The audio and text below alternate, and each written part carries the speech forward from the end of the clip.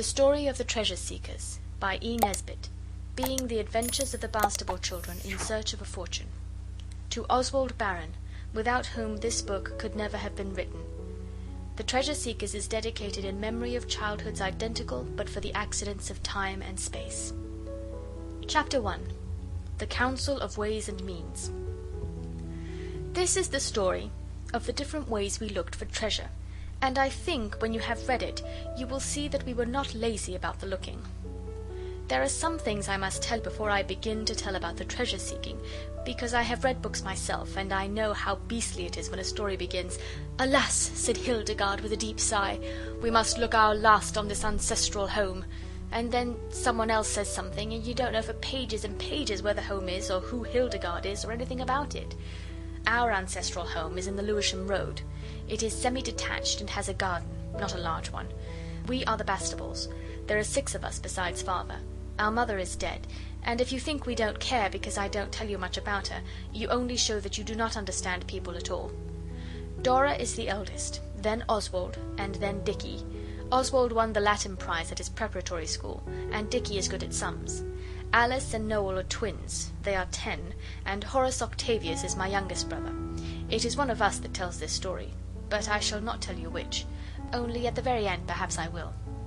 While the story is going on you may be trying to guess, only I bet you don't. It was Oswald who first thought of looking for treasure.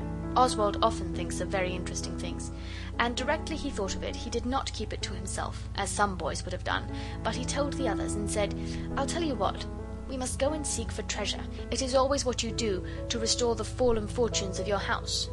Dora said it was all very well. She often says that. She was trying to mend a large hole in one of Noel's stockings.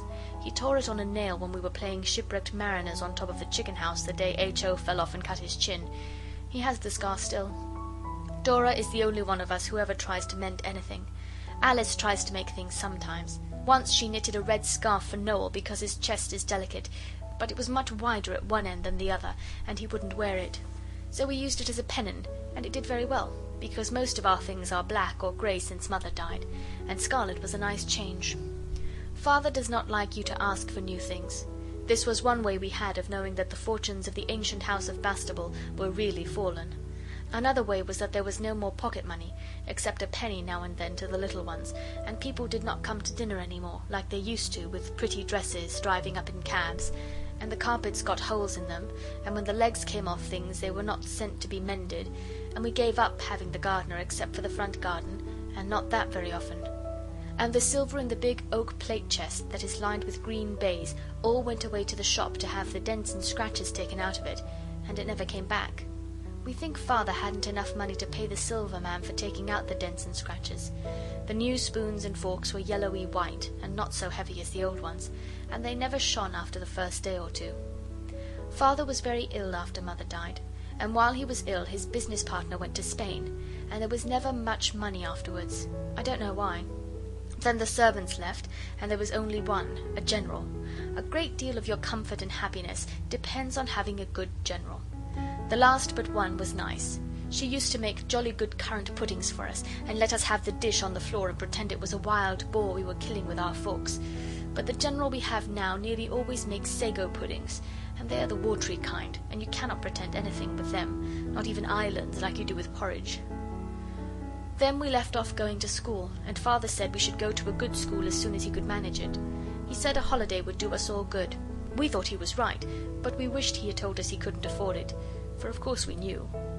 Then a great many people used to come to the door with envelopes with no stamps on them, and sometimes they got very angry and said they were calling for the last time before putting it in other hands. I asked Eliza what that meant, and she kindly explained to me, and I was so sorry for Father. And once a long blue paper came. A policeman brought it, and we were so frightened, but Father said it was all right, only when he went up to kiss the girls after they were in bed they said he had been crying, though I'm sure that's not true, because only cowards and snivellers cry, and my father is the bravest man in the world. So you see, it was time we looked for treasure, and Oswald said so. And Dora said it was all very well, but the others agreed with Oswald, so we held a council. Dora was in the chair, the big dining room chair that we let the fireworks off from the 5th of November when we had the measles and couldn't do it in the garden. The hole has never been mended, so now we have that chair in the nursery, and I think it was cheaper the blowing up we boys got when the hole was burnt. We must do something, said Alice, because the exchequer is empty. She rattled the money box as she spoke, and it really did rattle, because we always keep the bad sixpence in it for luck. Yes, but what shall we do? Said Dicky. It's so jolly easy to say, let's do something. Dicky always wants everything settled exactly. Father calls him the definite article. Let's read all the books again. We shall get lots of ideas out of them. It was Noel who suggested this, but we made him shut up, because we knew well enough he only wanted to get back to his old books. Noel is a poet. He sold some of his poetry once, and it was printed, but that does not come in this part of the story. Then Dicky said, look here. We'll be quite quiet for 10 minutes by the clock, and each think of some way to find treasure. And when we've thought, we'll try all the ways one after the other, beginning with the eldest. I shan't be able to think in 10 minutes. Make it half an hour, said H.O. His real name is Horace Octavius, but we call him H.O. because of the advertisement. And it's not so very long ago he was afraid to pass the hoarding where it says Eat H.O. in big letters. He says it was when he was a little boy, but I remember last Christmas but one, he woke up in the middle of the night crying and howling, and they said it was the pudding. But he told me afterwards he had been dreaming that they really had come to eat H.O., and it couldn't have been the pudding when you come to think of it, because it was so very plain. Well, we made it half an hour, and we all sat quiet and thought, and I made up my mind before 2 minutes were over, and I saw the others had, all but Dora, who's always an awful time over everything. I got pins and needles in my leg from sitting still so long, and when it was 7 minutes, H.O. cried out, "Oh, it must be more than half an hour." H.O. is 8 years old, but he cannot tell the clock yet. Oswald could tell the clock when he was 6. We all stretched ourselves and began to speak at once, but Dora put up her hands to her ears and said, "One at a time, please. We aren't playing Babel. It's a very good game. Did you ever play it?" So Dora made us all sit in a row on the floor, in ages, and then she pointed at us with the finger that had the brass thimble on. Her silver one got lost when the last general but 2 went away. We think she must have forgotten it was Dora's and put it in her box by mistake. She was a very forgetful girl. She used to forget what she had spent money on, so that the change was never quite right. Oswald spoke first. "I think we might stop people on Blackheath with crepe masks and horse pistols and say, 'Your money or your life. Resistance is useless. We are armed to the teeth,' like Dick Turpin and Claude Duval. It wouldn't matter about not having horses, because coaches have gone out too." Dora screwed up her nose the way she always does when she is going to talk like the good eldest sister in books, and said, "That would be very wrong. It's like pickpocketing or taking pennies out of Father's greatcoat when it's hanging in the hall." I must say I don't think she need have said that, especially before the little ones, for it was when I was only 4. But Oswald was not going to let her see he cared, so he said, "Oh, very well. I can think of lots of other ways. We could rescue an old gentleman from deadly highwaymen." "There aren't any," said Dora. "Oh, well, it's all the same. From deadly peril, then. There's plenty of that. Then he would turn out to be the Prince of Wales, and he would say, 'My noble, my cherished preserver, here is £1,000,000 a year. Rise up, Sir Oswald Bastable.'"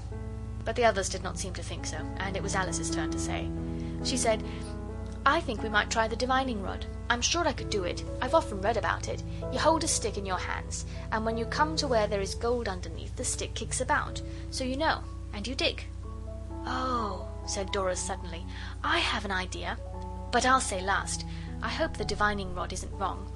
I believe it's wrong in the Bible." "So is eating pork and ducks," said Dicky. "You can't go by that." "Anyhow, we'll try the other ways first," said Dora. "Now, H.O." "Let's be bandits," said H.O. "I dare say it's wrong, but it would be fun pretending." "I'm sure it's wrong," said Dora.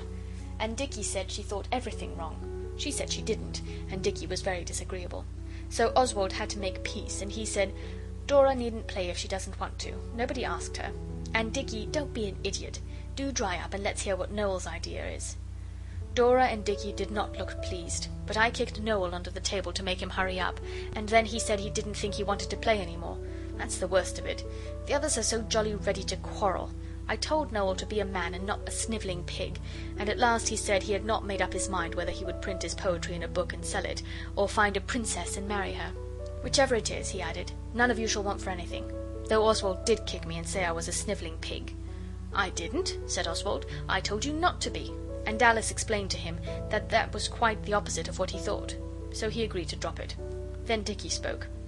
You must all of you have noticed the advertisements in the papers telling you that ladies and gentlemen can easily earn £2 a week in their spare time, and to send 2 shillings for sample and instructions, carefully packed, free from observation.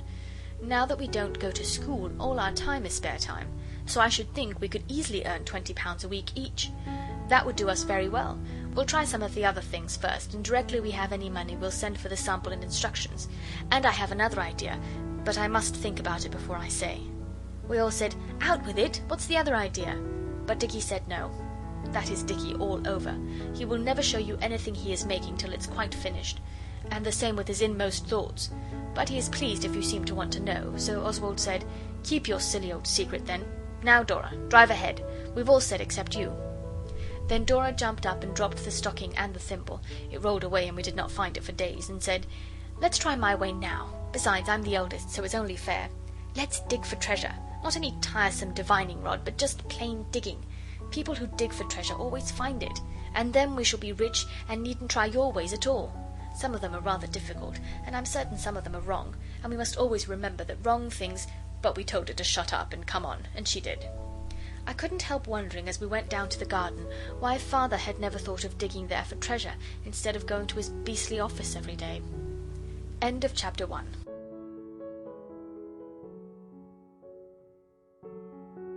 Chapter 2. Digging for Treasure.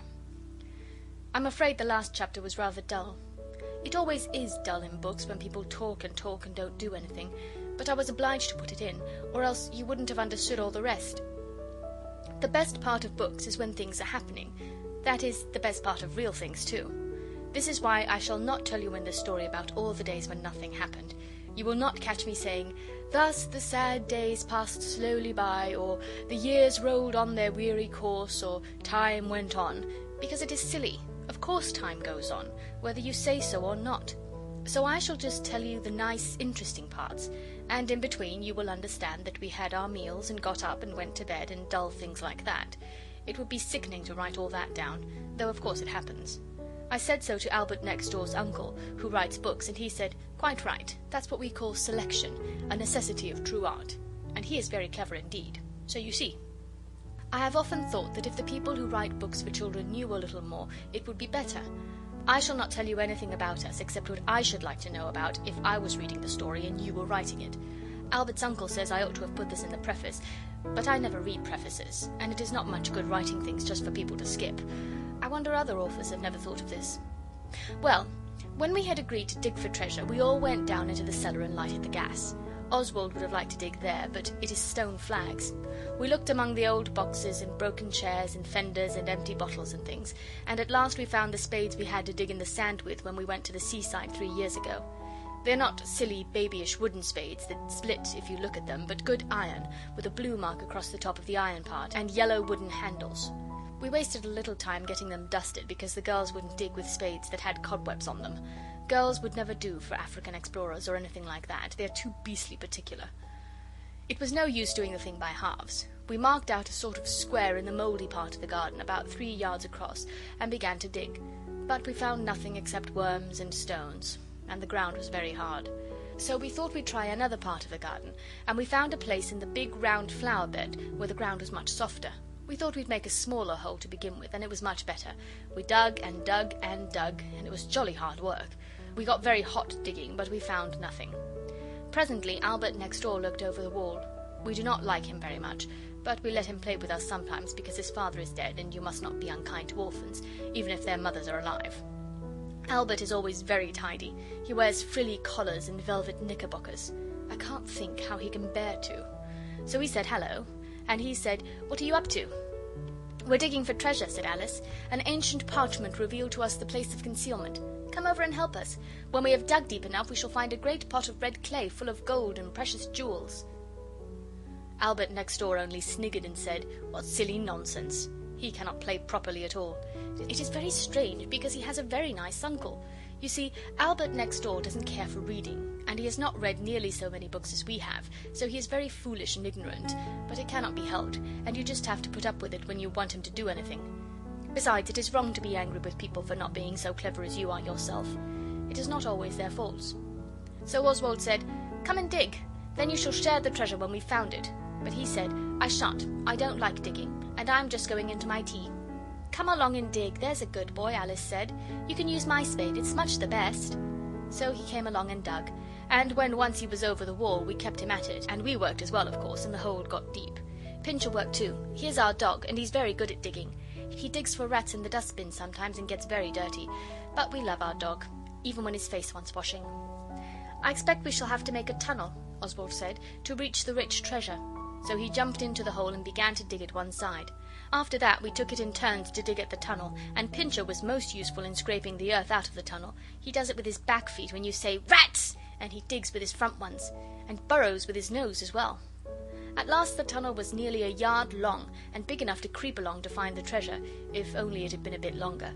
Now it was Albert's turn to go in and dig, but he funked it. "Take your turn like a man," said Oswald. Nobody can say that Oswald doesn't take his turn like a man, but Albert wouldn't. So we had to make him, because it was only fair. "It's quite easy," Alice said. "You just crawl in and dig with your hands. Then when you come out we can scrape out what you've done with the spades. Come, be a man.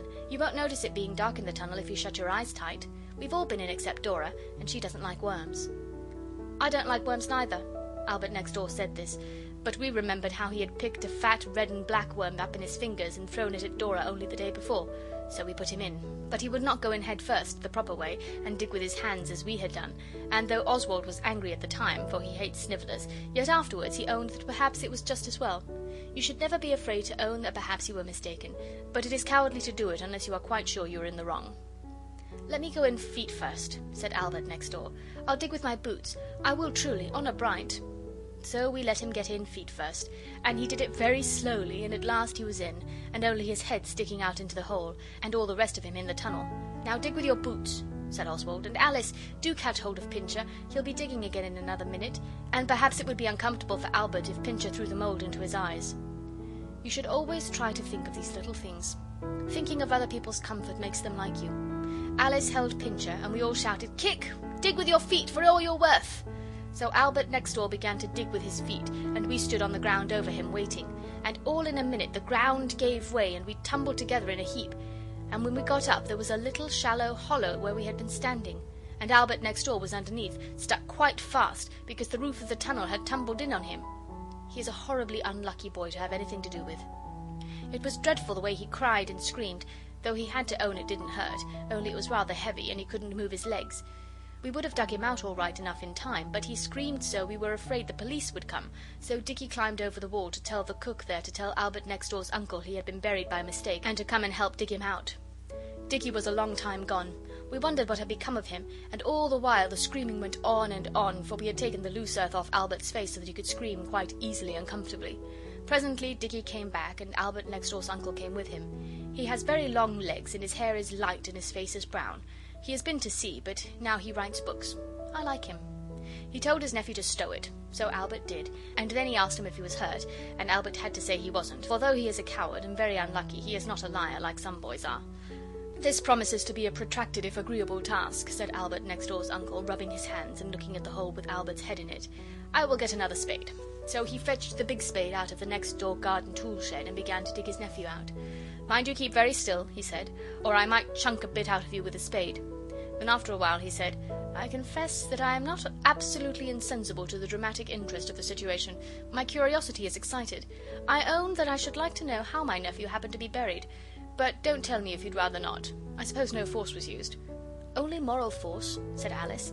They used to talk a lot about moral force at the high school where she went, and in case you don't know what it means, I'll tell you that it is making people do what they don't want to just by slanging them or laughing at them or promising them things if they're good. "Only moral force, eh?" said Albert next door's uncle. "Well, Dora said, "I'm very sorry it happened to Albert. I'd rather it had been one of us. It would have been my turn to go into the tunnel, only I don't like worms, so they let me off. You see, we were digging for treasure."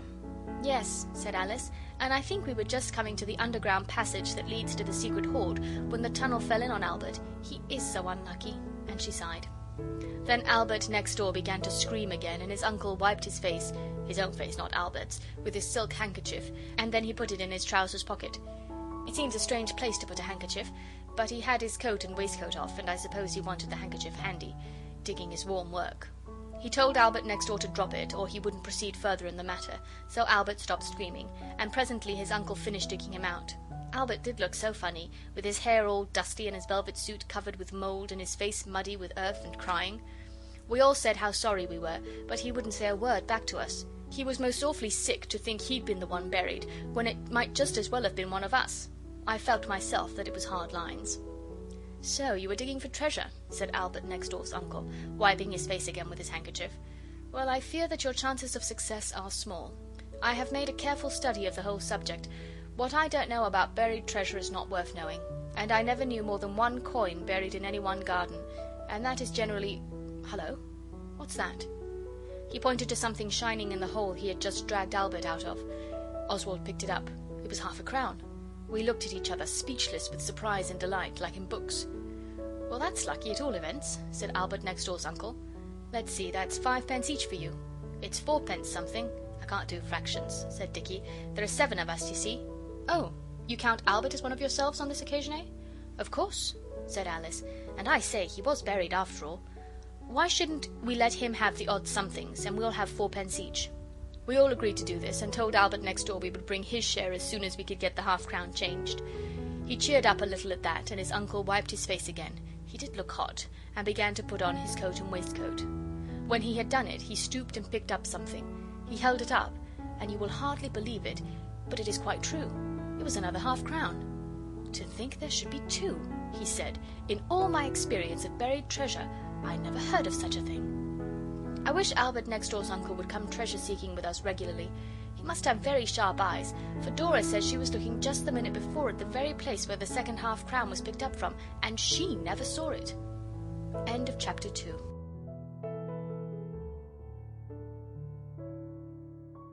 Chapter 3. Being detectives. The next thing that happened to us was very interesting. It was as real as the half-crowns, not just pretending. I shall try to write it as like a real book as I can. Of course we have read Mr. Sherlock Holmes, as well as the yellow-covered books with pictures outside that are so badly printed, and you get them for 4 pence halfpenny at the bookstall when the corners of them are beginning to curl up and get dirty, with people looking to see how the story ends when they are waiting for trains. I think this is most unfair to the boy at the bookstall. The books are written by a gentleman named Gaboriau, and Albert's uncle says they are the worst translations in the world, and written in vile English. Of course they're not like Kipling, but they're jolly good stories. And we had just been reading a book by Dick Didlington. That's not his right name, but I know all about libel actions, so I shall not say what his name is really, because his books are rot. Only they put it into our heads to do what I'm going to narrate. It was in September, and we were not going to go to the seaside because it is so expensive, even if you go to Sheerness, where it is all tin cans and old boots and no sand at all. But everyone else went, even the people next door. Not Albert's side, but the other. Their servant told Eliza they were all going to Scarborough, and next day, sure enough, all the blinds were down and the shutters up, and the milk was not left any more. There is a big horse-chestnut tree between their garden and ours, very useful for getting conkers out of and for making stuff to rub on your chilblains. This prevented our seeing whether the blinds were down at the back as well, but Dicky climbed to the top of the tree and looked, and they were. It was jolly hot weather, and very stuffy indoors. We used to play a good deal in the garden. We made a tent out of the kitchen clothes horse and some blankets off our beds, and though it was quite as hot in the tent as in the house, it was a very different sort of hotness. Albert's uncle called it the Turkish bath. It is not nice to be kept from the seaside, but we know that we have much to be thankful for. We might be poor little children living in a crowded alley, where even at summer noon hardly a ray of sunlight penetrates, clothed in rags and with bare feet, though I do not mind holes in my clothes myself, and bare feet would not be at all bad in this sort of weather. Indeed, we do sometimes when we are playing at things which require it. It was shipwrecked mariners that day, I remember, and we were all in the blanket tent. We had just finished eating the things we had saved, at the peril of our lives, from the sinking vessel. They were rather nice things. 2 pennyworth of coconut candy, it was got in Greenwich, where it is 4 ounces a penny, 3 apples, some macaroni, the straight sort that is so useful to suck things through, some raw rice, and a large piece of cold suet pudding that Alice nicked from the larder when she went to get the rice and macaroni. And when we had finished, someone said, "I should like to be a detective." I wish to be quite fair, but I cannot remember exactly who said it. Oswald thinks he said it, and Dora says it was Dicky, but Oswald is too much of a man to quarrel about a little thing like that. I should like to be a detective, said, perhaps it was Dicky, but I think not, and find out strange and hidden crimes. You have to be much cleverer than you are, said H.O. Not so very, Alice said, because when you've read the books you know what the things mean. The red hair on the handle of the knife, or the grains of white powder on the velvet collar of the villain's overcoat. I believe we could do it. I shouldn't like to have anything to do with murders, said Dora. Somehow it doesn't seem safe. And it always ends in the poor murderer being hanged, said Alice. We explained to her why murderers have to be hanged, but she only said, I don't care. I'm sure no one would ever do murdering twice. Think of the blood and things, and what you would see when you woke up in the night. I shouldn't mind being a detective to lie in wait for a gang of coiners now, and spring upon them unawares and secure them, single-handed, you know, or with only my faithful bloodhound. She stroked Pincher's ears, but he had gone to sleep because he knew well enough that all the suet pudding was finished. He is a very sensible dog. You always get hold of the wrong end of the stick, Oswald said. You can't choose what crimes you'll be a detective about. You just have to get a suspicious circumstance, and then you look for a clue and follow it up. Whether it turns out a murder or a missing will is just a fluke. That's one way, Dicky said. Another is to get a paper and find 2 advertisements or bits of news that fit, like this: young lady missing, and then it tells about all the clothes she had on and the gold locket she wore and the colour of her hair and all that, and then in another piece of paper you see gold locket found, and then it all comes out. We sent H.O. for the paper at once, but we could not make any of the things fit in. The 2 best were about how some burglars broke into a place on Holloway where they made preserved tongues and invalid delicacies, and carried off a lot of them, and on another page there was mysterious deaths in Holloway. Oswald thought there was something in it, and so did Albert's uncle when we asked him, but the others thought not, so Oswald agreed to drop it. Besides, Holloway is a long way off. All the time we were talking about the paper, Alice seemed to be thinking about something else, and when we had done, she said, I believe we might be detectives ourselves, but I should not like to get anybody into trouble. Not murderers or robbers? Dicky asked. It wouldn't be murderers, she said, but I have noticed something strange. Only I feel a little frightened. Let's ask Albert's uncle first. Alice is a jolly sight too fond of asking grown-up people things, and we all said it was tommy rot and she was to tell us. Well, promise you won't do anything without me, Alice said, and we promised. Then she said, this is a dark secret, and anyone who thinks it is better not to be involved in a career of crime discovery had better go away ere yet it be too late. So Dora said she had had enough of tents, and she was going to look at the shops. H.O. went with her because he had 2pence to spend. They thought it was only a game of Alice's, but Oswald knew by the way she spoke. He can nearly always tell. And when people are not telling the truth, Oswald generally knows by the way they look with their eyes. Oswald is not proud of being able to do this. He knows it is through no merit of his own that he is much cleverer than some people. When they had gone, the rest of us got closer together and said, now then. Well, Alice said, you know the house next door? The people have gone to Scarborough, and the house is shut up. But last night I saw a light in the windows. We asked her how and when, because her room is in the front and she couldn't possibly have seen. But then she said, I'll tell you if you boys will promise not ever to go fishing again without me. So we had to promise.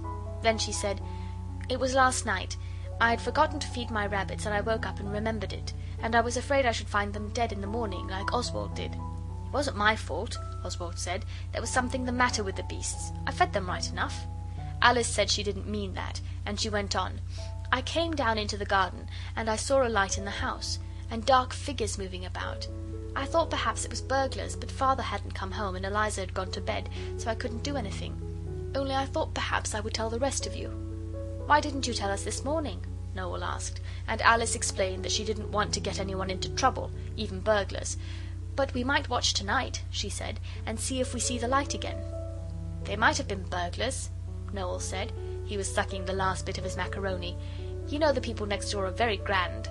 They won't know us, and they go out in real private carriage sometimes. And they have an at-home day and people come in cabs. I dare say they have piles of plate and jewellery and rich brocades and furs of price and things like that.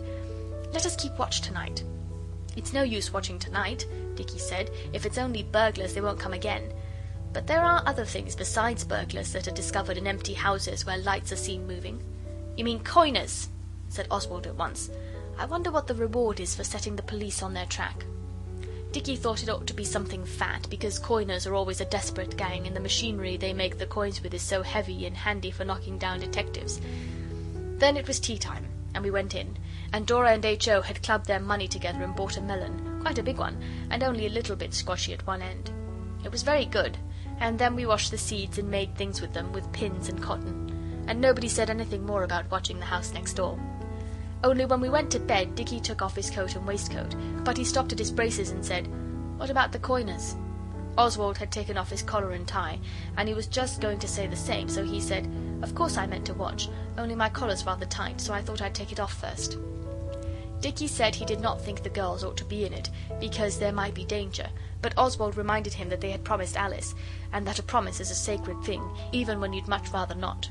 So Oswald got Alice alone under pretence of showing her a caterpillar.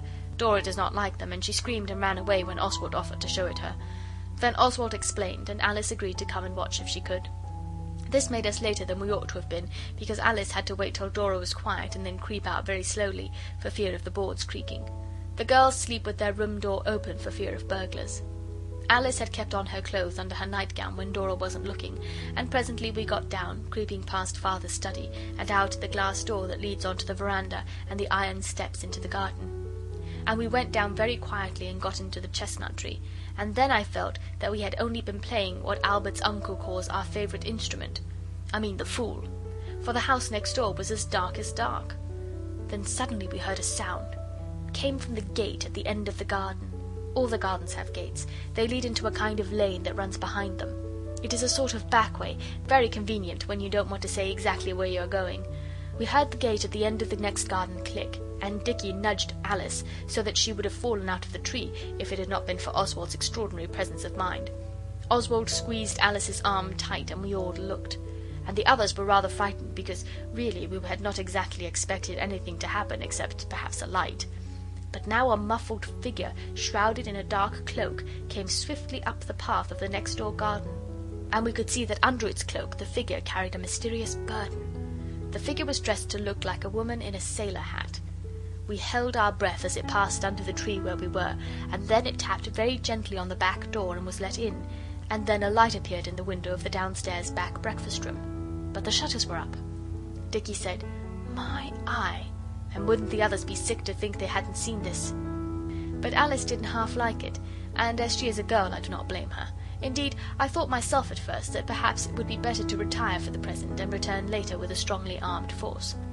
"It's not burglars," Alice whispered. "The mysterious stranger was bringing things in, not taking them out. They must be coiners. And oh, Oswald, don't let's. The things they coin with must hurt very much. Do let's go to bed." But Dicky said he was going to see. If there was a reward for finding out things like this, he would like to have the reward.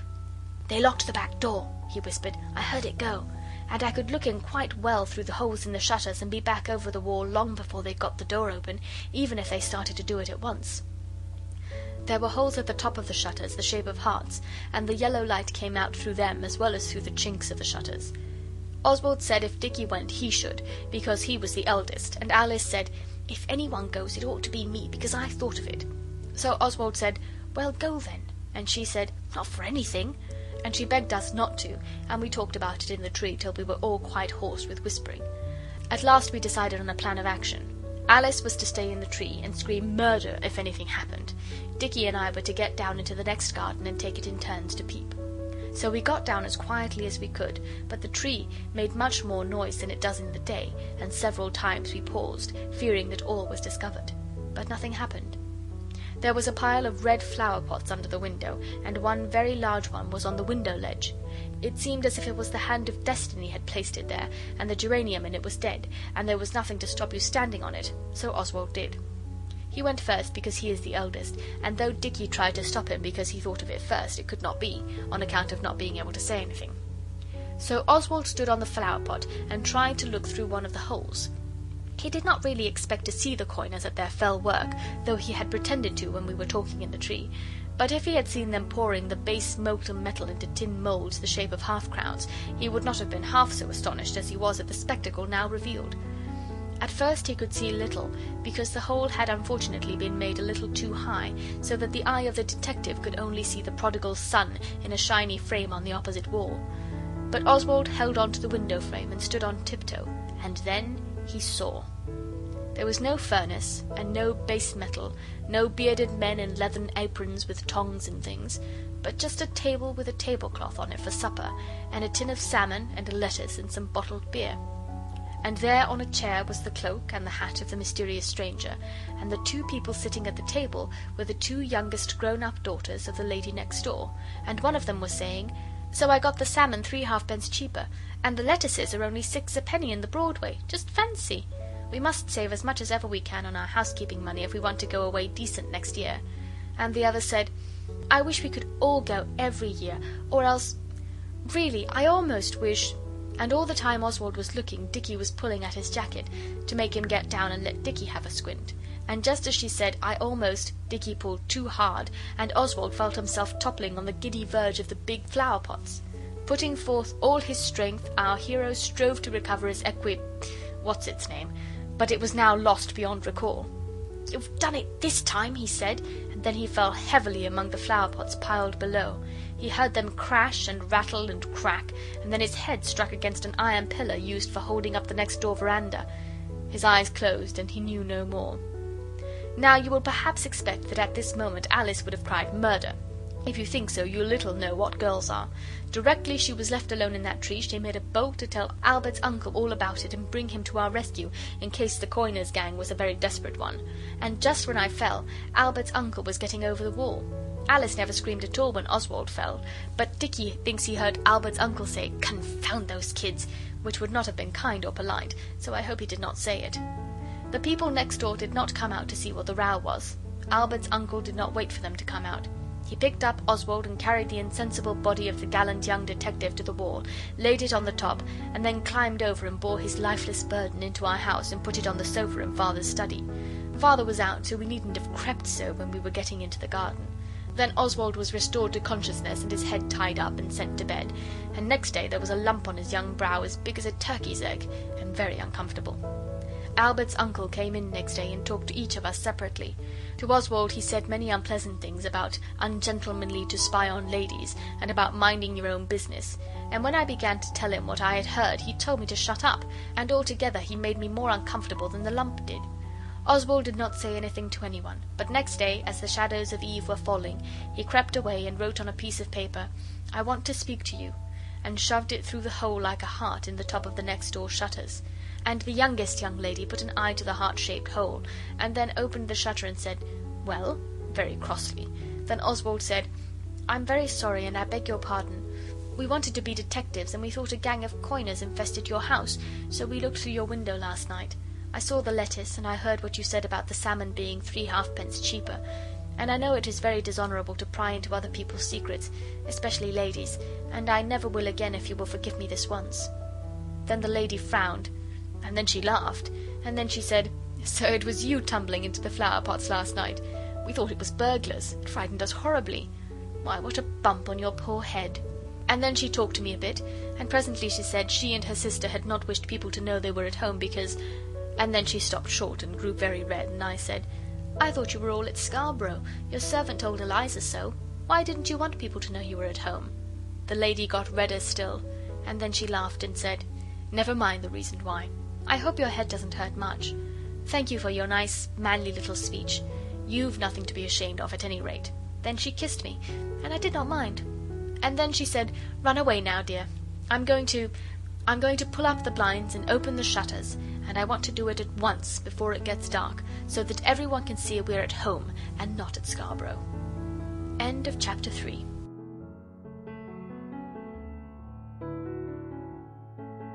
Chapter 4. Good hunting.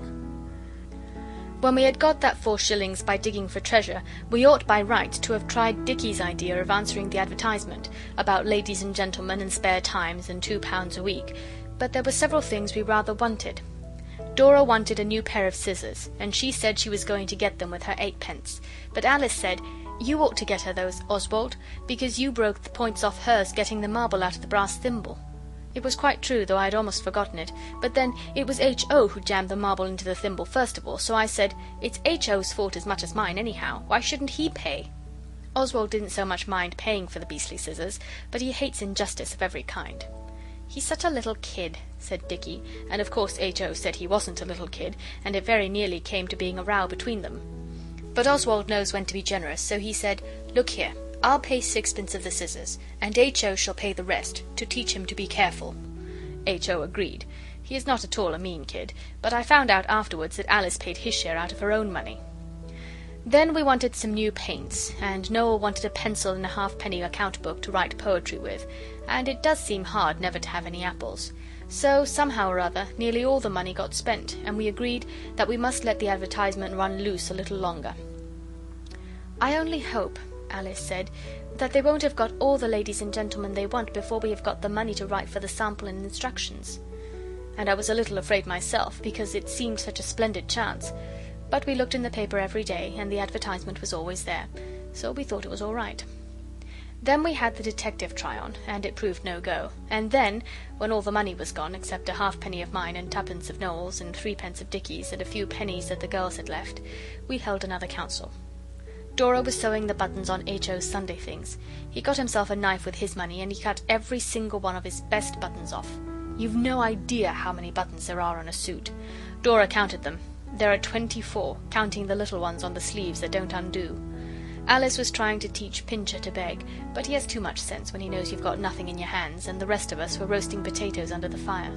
We had made a fire on purpose, though it was rather warm. They're very good if you cut away the burnt parts, but you ought to wash them first, or you're a dirty boy. "Well, what can we do?" said Dicky. "You're so fond of saying 'let's do something' and never saying what." "We can't try the advertisement yet. Shall we try rescuing someone?" said Oswald. It was his own idea, but he didn't insist on doing it, though he is next to the eldest, for he knows it is bad manners to make people do what you want, when they would rather not. "What was Noel's plan?" Alice asked. "A princess or a poetry book," said Noel sleepily. He was lying on his back on the sofa, kicking his legs. "Only I shall look for the princess all by myself, but I'll let you see her when we're married." "Have you got enough poetry to make a book?" Dicky asked that, and it was rather sensible of him, because when Noel came to look there were only 7 of his poems that any of us could understand.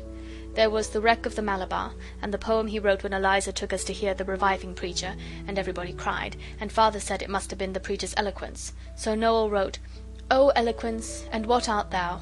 Aye, what art thou? Because we cried, and everybody cried inside. When they came out their eyes were red, and it was your doing, Father said." But Noel told Alice he got the first line and a half from a book a boy at school was going to write when he had time. Besides this, there were the lines on a dead black beetle that was poisoned. "O beetle, how I weep to see thee lying on thy poor back. It is so very sad indeed. You were so shiny and black. I wish you were alive again, but Eliza says wishing it is nonsense and a shame." It was very good beetle poison, and there were hundreds of them lying dead, but Noel only wrote a piece of poetry for one of them. He said he hadn't time to do them all, and the worst of it was he didn't know which one he'd written it to, so Alice couldn't bury the beetle and put the lines on its grave, though she wanted to very much. Well, it was quite plain that there wasn't enough poetry for a book. "We might wait a year or 2, said Noel. "I shall be sure to make some more sometime. I thought of a piece about a fly this morning that knew condensed milk was sticky." "But we want the money now," said Dicky, "and you can go on writing just the same. It will come in some time or other." "There's poetry in newspapers," said Alice. "Down, Pincher. You'll never be a clever dog, so it's no good trying." "Do they pay for it?" Dicky thought of that. He often thinks of things that are really important, even if they are a bit dull. "I don't know, but I shouldn't think anyone would let them print their poetry without. I know I wouldn't." That was Dora, but Noel said he wouldn't mind if he didn't get paid, so long as he saw his poetry printed and his name at the end. "We might try, anyway," said Oswald. He's always willing to give other people's ideas a fair trial.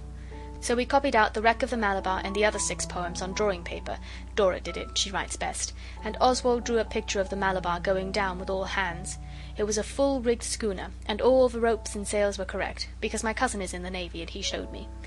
We thought a long time whether we'd write a letter and send it by post with the poetry, and Dora thought it would be best, but Noel said he couldn't bear not to know at once if the paper would print the poetry, so we decided to take it. I went with Noel because I am the eldest, and he is not old enough to go to London by himself.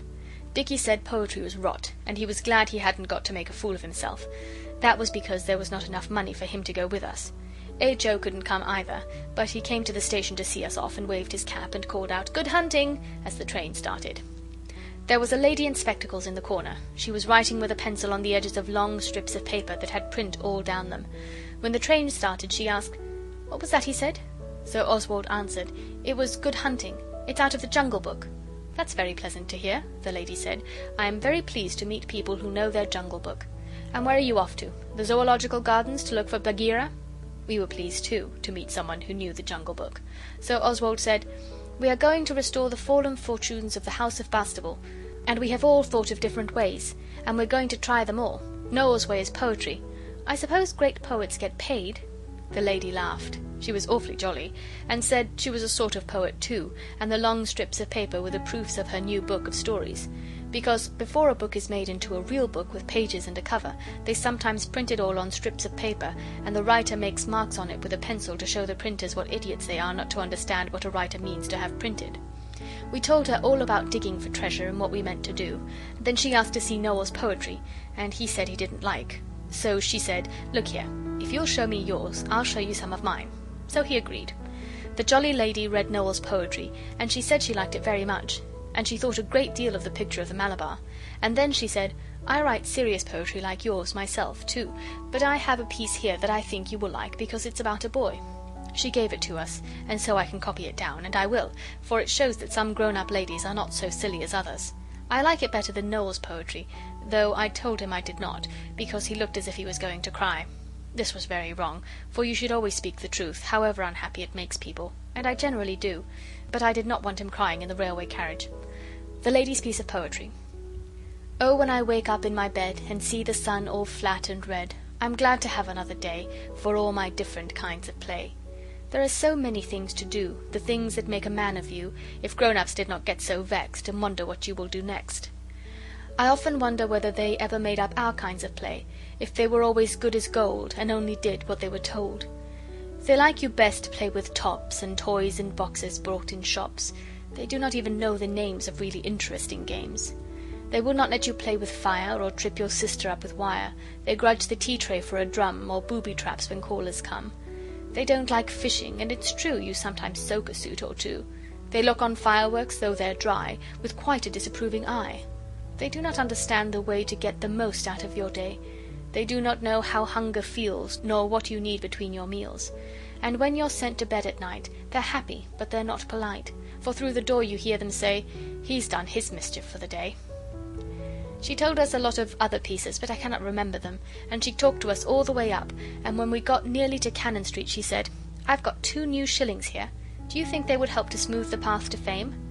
Noel said, "Thank you," and was going to take the shilling, but Oswald, who always remembers what he is told, said, "Thank you very much, but Father told us we ought never to take anything from strangers."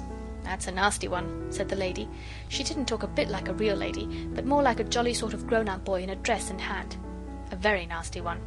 But don't you think, as Noel and I are both poets, I might be considered a sort of relation? You've heard of brother poets, haven't you? Don't you think Noel and I are aunt and nephew poets, or some relationship of that kind?" I didn't know what to say, and she went on. "It's awfully straight of you to stick to what your father tells you, but look here, you take the shillings, and here's my card. When you get home, tell your father all about it, and if he says no, you can just bring the shillings back to me."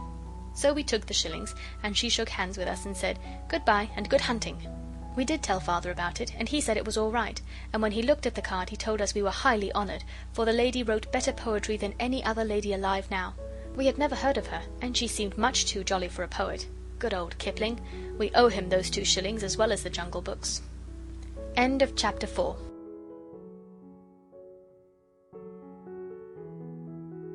Chapter 5. The Poet and the Editor. It was not bad sport, being in London entirely on our own hook. We asked the way to Fleet Street, where Father says all the newspaper offices are. They said straight on down Ludgate Hill, but it turned out to be quite another way. At least, we didn't go straight on. We got to St. Paul's. Noel would go in, and we saw where Gordon was buried, at least the monument. It is very flat, considering what a man he was. When we came out we walked a long way, and when we asked a policeman he said we'd better go back through Smithfield. So we did. They don't burn people any more there now, so it was rather dull, besides being a long way, and Noel got very tired. He's a peaky little chap. It comes of being a poet, I think. We had a bun or two at different shops, out of the shillings, and it was quite late in the afternoon when we got to Fleet Street. The gas was lighted and the electric lights. There is a jolly Bovril sign that comes off and on in different coloured lamps. We went to the Daily Recorder office and asked to see the editor. It is a big office, very bright, with brass and mahogany and electric lights. They told us the editor wasn't there, but at another office, so we went down a dirty street to a very dull-looking place. There was a man there inside, in a glass case, as if he was a museum, and he told us to write down our names and our business. So Oswald wrote, Oswald Bastable, Noel Bastable, business very private indeed. Then we waited on the stone stairs. It was very draughty, and the man in the glass case looked at us as if we were the museum instead of him. We waited a long time, and then a boy came down and said, The editor can't see you. Will you please write your business? And he laughed. I wanted to punch his head. But Noel said, Yes, I'll write it if you'll give me a pen and ink, and a sheet of paper and an envelope. The boy said he'd better write by post, but Noel is a bit pig-headed. It's his worst fault. So he said, No, I'll write it now. So I backed him up by saying, Look at the price penny stamps are since the coal strike. So the boy grinned, and the man in the glass case gave us pen and paper, and Noel wrote. Oswald writes better than he does, but Noel would do it. And it took a very long time, and then it was inky. Dear Mr. Editor, I want you to print my poetry and pay for it, and I am a friend of Mrs. Leslie's. She is a poet too. Your affectionate friend, Noel Bastable. He licked the envelope a good deal so that the boy shouldn't read it going upstairs, and he wrote very private outside and gave the letter to the boy. I thought it wasn't any good, but in a minute the grinning boy came back, and he was quite respectful and said, The editor says, please will you step up? We stepped up. There were a lot of stairs and passages, and a queer sort of humming, hammering sound, and a very funny smell. The boy was now very polite, and said it was the ink we smelt, and the noise was the printing machines. After going through a lot of cold passages, we came to a door. The boy opened it and let us go in. There was a large room, with a big, soft blue and red carpet and a roaring fire, though it was only October, and a large table with drawers and littered with papers, just like the one in Father's study. A gentleman was sitting at one side of the table. He had a light moustache and light eyes, and he looked very young to be an editor, not nearly so old as Father. He looked very tired and sleepy, as if he had got up very early in the morning, but he was kind, and we liked him. Oswald thought he looked clever. Oswald is considered a judge of faces. Well, said he, so you are Mrs. Leslie's friends? I think so, said Noel. At least, she gave us each a shilling, and she wished us good hunting. Good hunting, eh? Well, what about this poetry of yours? Which is the poet? I can't think how he could have asked. Oswald is said to be a very manly-looking boy for his age. However, I thought it would look duffing to be offended, so I said, This is my brother Noel. He is the poet. Noel had turned quite pale. He is disgustingly like a girl in some ways. The editor told us to sit down, and he took the poems from Noel and began to read them. Noel got paler and paler. I really thought he was going to faint, like he did when I held his hand under the cold water tap after I had accidentally cut him with my chisel. When the editor had read the first poem, it was the one about the beetle, he got up and stood with his back to us. It was not manners, but Noel thinks he did it to conceal his emotion, as they do in books. He read all the poems, and then he said, I like your poetry very much, young man. I'll give you... let me see... how much shall I give you for it? As much as ever you can, said Noel. You see, I want a good deal of money to restore the fallen fortunes of the house of Bastable. The gentleman put on some eyeglasses and looked hard at us. Then he sat down. That's a good idea, said he. Tell me how you came to think of it. And, I say, have you had any tea? They've just sent out for mine. He rang a tingly bell, and the boy brought in a tray with a teapot and a thick cup and saucer and things, and he had to fetch another tray for us when he was told to, and we had tea with the editor of the Daily Recorder. I suppose it was a very proud moment for Noel, though I did not think of that till afterwards. The editor asked us a lot of questions, and we told him a good deal, though of course I did not tell a stranger all our reasons for thinking that the family fortunes wanted restoring. We stayed about half an hour, and when we were going away he said again, I shall print all your poems, my poet. And now, what do you think they're worth? I don't know, Noel said. You see, I didn't write them to sell. "Why did you write them, then?" he asked. Noel said he didn't know, he supposed because he wanted to. "Art for art's sake, eh?" said the editor, and he seemed quite delighted, as though Noel had said something clever. "Well, would a guinea meet your views?" he asked. "I have read of people being at a loss for words, and dumb with emotion, and I've read of people being turned to stone with astonishment or joy, or something, but I never knew how silly it looked till I saw Noel standing staring at the editor with his mouth open. He went red, and he went white, and then he got crimson, as if he were rubbing more and more crimson lake on a palette. But he didn't say a word, so Oswald had to say, 'I should jolly well think so.' So the editor gave Noel a sovereign and a shilling, and he shook hands with us both, but he thumped Noel on the back and said, 'Buck up, old man. It's your first guinea, but it won't be your last. Now go along home, and in about 10 years you can bring me some more poetry. Not before, see? I'm just taking this poetry of yours because I like it very much, but we don't put poetry in this paper at all. I shall have to put it in another paper I know of.'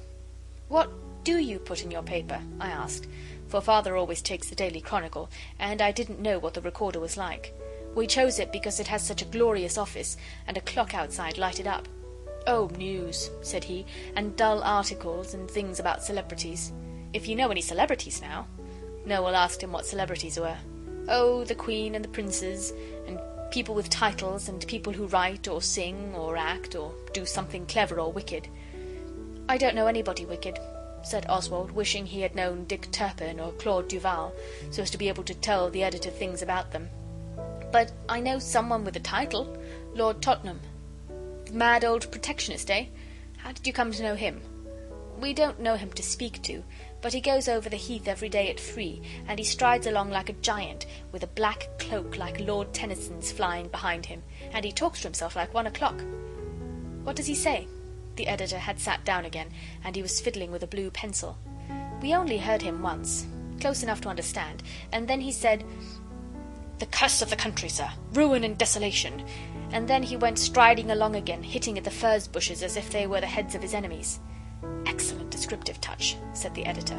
"Well, go on." "That's all I know about him, except that he stops in the middle of the heath every day and looks all round to see if there's anyone about, and if there isn't, he takes his collar off." The editor interrupted, which is considered rude, and said, "You're not romancing." "I beg your pardon," said Oswald. "Drawing the long bow, I mean," said the editor. Oswald drew himself up and said he wasn't a liar. The editor only laughed and said romancing and lying were not at all the same, only it was important to know what you were playing at. So Oswald accepted his apology and went on. "We were hiding among the furze bushes one day, and we saw him do it. He took off his collar and put on a clean one, and he threw the other one among the furze bushes. We picked it up afterwards, and it was a beastly paper one."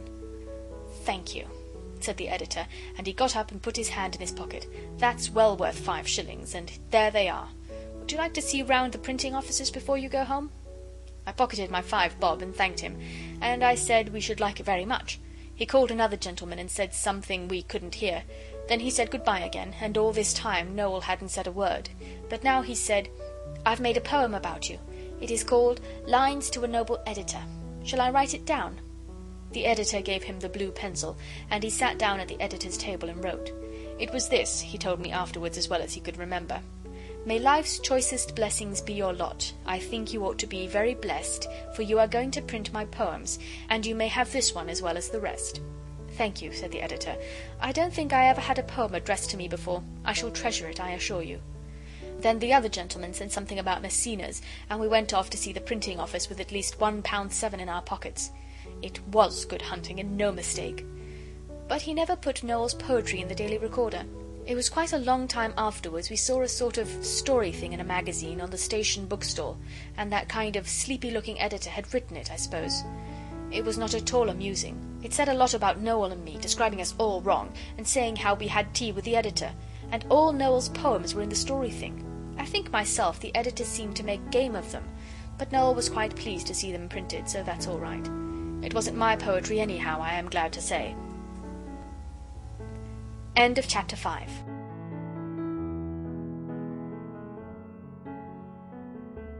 Chapter 6. Noel's Princess. She happened quite accidentally. We were not looking for a princess at all just then, but Noel had said he was going to find a princess all by himself and marry her, and he really did. which was rather odd, because when people say things are going to befall, very often they don't. It was different, of course, with the prophets of old. We did not get any treasure by it, except 12 chocolate drops, but we might have done, and it was an adventure anyhow. Greenwich Park is a jolly good place to play in, especially the parts that aren't near Greenwich. The parts near the Heath are first rate. I often wish the park was nearer our house, but I suppose the park is a difficult thing to move. Sometimes we get Eliza to put lunch in a basket, and we go up to the park. She likes that. It saves cooking dinner for us, and sometimes she says of her own accord, "I've made some pasties for you, and you might as well go into the park as not. It's a lovely day." She always tells us to rinse out the cup at the drinking fountain, and the girls do, but I always put my head under the tap and drink. Then you're an intrepid hunter at a mountain stream, and besides, you're sure it's clean. Dicky does the same, and so does H.O., but Noel always drinks out of the cup. He says it is a golden goblet wrought by enchanted gnomes. The day the Princess happened was a fine hot day last October, and we were quite tired with the walk up to the park. We always go in by the little gate at the top of Croom's Hill. It is the postern gate that things always happen at in stories. It was dusty walking, but when we got in the park it was ripping, so we rested a bit and lay on our backs and looked up at the trees, and wished we could play monkeys. I have done it before now, but the park keeper makes a row if he catches you. When we'd rested a little, Alice said, "It was a long way to the Enchanted Wood, but it is very nice now we are there. I wonder what we shall find in it." "We shall find deer," said Dicky, "if we go to look, but they go on the other side of the park because of the people with buns." Saying buns made us think of lunch, so we had it, and when we had done, we scratched a hole under a tree and buried the papers, because we know it spoils pretty places to leave beastly, greasy papers lying about. I remember Mother teaching me and Dora that when we were quite little. I wish everybody's parents would teach them this useful lesson, and the same about orange peel. When we'd eaten everything there was, Alice whispered, "I see the white witch bear yonder among the trees. Let's track it and slay it in its lair." "I'm the bear," said Noel, so he crept away and we followed him among the trees. Often the witch bear was out of sight, and then you didn't know where it would jump out from, but sometimes we saw it and just followed. "When we catch it, there'll be a great fight," said Oswald, "and I shall be Count Folco of Montfaucon." "I'll be Gabrielle," said Dora. She is the only one of us who likes doing girls' parts. "I'll be Sintram," said Alice, "and H.O. can be the little master. What about Dicky?" "Oh, I can be the pilgrim with the bones." "Psst," whispered Alice. "See his white fairy fur gleaming amid yonder covert." And I saw a bit of white too. It was Noel's collar, and it had come undone at the back. We hunted the bear in and out of the trees, and then we lost him altogether, and suddenly we found the wall of the park, in a place where I'm sure there wasn't a wall before. Noel wasn't anywhere about, and there was a door in the wall, and it was open, so we went through.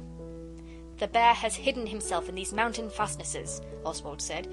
"I will draw my good sword in after him." So I drew the umbrella, which Dora always will bring in case it rains, because Noel gets a cold on the chest at the least thing, and we went on. The other side of the wall it was a stable yard, all cobblestones. There was nobody about, but we could hear a man rubbing down a horse and hissing in the stable, so we crept very quietly past, and Alice whispered, "'Tis the lair of the monster serpent. I hear his deadly hiss. Beware! Courage and despatch!" We went over the stones on tiptoe, and we found another wall with another door in it on the other side. We went through that too on tiptoe. It really was an adventure. And there we were in a shrubbery, and we saw something white through the trees. Dora said it was the white bear. That is so like Dora. She always begins to take part in a play just when the rest of us are getting tired of it. I don't mean this unkindly, because I'm very fond of Dora. I cannot forget how kind she was when I had bronchitis, and ingratitude is a dreadful vice, but it is quite true. "It is not a bear," said Oswald, and we all went on, still on tiptoe, round a twisty path and onto a lawn, and there was Noel. His collar had come undone, as I said, and he had an inky mark on his face that he made just before we left the house, and he wouldn't let Dora wash it off, and one of his bootlaces was coming down. He was standing looking at a little girl. She was the funniest little girl you ever saw. She was like a china doll, the sixpenny kind. She had a white face and long yellow hair done up very tight in 2 pigtails. Her forehead was very big and lumpy, and her cheeks came high up, like little shelves under her eyes. Her eyes were small and blue. She had on a funny black frock with curly braid on it, and button boots that went almost up to her knees. Her legs were very thin. She was sitting in a hammock chair nursing a blue kitten, not a sky blue one, of course, but the colour of a new slate pencil. As we came up we heard her say to Noel, "Who are you?" Noel had forgotten about the bear, and he was taking his favourite part, so he said, "I'm Prince Camaralzaman." The funny little girl looked pleased. "I thought at first you were a common boy," she said. Then she saw the rest of us and said, "Are you all princesses and princes too?" Of course we said yes, and she said, "I am a princess also."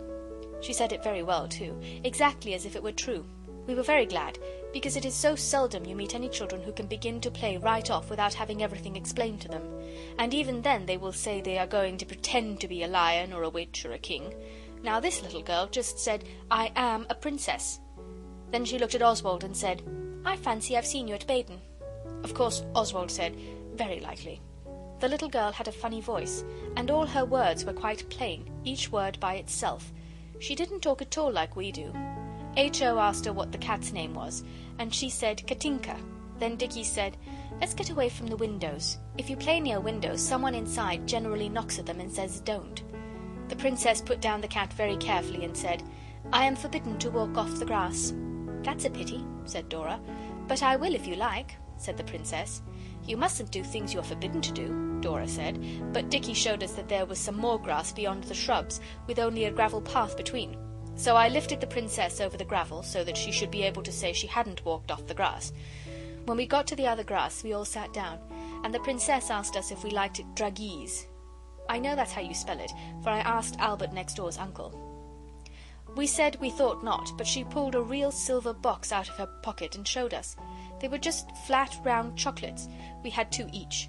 Then we asked her name, and she began, and when she began she went on, and on, and on, till I thought she was never going to stop.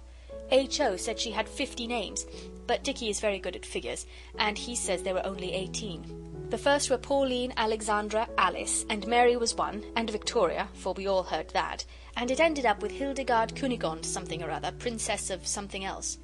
When she'd done, H.O. said, "That's jolly good, say it again," and she did, but even then we couldn't remember it. We told her our names, but she thought they were too short, so when it was Noel's turn he said he was Prince Noel Camaralzaman Ivan Constantine Charlemagne James John Edward Biggs Maximilian Bastable Prince of Lewisham. But when she asked him to say it again, of course he could only get the first 2 names right, because he'd made it up as he went on. So the princess said, "You are quite old enough to know your own name." She was very grave and serious. She told us that she was the 5th cousin of Queen Victoria. We asked who the other cousins were, but she did not seem to understand. She went on and said she was 7 times removed. She couldn't tell us what that meant either, but Oswald thinks it means that the Queen's cousins are so fond of her that they will keep coming bothering, so the Queen's servants have orders to remove them.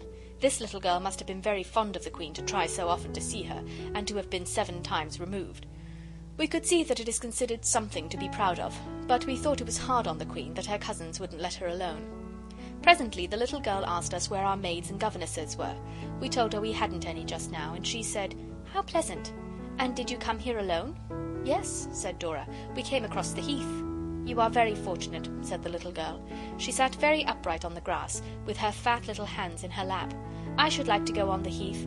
There are donkeys there with white saddle covers. I should like to ride them, but my governess will not permit." "I'm glad we haven't a governess," H.O. said.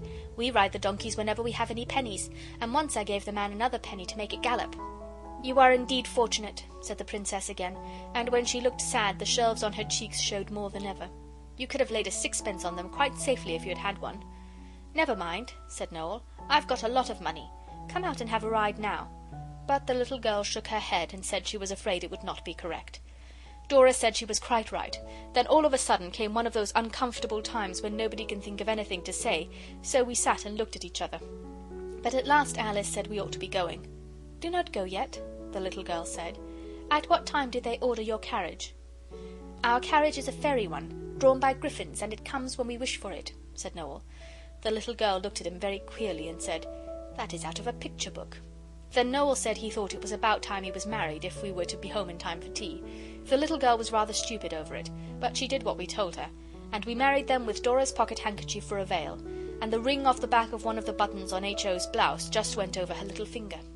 Then we showed her how to play cross-touch, and puss in the corner, and tag. It was funny.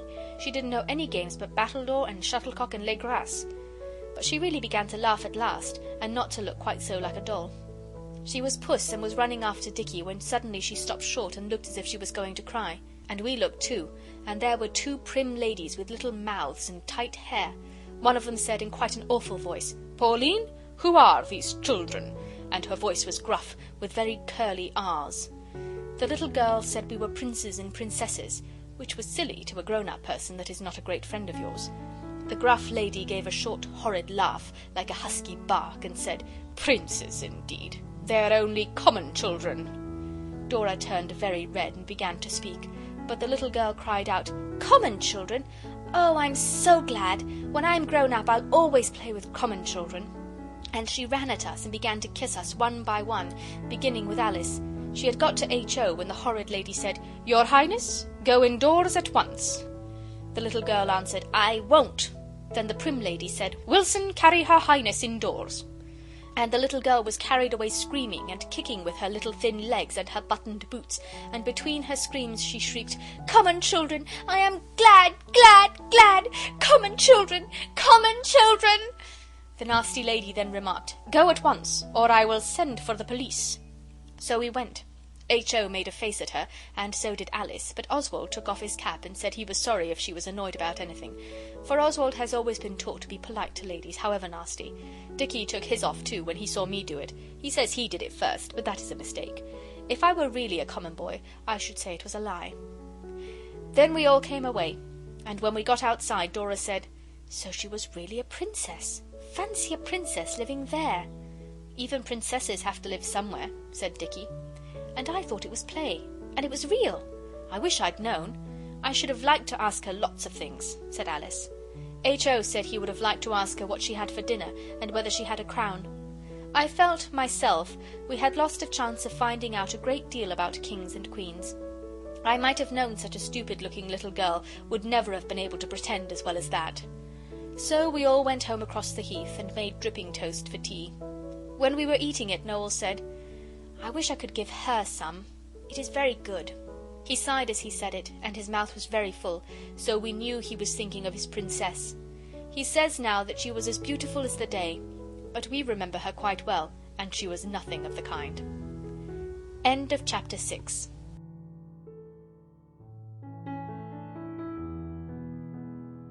Chapter 7. Being Bandits. Noel was quite tiresome for ever so long after we found the princess. He would keep on wanting to go to the park when the rest of us didn't, and though we went several times to please him, we never found that door open again, and all of us, except him, knew from the first that it would be no go. So now we thought it was time to do something to rouse him from the stupor of despair, which is always done to heroes when anything baffling has occurred. Besides, we were getting very short of money again. The fortunes of your house cannot be restored, not so that they will last, that is, even by the £1.8 we got when we had the good hunting.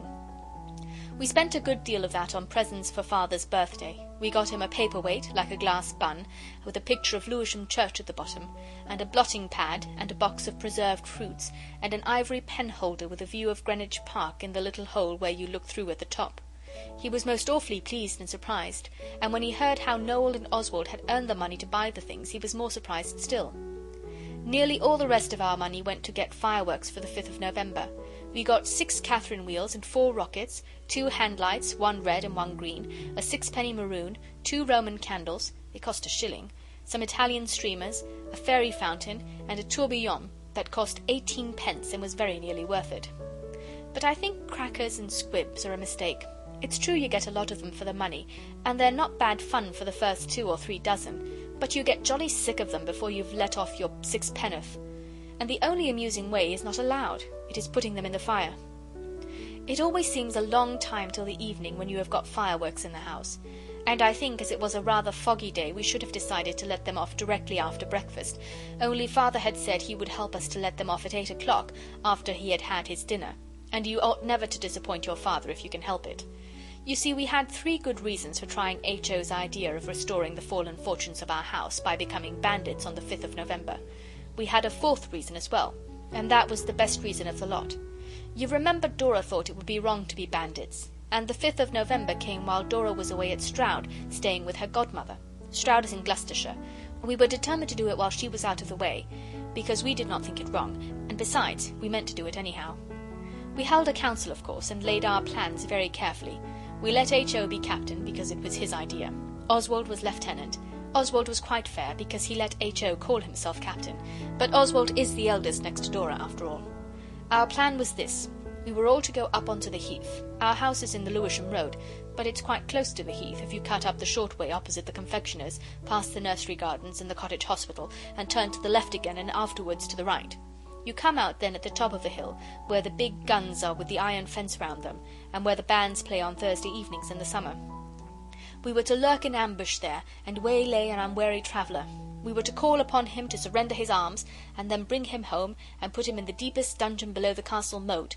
Then we were to load him with chains and send to his friends for ransom. You may think we had no chains, but you are wrong, because we used to keep 2 other dogs once, besides Pincher, before the fall of the fortunes of the ancient house of Bastable, and they were quite big dogs. It was latish in the afternoon before we started. We thought we could lurk better if it was nearly dark. It was rather foggy, and we waited a good while beside the railings, but all the belated travellers were either grown up, or else they were board-school children. We weren't going to get into a row with grown-up people, especially strangers, and no true bandit would ever stoop to ask ransom from the relations of the poor and needy, so we thought it better to wait. As I said, it was Guy Fawkes' Day, and if it had not been, we should never have been able to be bandits at all, for the unwary traveller we did catch had been forbidden to go out because he had a cold in his head. But he would run out to follow a guy, even without putting on a coat or a comforter, and it was a very damp, foggy afternoon, and nearly dark, so you see it was his own fault entirely, and served him jolly well right. We saw him coming over the heath, just as we were deciding to go home to tea. He had followed that guy right across to the village. We call Blackheath the village, I don't know why, and he was coming back dragging his feet and sniffing. "Psst! An unwary traveller approaches," whispered Oswald. "Muffle your horses' heads and see to the priming of your pistols," muttered Alice. She always will play boys' parts, and she makes Ellis cut her hair short on purpose. Ellis is a very obliging hairdresser. "Steal softly upon him," said Noel, "for lo, 'tis dusk, and no human eyes can mark our deeds." So we ran out and surrounded the unwary traveller. It turned out to be Albert next door, and he was very frightened indeed until he saw who we were. "Surrender!" hissed Oswald, in a desperate-sounding voice, as he caught the arm of the unwary. And Albert next door said, "All right, I'm surrendering as hard as I can. You needn't pull my arm off." We explained to him that resistance was useless, and I think he saw that from the first. We held him tight by both arms, and we marched him home down the hill in a hollow square of 5. He wanted to tell us about the guy, but we made him see that it was not proper for prisoners to talk to the guard, especially about guys that the prisoner had been told not to go after because of his cold. When we got to where we live, he said, "All right, I don't want to tell you. You'll wish I had afterwards. You never saw such a guy." "I can see you," said H.O. It was very rude, and Oswald told him so at once, because it is his duty as an elder brother.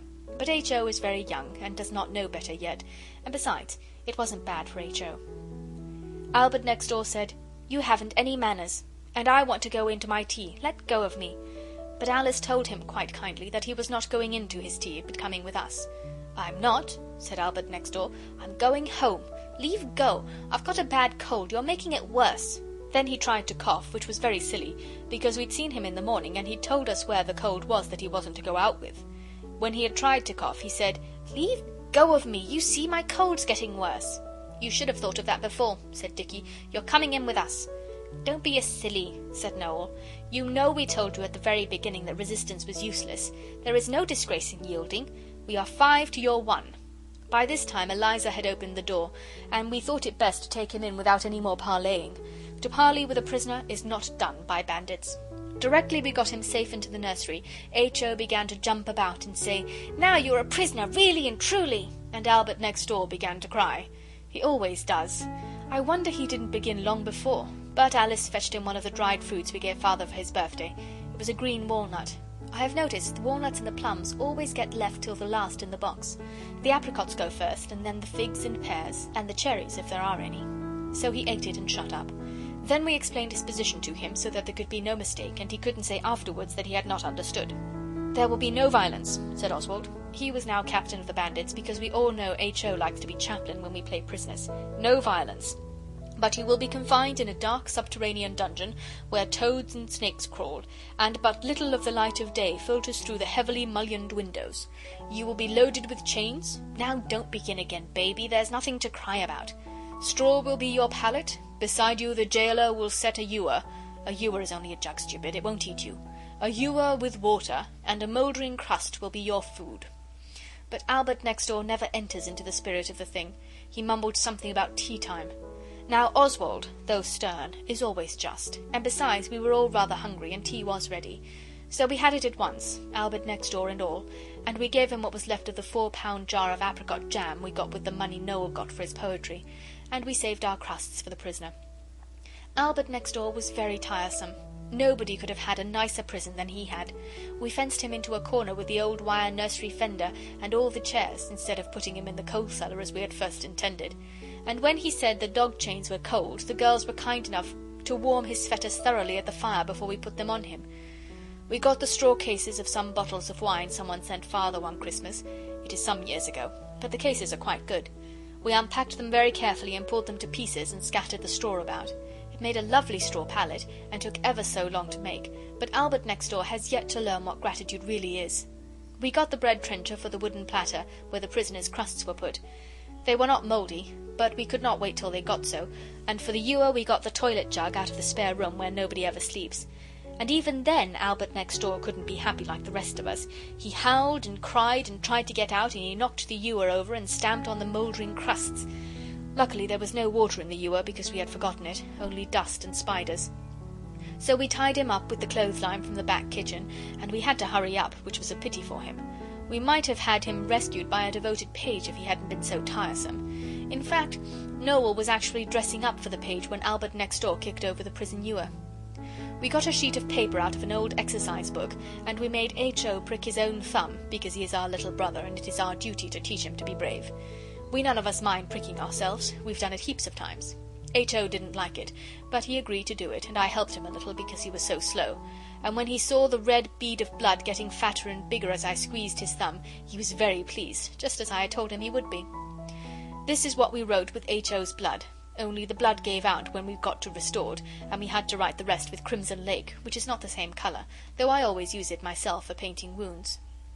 While Oswald was writing it, he heard Alice whispering to the prisoner that it would soon be over, and it was only play. The prisoner left off howling, so I pretended not to hear what she said. A bandit captain has to overlook things sometimes. This was the letter. Albert Morrison is held prisoner by bandits. On payment of £3,000 he will be restored to his sorrowing relatives, and all will be forgotten and forgiven. I was not sure about the last part, but Dicky was certain he had seen it in the paper, so I suppose it must have been all right. We let H.O. take the letter. It was only fair, as it was his blood it was written with, and told him to leave it next door for Mrs. Morrison. H.O. came back quite quickly, and Albert next door's uncle came with him. "What's all this, Albert?" he cried. "Alas, alas, my nephew, do I find you the prisoner of a desperate band of brigands?" "Bandits," said H.O. "You know it says bandits." "I beg your pardon, gentlemen," said Albert next door's uncle. "Bandits it is, of course. This, Albert, is the direct result of the pursuit of the guy on an occasion when your doting mother had expressly warned you to forgo the pleasures of the chase." Albert said it wasn't his fault, and he hadn't wanted to play. "So-ho," said his uncle. "Impenitent, too. Where's the dungeon?" We explained the dungeon, and showed him the straw pallet and the ewer and the mouldering crusts and other things. "Very pretty and complete," he said. "Albert, you are more highly privileged than ever I was. No one ever made me a nice dungeon when I was your age. I think I had better leave you where you are." Albert began to cry again and said he was sorry, and he would be a good boy. "And on this old familiar basis you expect me to ransom you, do you? Honestly, my nephew, I doubt whether you are worth it. Besides, the sum mentioned in this document strikes me as excessive. Albert really is not worth £3,000. Also, by a strange and unfortunate chance, I haven't the money about me. Couldn't you take less?" We said perhaps we could. "Say 8p," suggested Albert next door's uncle, "which is all the small change I happen to have on my person." "Thank you very much," said Alice as he held it out. "But are you sure you can spare it? Because really it was only play." "Quite sure. Now, Albert, the game is over. You had better run home to your mother and tell her how much you've enjoyed yourself." When Albert next door had gone, his uncle sat in the Guy Fawkes armchair and took Alice on his knee, and we sat around the fire waiting till it would be time to let off our fireworks. We roasted the chestnuts he sent Dicky out for, and he told us stories till it was nearly 7. His stories are first rate. He does all the parts in different voices. And at last he said, "Look here, young uns, I like to see you play and enjoy yourselves, and I don't think it hurts Albert to enjoy himself too." "I don't think he did much," said H.O. But I knew what Albert next door's uncle meant, because I am much older than H.O. He went on. But what about Albert's mother? Didn't you think how anxious she would be at his not coming home? As it happens, I saw him come in with you, so we knew it was all right. But if I hadn't, eh? He only talks like that when he is very serious, or even angry. Other times he talks like people in books. To us, I mean. We none of us said anything, but I was thinking. Then Alice spoke. Girls seem not to mind saying things that we don't say. She put her arms around Albert next door's uncle's neck and said, "We're very, very sorry. We didn't think about his mother. You see, we try very hard not to think about other people's mothers, because..." Just then we heard Father's key in the door, and Albert next door's uncle kissed Alice and put her down, and we all went down to meet Father. As we went, I thought I heard Albert next door's uncle say something that sounded like, "Poor little beggars." He couldn't have meant us, when we'd been having such a jolly time, and chestnuts and fireworks to look forward to after dinner and everything. End of chapter 7.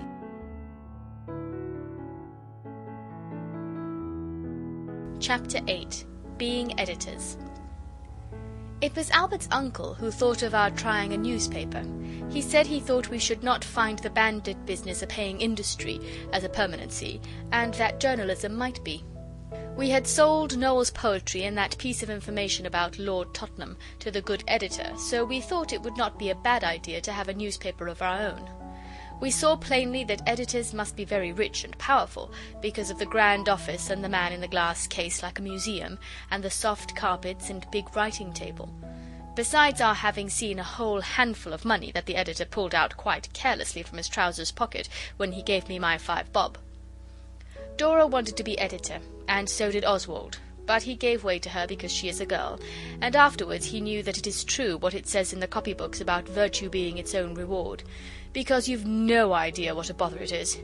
Everybody wanted to put in everything just as they liked, no matter how much room there was on the page. It was simply awful. Dora put up with it as long as she could, and then she said if she wasn't let alone she wouldn't go on being editor. They could be the paper's editors themselves, so there. Then Oswald said, like a good brother, "I will help you if you like, Dora." And she said, "You're more trouble than all the rest of them. Come and be editor and see how you like it. I give it up to you." But she didn't, and we did it together. We let Albert next door be sub-editor because he had hurt his foot with a nail in his boot that gathered. When it was done, Albert next door's uncle had it copied for us in typewriting, and we sent copies to all our friends, and then, of course, there was no one left that we could ask to buy it. We did not think of that until too late. We called the paper the Lewisham Recorder. Lewisham because we lived there, and Recorder in memory of the good editor. I could write a better paper on my head, but an editor is not allowed to write all the paper. It is very hard, but he is not. You just have to fill up with what you can get from other writers. If I ever have time, I will write a paper all by myself. It won't be patchy. We had no time to make it an illustrated paper, but I drew the ship going down with all hands for the first copy. But the typewriter can't draw ships, so it was left out in the other copies. The time the first paper took to write out, no one would believe. This was the newspaper. The Lewisham Recorder. Editors, Dora and Oswald Bastable. Editorial note. Every paper is written for some reason. Ours is because we want to sell it and get money. If what we have written brings happiness to any sad heart, we shall not have laboured in vain. But we want the money too. Many papers are content with the sad heart and the happiness, but we are not like that, and it is best not to be deceitful. Editors. There will be 2 serial stories, one by Dicky and one by all of us. In a serial story you only put in 1 chapter at a time, but we shall put all our serial story at once, if Dora has time to copy it. Dicky's will come later on. Serial story by us all. Chapter 1 by Dora. The sun was setting behind a romantic-looking tower when 2 strangers might have been observed descending the crest of the hill. The eldest, a man in the prime of life, the other, a handsome youth who reminded everyone of Quentin Durward. They approached the castle, in which the fair Lady Alicia awaited her deliverers. She leaned from the castellated window, and waved her lily hand as they approached. They returned her signal, and retired to seek rest and refreshment at a neighbouring hostelry. Chapter 2 by Alice. The Princess was very uncomfortable in the tower, because her fairy godmother had told her all sorts of horrid things would happen if she didn't catch a mouse every day, and she had caught so many mice that now there were hardly any left to catch. So she sent her carrier pigeon to ask the noble strangers if they could send her a few mice, because she would be of age in a few days, and then it wouldn't matter. So the fairy godmother... I'm very sorry, but there's no room to make the chapters any longer. E.D. Chapter 3, by the sub-editor. I can't. I'd much rather not. I don't know how. Chapter 4, by Dicky. I must now retrace my steps and tell you something about our hero. You must know he had been to an awfully jolly school, where they had turkey and goose every day for dinner, and never any mutton, and as many helps of pudding as a fellow cared to send up his plate for, so of course they had all grown up very strong, and before he left school he challenged the head to have it out man to man, and he gave it him, I tell you. That was the education that made him able to fight Red Indians, and to be the stranger who might have been observed in the first chapter. Chapter 5, by Noel. I think it's time something happened in this story.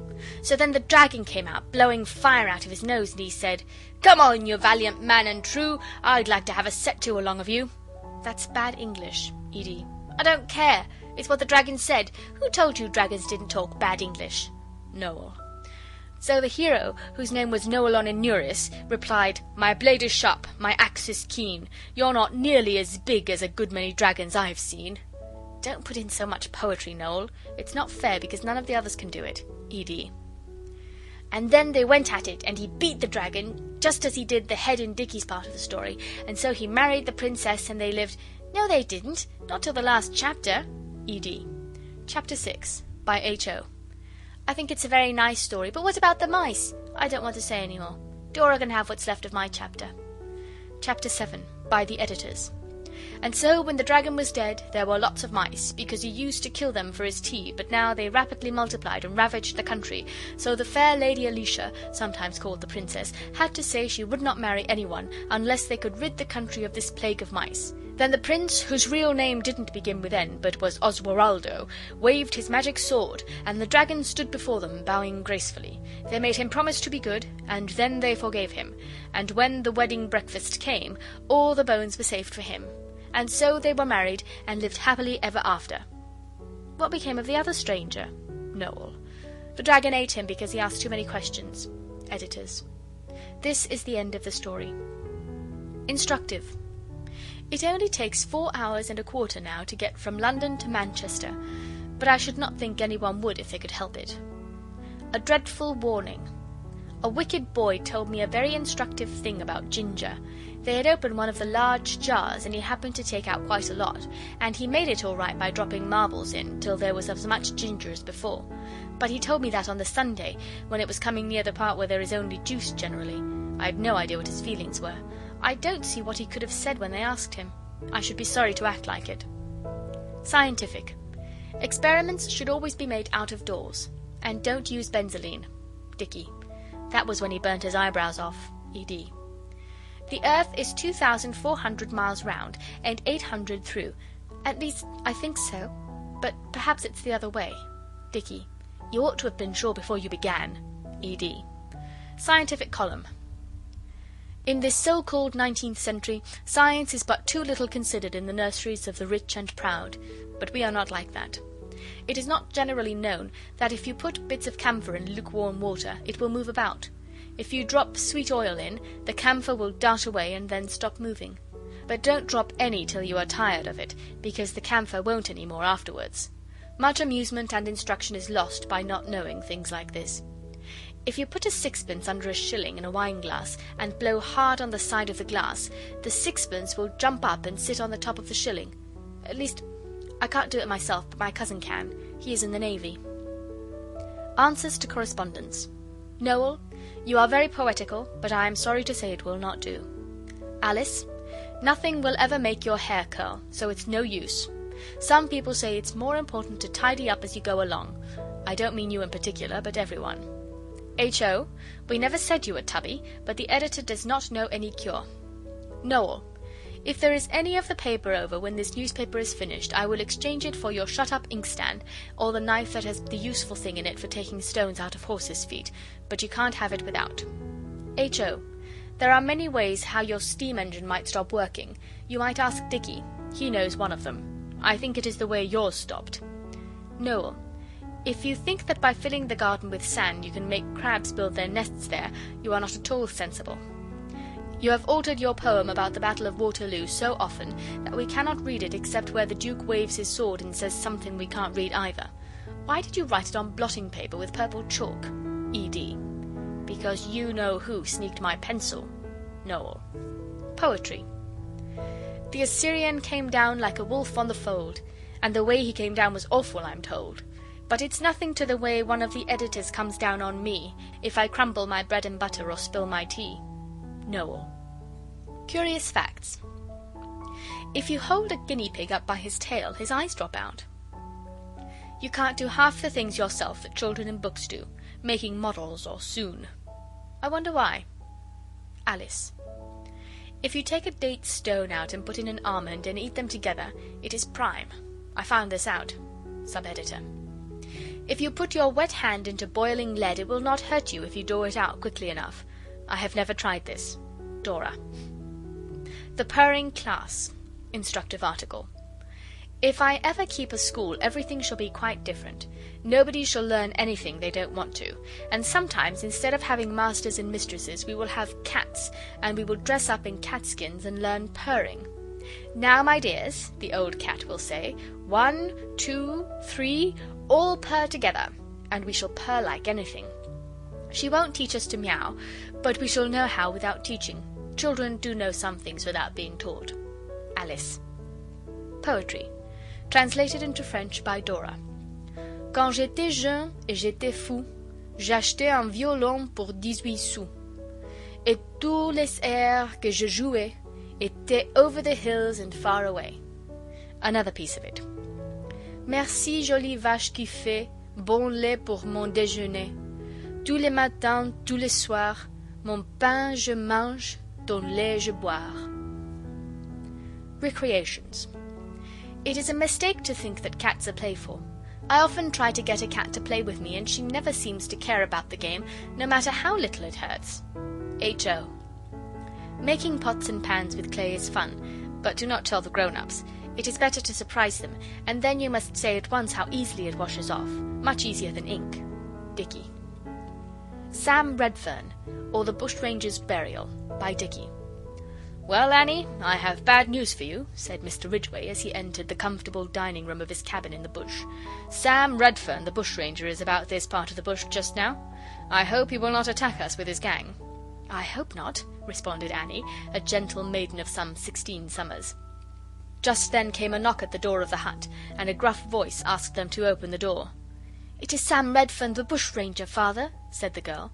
The same, responded the voice, and the next moment the hall door was smashed in, and Sam Redfern sprang in, followed by his gang.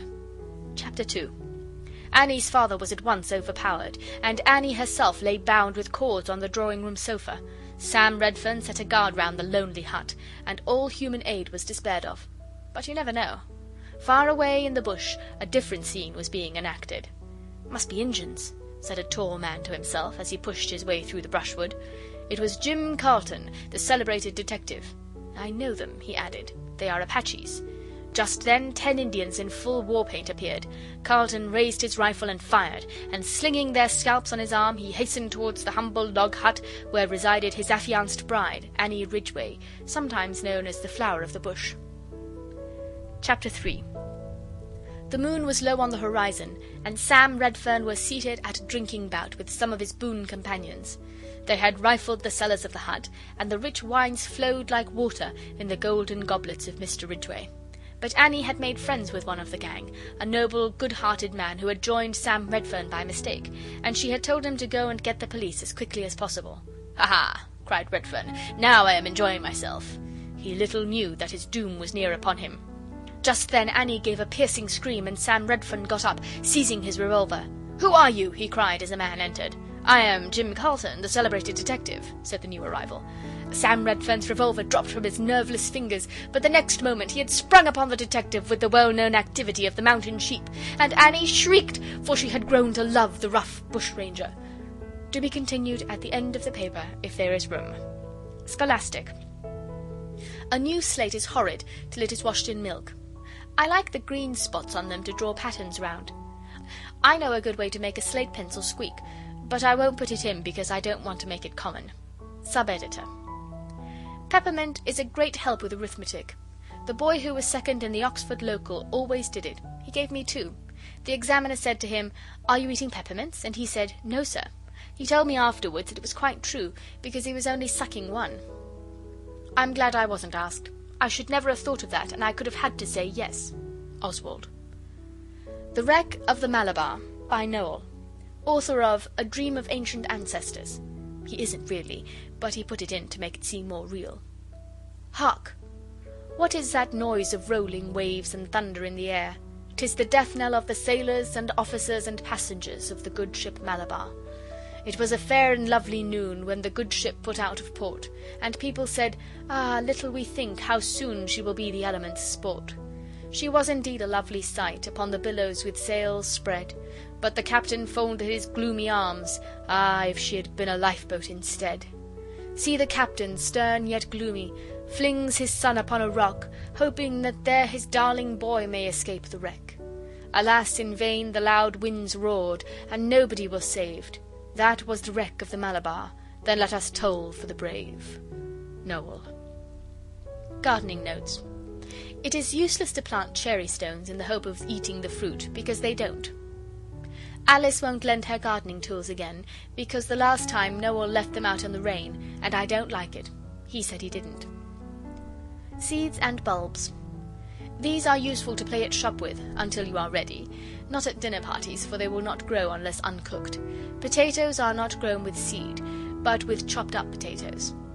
Apple trees are grown from twigs, which is less wasteful. Oak trees come from acorns, everyone knows this.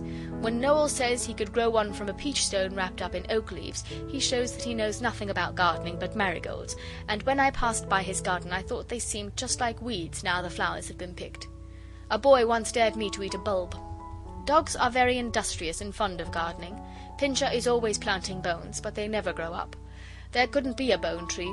I think this is what makes him bark so unhappily at night. He has never tried planting dog biscuit, but he is fonder of bones, and perhaps he wants to be quite sure about them first. Sam Redfern, or the Bushranger's Burial, by Dicky. Chapter 4 and last. This would have been a jolly good story if they had let me finish it at the beginning of the paper as I wanted to. But now I have forgotten how I meant it to end, and I have lost my book about Red Indians, and all my boys of England have been sneaked. The girls say good riddance, so I expect they did it. They want me just to put in which Annie married, but I shan't, so they will never know. We have now put everything we can think of into the paper. It takes a lot of thinking about. I don't know how grown-ups manage to write all they do. It must make their heads ache, especially lesson books. Albert next door only wrote 1 chapter of the serial story, but he could have done some more if he had wanted to. He could not write out any of the things because he cannot spell. He says he can, but it takes him such a long time he might just as well not be able. There are 1 or 2 things more. I am sick of it, but Dora says she will write them in. Legal answer wanted. A quantity of excellent string is offered if you know whether there really is a law passed about not buying gunpowder under 13. Dicky. The price of this paper is 1 shilling each, and 6pence extra for the picture of the Malabar going down with all hands. If we sell 100 copies, we will write another paper. And so we would have done, but we never did. Albert next door's uncle gave us 2 shillings, that was all. You can't restore fallen fortunes with 2 shillings. End of chapter 8.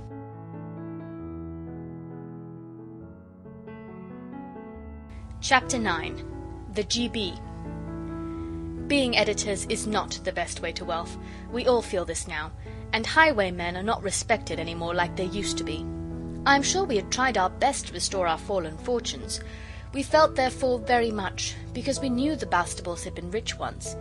Dora and Oswald can remember when Father was always bringing nice things home from London, and there used to be turkeys and geese and wine and cigars come by the carrier at Christmas time, and boxes of candied fruit and French plums in ornamental boxes with silk and velvet and gilding on them. They were called prunes, but the prunes you buy at the grocer's are quite different. But now there is seldom anything nice brought from London, and the turkey and the prune people have forgotten Father's address. "How can we restore those beastly fallen fortunes?" said Oswald. "We've tried digging and writing and princesses and being editors." "And being bandits," said H.O. "When did you try that?" asked Dora quickly. "You know I told you it was wrong." "It wasn't wrong the way we did it," said Alice, quicker still, before Oswald could say, "Who asked you to tell us anything about it?" which would have been rude, and he is glad he didn't. "We only caught Albert next door." "Oh, Albert next door," said Dora contemptuously, and I felt more comfortable, for even after I didn't say, "Who asked you?" etc., I was afraid Dora was going to come the good elder sister over us. She does that a jolly sight too often. Dicky looked up from the paper he was reading and said, "This sounds likely," and he read out, £100 secures partnership in lucrative business for sale of useful patent. £10 weekly. No personal attendance necessary. Jobbins 300 Old Street Road." "I wish we could secure that partnership," said Oswald. He is 12, and a very thoughtful boy for his age. Alice looked up from her painting. She was trying to paint a fairy queen's frock with green bice, but it wouldn't rub. There is something funny about green bice. It never will rub off, no matter how expensive your paint box is, and even boiling water is very little use. She said, "Bother the bice, and Oswald, it's no use thinking about that. Where are we to get £100? £10 a week is £5 to us," Oswald went on. He had done the sum in his head while Alice was talking, because partnership means halves. It would be A1. Noel sat sucking his pencil. He had been writing poetry as usual. I saw the first 2 lines. "I wonder why green bice is never very nice." Suddenly he said, "I wish a fairy would come down the chimney and drop a jewel on the table. A jewel worth just £100. "She might as well give you the £100 while she was about it," said Dora. "Or while she was about it, she might as well give us £5 a week," said Alice. "Or 50, said I. "Or 500, said Dicky. I saw H.O. open his mouth. I knew he was going to say "or 5,000, so I said, "Well, she won't give us 5 pence, but if he'd only do as I'm always saying, and rescue a wealthy old gentleman from deadly peril, he would give us a pot of money, and we could have the partnership and £5 a week. £5 a week would buy a great many things." Then Dicky said, "Why shouldn't we borrow it?" So we said, "Who from?" And then he read this out of the paper: "Money privately without fees. The Bond Street Bank. Manager Z. Rosenbaum. Advances cash from £20 to £10,000 on ladies' or gentlemen's note of hand alone, without security. No fees, no inquiries. Absolute privacy guaranteed." "What does it all mean?" asked H.O. "It means that there is a kind gentleman who has a lot of money, and he doesn't know enough poor people to help, so he puts it in the paper that he will help them by lending them his money. That's it, isn't it, Dicky?" Dora explained this, and Dicky said yes, and H.O. said he was a generous benefactor, like in Miss Edgeworth. Then Noel wanted to know what a note of hand was, and Dicky knew that, because he had read it in a book, and it was just a letter saying you will pay the money when you can, and signed with your name. "No inquiries," said Alice. "Oh, Dicky, do you think he would?" "Yes, I think so," said Dicky. "I wonder Father doesn't go to this kind gentleman. I've seen his name before in the circular in Father's study." "Perhaps he has," said Dora. But the rest of us were sure he hadn't, because of course, if he had, there would have been more money to buy nice things. Just then Pincher jumped up and knocked over the painting mortar. He's a very careless dog. I wonder why painting mortar is always such an ugly colour. Dora ran for a duster to wipe it up, and H.O. dropped drops of the water on his hands and said he had got the plague. So we played at the plague for a bit, and I was an Arab physician with a bath towel turban, and cured the plague with magic acid drops. After that it was time for dinner, and after dinner we talked it all over and settled that we would go and see the generous benefactor the very next day. But we thought perhaps the G.B., it is short for generous benefactor, would not like it if there were so many of us. I have often noticed that it is the worst of our being 6. People think 6 a great many when it's children. That sentence looks wrong somehow. I mean, they don't mind 6 pairs of boots, or 6 pounds of apples, or 6 oranges, especially in equations, but they seem to think you ought not to have 5 brothers and sisters. Of course Dicky was to go, because it was his idea. Dora had to go to Blackheath to see an old lady, a friend of Father's, so she couldn't go. Alice said she ought to go because it said ladies and gentlemen, and perhaps the G.B. wouldn't let us have the money unless there were both kinds of us. H.O. said Alice wasn't a lady, and she said he wasn't going anyway. Then he called her a disagreeable cat, and she began to cry. But Oswald always tries to make up quarrels, so he said, "You're little sillies, both of you." And Dora said, "Don't cry, Alice, he only meant you weren't a grown-up lady." Then H.O. said, "What else did you think I meant, disagreeable?" So Dicky said, "Don't be disagreeable yourself, H.O. Let her alone and say you're sorry, or I'll jolly well make you." So H.O. said he was sorry, then Alice kissed him and said she was sorry too, and after that H.O. gave her a hug and said, "Now I'm really and truly sorry." so it was all right. Noel went the last time any of us went to London, so he was out of it, and Dora said she would take him to Blackheath if we'd take H.O. So as there'd been a little disagreeableness, we thought it was better to take him, and we did. At first we thought we'd tear our oldest things a bit more and put some patches of different colours on them to show the G.B. how much we wanted money, but Dora said that would be a sort of cheating, pretending we were poorer than we are. And Dora is right sometimes, though she is our eldest sister. Then we thought we'd better wear our best things, so that the G.B. might see we weren't so very poor that he couldn't trust us to pay his money back when we had it. But Dora said that would be wrong too. So it came to our being quite honest, as Dora said, and going just as we were, without even washing our faces and hands. But when I looked at H.O. on the train, I wished we had not been quite so particularly honest. Everyone who reads this knows what it is like to go in the train, so I shall not tell about it, though it was rather fun, especially the part where the guard came for our tickets at Waterloo, and H.O. was under the seat and pretended to be a dog without a ticket. We went to Charing Cross, and we just went round to Whitehall to see the soldiers, and then by St. James for the same reason. And when we'd looked in the shops a bit, we got to Brook Street, Bond Street. It was a brass plate on a door next to a shop, a very grand place, where they sold bonnets and hats, all very bright and smart, and no tickets on them to tell you the price. We rang a bell, and a boy opened the door, and we asked for Mr. Rosenbaum. The boy was not polite. He did not ask us in. So then Dicky gave him his visiting card. It was one of Father's, really, but the name is the same, Mr. Richard Bastable, and we others wrote our names underneath. I happened to have a piece of pink chalk in my pocket, and we wrote them with that. Then the boy shut the door in our faces, and we waited on the step. But presently he came down and asked our business, so Dicky said, "Money advanced, young shaver, and don't be all day about it." And then he made us wait again, till I was quite stiff in my legs, but Alice liked it because of looking at the hats and bonnets, and at last the door opened and the boy said, "Mr. Rosenbaum will see you." So we wiped our feet on the mat, which said so, and we went upstairs with soft carpets and into a room. It was a beautiful room. I wished then we had put on our best things, or at least washed a little, but it was too late now. The room had velvet curtains and a soft, soft carpet, and it was full of the most splendid things, black and gold cabinets and china and statues and pictures.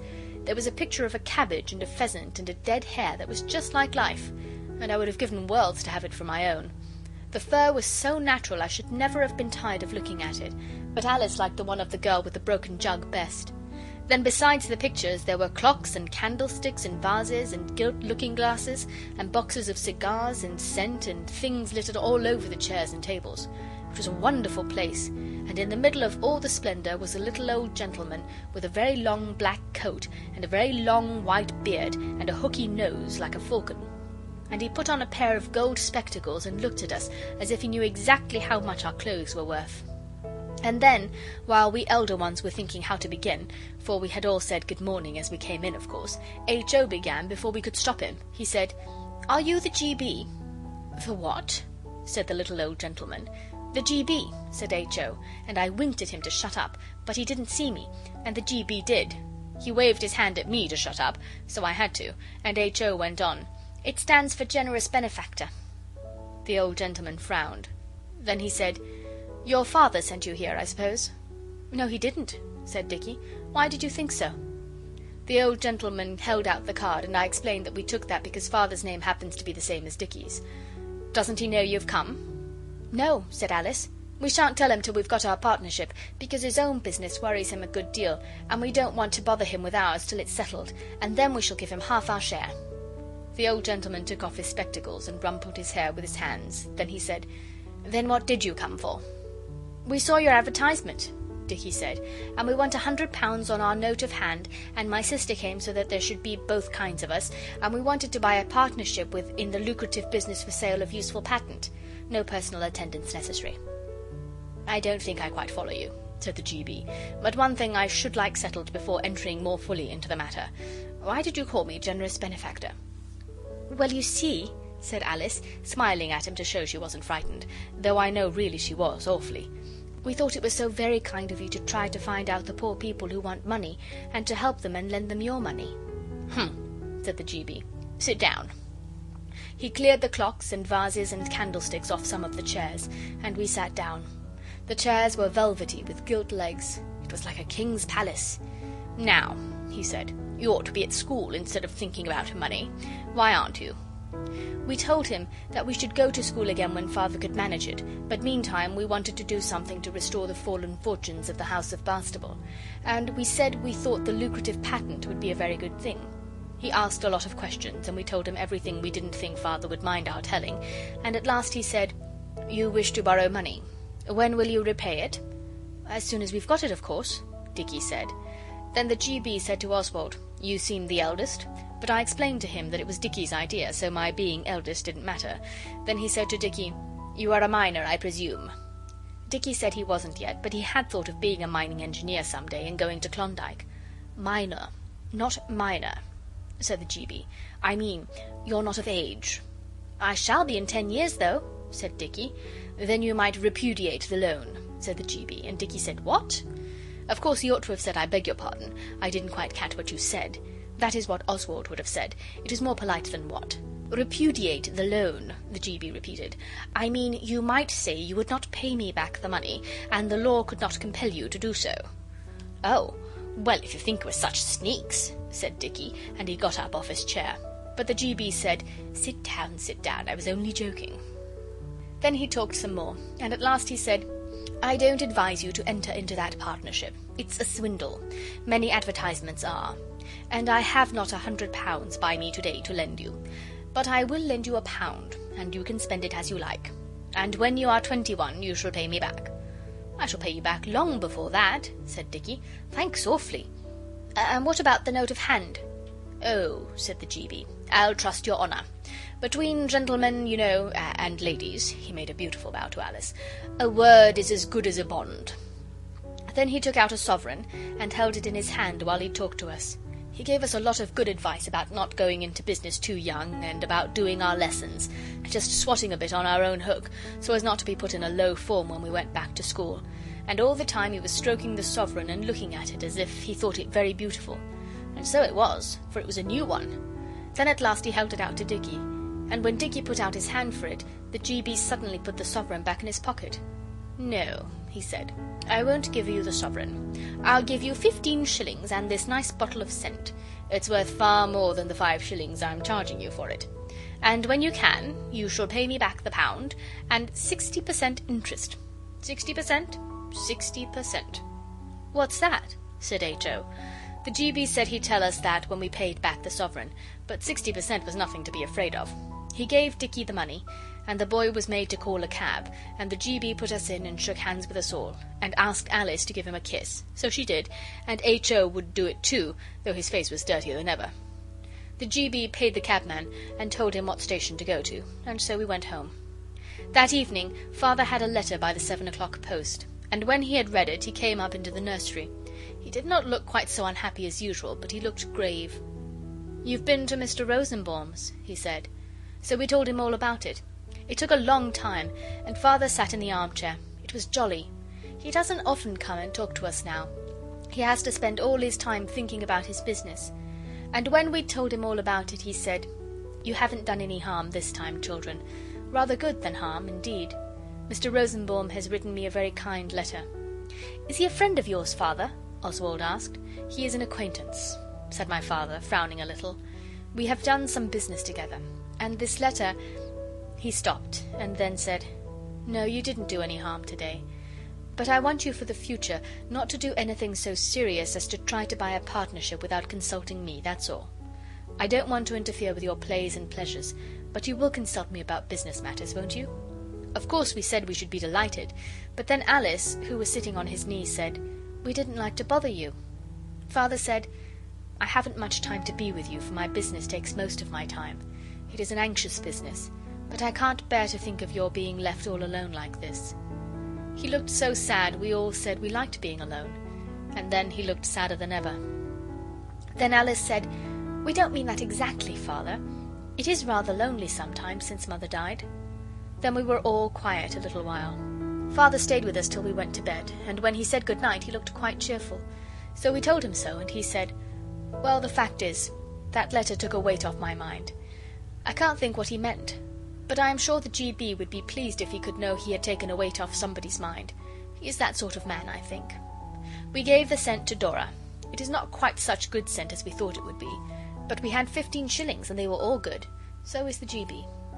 And until those 15 shillings were spent, we felt almost as jolly as though our fortunes had been properly restored. You do not notice your general fortune so much as long as you have money in your pocket. This is why so many children with regular pocket money have never felt it their duty to seek for treasure. So perhaps our not having pocket money was a blessing in disguise. But the disguise was quite impenetrable, like the villains in books, and it seemed still more so when the 15 shillings were all spent. Then at last the others agreed to let Oswald try his way of seeking for treasure, but they were not at all keen about it, and many a boy less firm than Oswald would have chucked the whole thing. But Oswald knew that a hero must rely on himself alone, so he stuck to it, and presently the others saw their duty and backed him up. End of chapter 9.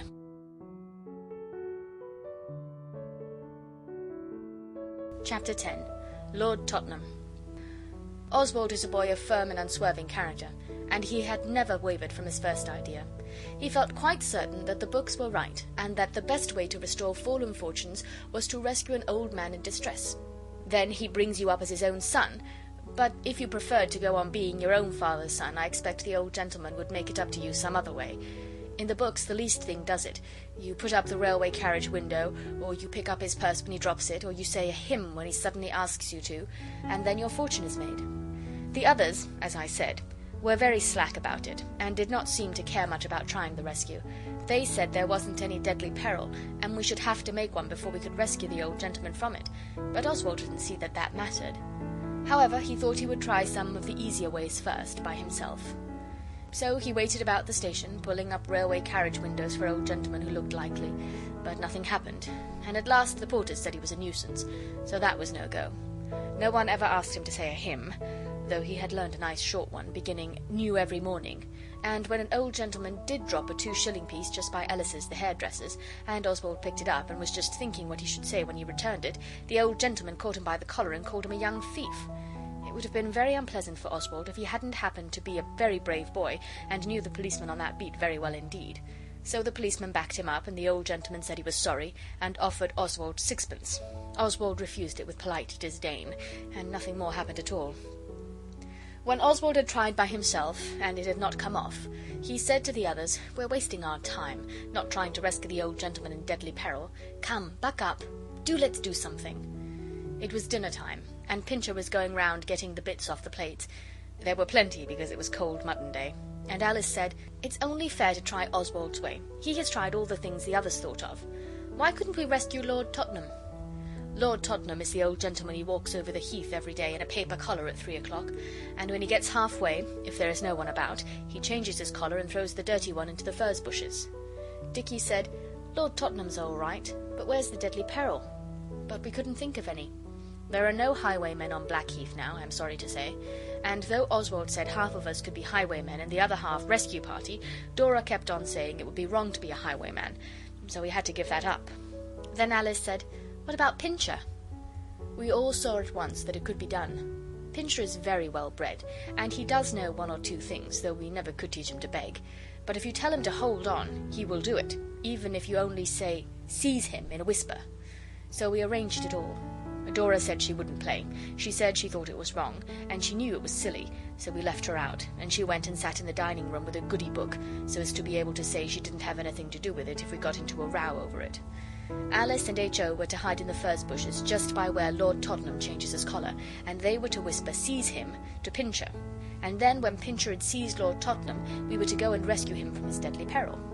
And he would say, "How can I reward you, my noble young preservers?" and it would be all right. So we went up to the heath. We were afraid of being late. Oswald told the others what procrastination was, so they got to the furze bushes a little after 2 o'clock, and it was rather cold. Alice and H.O. and Pincher hid, but Pincher did not like it any more than they did, and as we 3 walked up and down we heard him whining, and Alice kept saying, "I am so cold, isn't he coming yet?" and H.O. wanted to come out and jump about to warm himself, but we told him he must learn to be a Spartan boy, and that he ought to be very thankful he hadn't got a beastly fox eating his inside all the time. H.O. is our little brother, and we are not going to let it be our fault if he grows up a milksop. Besides, it was not really cold. It was his knees. He wears socks. So they stayed where they were, and at last, when even the other 3 who were walking about were beginning to feel rather chilly, we saw Lord Tottenham's big black cloak coming along, flapping in the wind like a great bird. So we said to Alice, "Hist! He approaches!" You'll know when to set Pincher on by hearing Lord Tottenham talking to himself. He always does while he's taking off his collar." Then we three walked slowly away, whistling to show we were not thinking of anything. Our lips were rather cold, but we managed to do it. Lord Tottenham came striding along, talking to himself. People call him the Mad Protectionist. I don't know what it means, but I don't think people ought to call a lord such names. As he passed us, he said, "Ruin of the country, sir. Fatal error, fatal error." And then we looked back and saw he was getting quite near where Pincher was, and Alice and H.O. We walked on so that he shouldn't think we were looking, and in a minute we heard Pincher's bark, and then nothing for a bit. And then we looked round, and sure enough, good old Pincher had got Lord Tottenham by the trouser leg and was holding on like billy-ho, so we started to run. Lord Tottenham had got his collar half off. It was sticking out sideways under his ear, and he was shouting, "Help! Help! Murder!" exactly as if someone had explained to him beforehand what he was to do. Pincher was growling and snarling and holding on. When we got to him, I stopped and said, "Dicky, we must rescue this good old man." Lord Tottenham roared in his fury, "Good old man be something or other. Call the dog off." So Oswald said, "It is a dangerous task, but who would hesitate to do an act of true bravery?" And all the while Pincher was worrying and snarling, and Lord Tottenham shouting to us to get the dog away. He was dancing about in the road, with Pincher hanging on like grim death, and his collar flapping about where it was undone. Then Noel said, "Haste, ere yet it be too late." So I said to Lord Tottenham, "Stand still, aged sir, and I will endeavour to alleviate your distress." He stood still, and I stooped down and caught hold of Pincher and whispered, "Drop it, sir, drop it." So then Pincher dropped it, and Lord Tottenham fastened his collar again. He never does change it if there's anyone looking, and he said, "I'm much obliged, I'm sure. Nasty, vicious brute. Here's something to drink my health."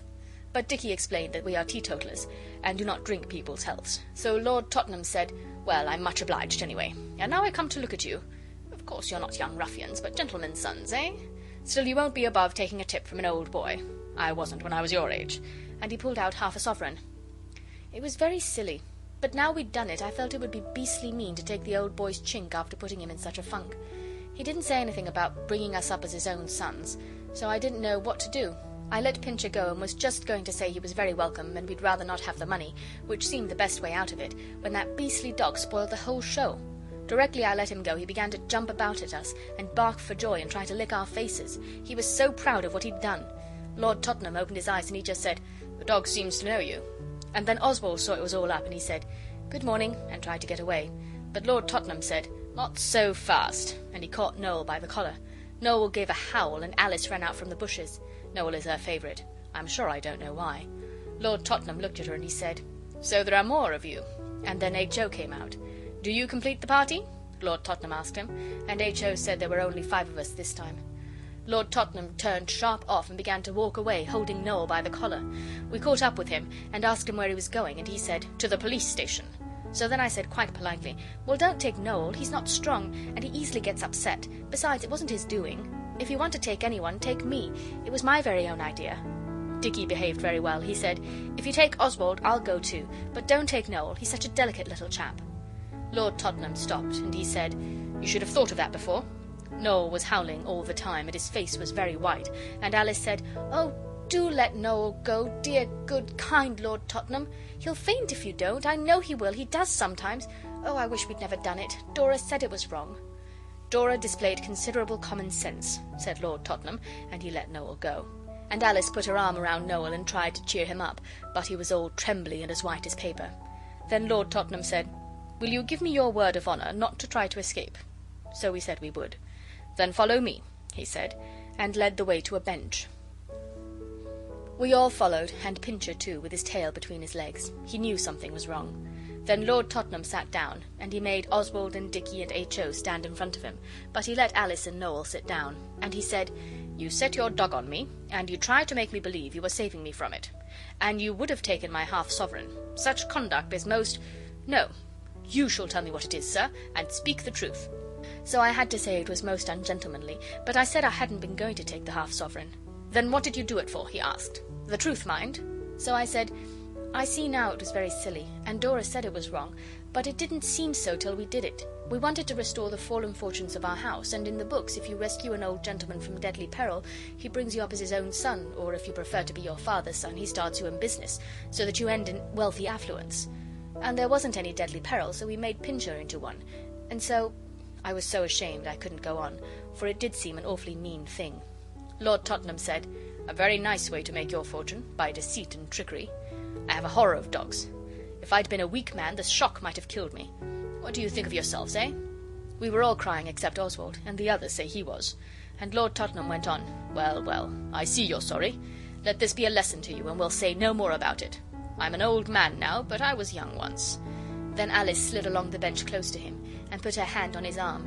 Her fingers were pink through the holes in her woolly gloves, and said, "I think you're very good to forgive us, and we are really very, very sorry. But we wanted to be like the children in the books, only we never have the chances they have. Everything they do turns out all right. But we are sorry, very, very. And I know Oswald wasn't going to take the half-sovereign. Directly you said that about a tip from an old boy, I began to feel bad inside, and I whispered to H.O. that I wished we hadn't." Then Lord Tottenham stood up, and he looked like the death of Nelson, for he is clean-shaved, and it is a good face, and he said, "Always remember never to do a dishonourable thing, for money or for anything else in the world." And we promised we would remember.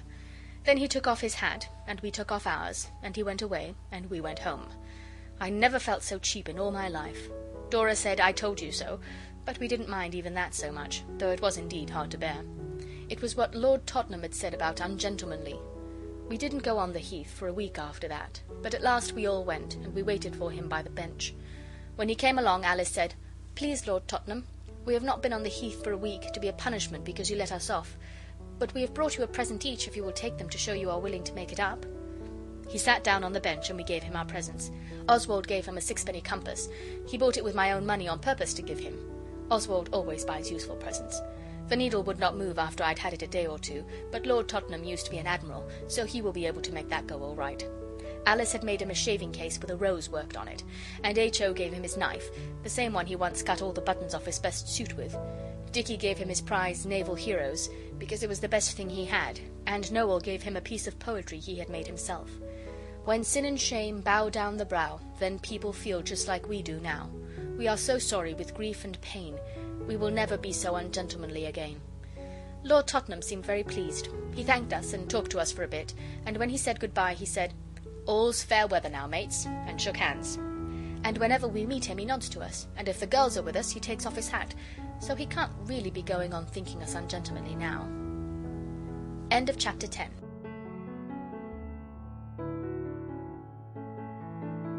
Chapter 11. Castilian Amoroso.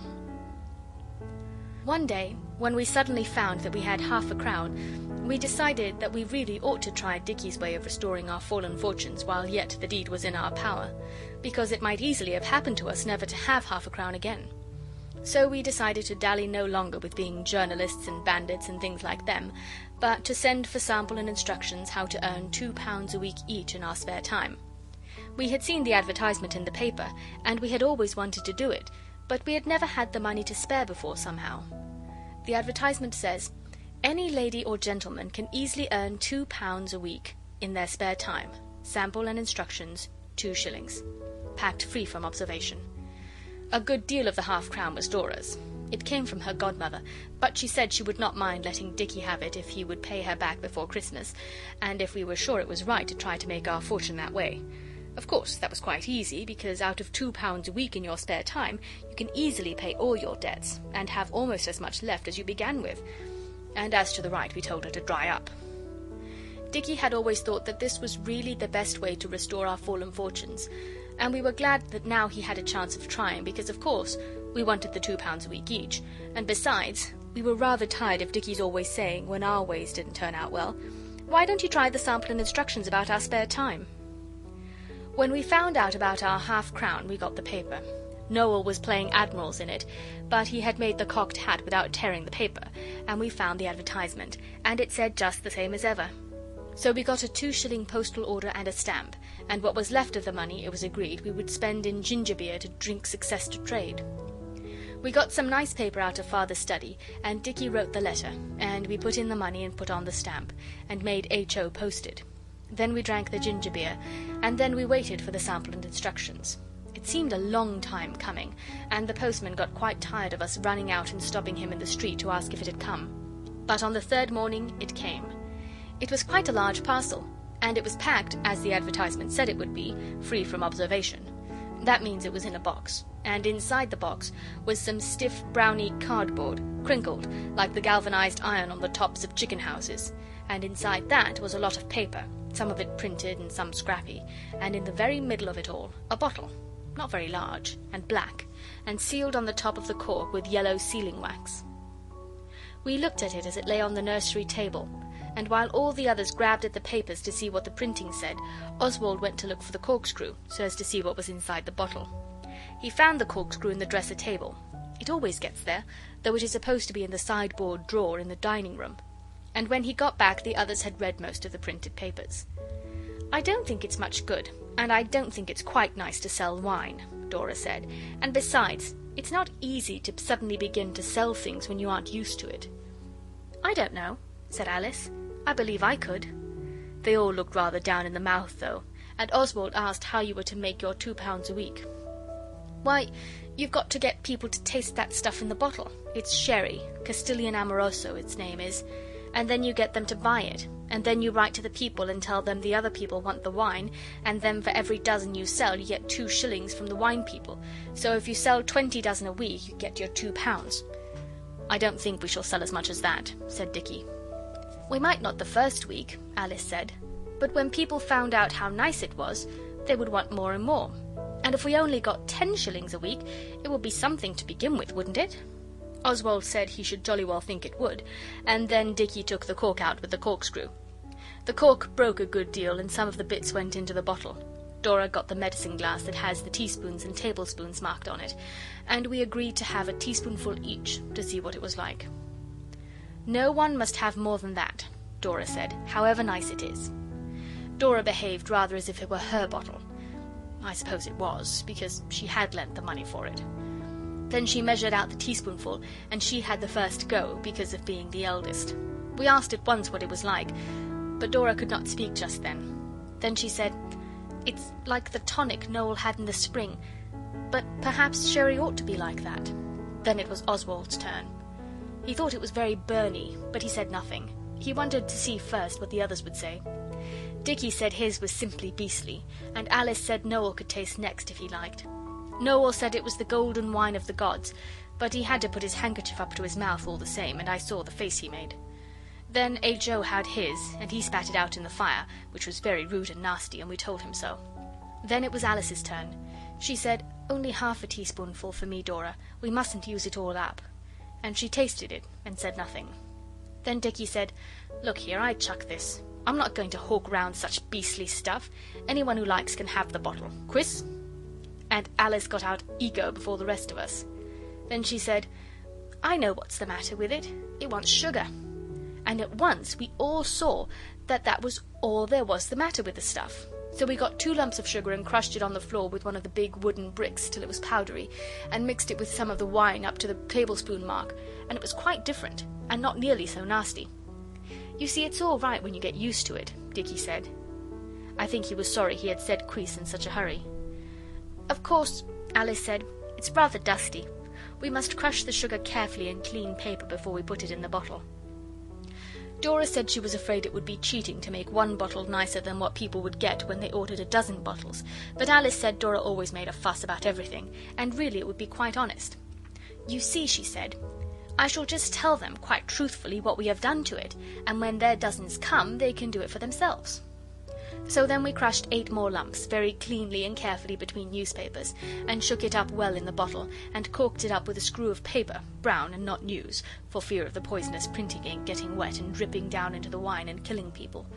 We made Pincher have a taste, and he sneezed for ever so long, and after that he used to go under the sofa whenever we showed him the bottle. Then we asked Alice who she would try and sell it to. She said, "I shall ask everybody who comes to the house, and while we are doing that we can be thinking of outside people to take it to.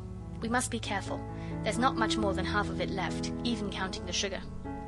We did not wish to tell Eliza. I don't know why. And she opened the door very quickly that day, so that the taxes, and a man who came to our house by mistake for next door, got away before Alice had a chance to try them with the Castilian Amoroso. But about 5 Eliza slipped out for half an hour to see a friend who was making her a hat for Sunday, and while she was gone there was a knock. Alice went, and we looked over the banisters. When she opened the door she said at once, "Will you walk in, please?" The person at the door said, "I called to see your pa, miss. Is he at home?" Alice said again, "Will you walk in, please?" Then the person, it sounded like a man, said, "He is in, then." But Alice only kept on saying, "Will you walk in, please?" So at last the man did, rubbing his boots very loudly on the mat. Then Alice shut the front door, and we saw that it was the butcher, with an envelope in his hand. He was not dressed in blue, like when he is cutting up the sheep and things in the shop, and he wore knickerbockers. Alice says he came on a bicycle. She led the way into the dining room, where the Castilian Amoroso bottle and the medicine glass were standing on the table all ready. The others stayed on the stairs, but Oswald crept down and looked through the door crack. "Please sit down," said Alice quite calmly, though she told me afterwards I had no idea how silly she felt, and the butcher sat down. Then Alice stood quite still and said nothing, but she fiddled with the medicine glass and put the screw of brown paper straight in the Castilian bottle. "Will you tell your pa I'd like a word with him?" the butcher said, when he got tired of saying nothing. "He'll be in very soon, I think," Alice said. And then she stood still again and said nothing. It was beginning to look very idiotic of her, and H.O. laughed. I went back and cuffed him for it quite quietly, and I don't think the butcher heard. But Alice did, and it roused her from her stupor. She spoke suddenly, very fast indeed, so fast that I knew she had made up what she was going to say before. She had got most of it out of the circular. She said, "I want to call your attention to a sample of sherry wine I have here. It is called Castilian something or other, and at the price it is unequalled for flavour and bouquet." The butcher said, "Well, I never." And Alice went on, "Would you like to taste it?" "Thank you very much, I'm sure, miss," said the butcher. Alice poured some out. The butcher tasted a very little. He licked his lips, and we thought he was going to say how good it was, but he did not. He put down the medicine glass with nearly all the stuff left in it. We put it back in the bottle afterwards to save waste, and said, "Excuse me, miss, but isn't it a little sweet? For sherry, I mean." "The real isn't," said Alice. "If you order a dozen it will come quite different to that. We like it best with sugar. I wish you would order some." The butcher asked why. Alice did not speak for a minute, and then she said, "I don't mind telling you. You are in business yourself, aren't you? We are trying to get people to buy it, because we shall have 2 shillings for every dozen we can make anyone buy. It's called a something. A percentage. Yes, I see," said the butcher, looking at the hole in the carpet. "You see, there are reasons," Alice went on, "why we want to make our fortunes as quickly as we can." "Quite so," said the butcher, and he looked at the place where the paper is coming off the wall. "And this seems a good way," Alice went on. "We paid 2 shillings for the sample and instructions, and it says you can make £2 a week easily in your leisure time." "I'm sure I hope you may, miss," said the butcher, and Alice said again would he buy some. "Sherry is my favourite wine," he said. Alice asked him to have some more to drink. "No, thank you, miss," he said.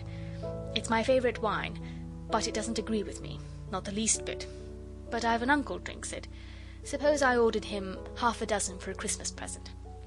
Well, miss, here's the shilling commission anyway," and he pulled out a handful of money and gave her the shilling. "But I thought the wine people paid that," Alice said. But the butcher said not on half dozens they didn't. Then he said he didn't think he'd wait any longer for Father, but would Alice ask Father to write him. Alice offered him the sherry again, but he said something about not for worlds, and then she let him out, and came back to us with the shilling and said, "How's that?"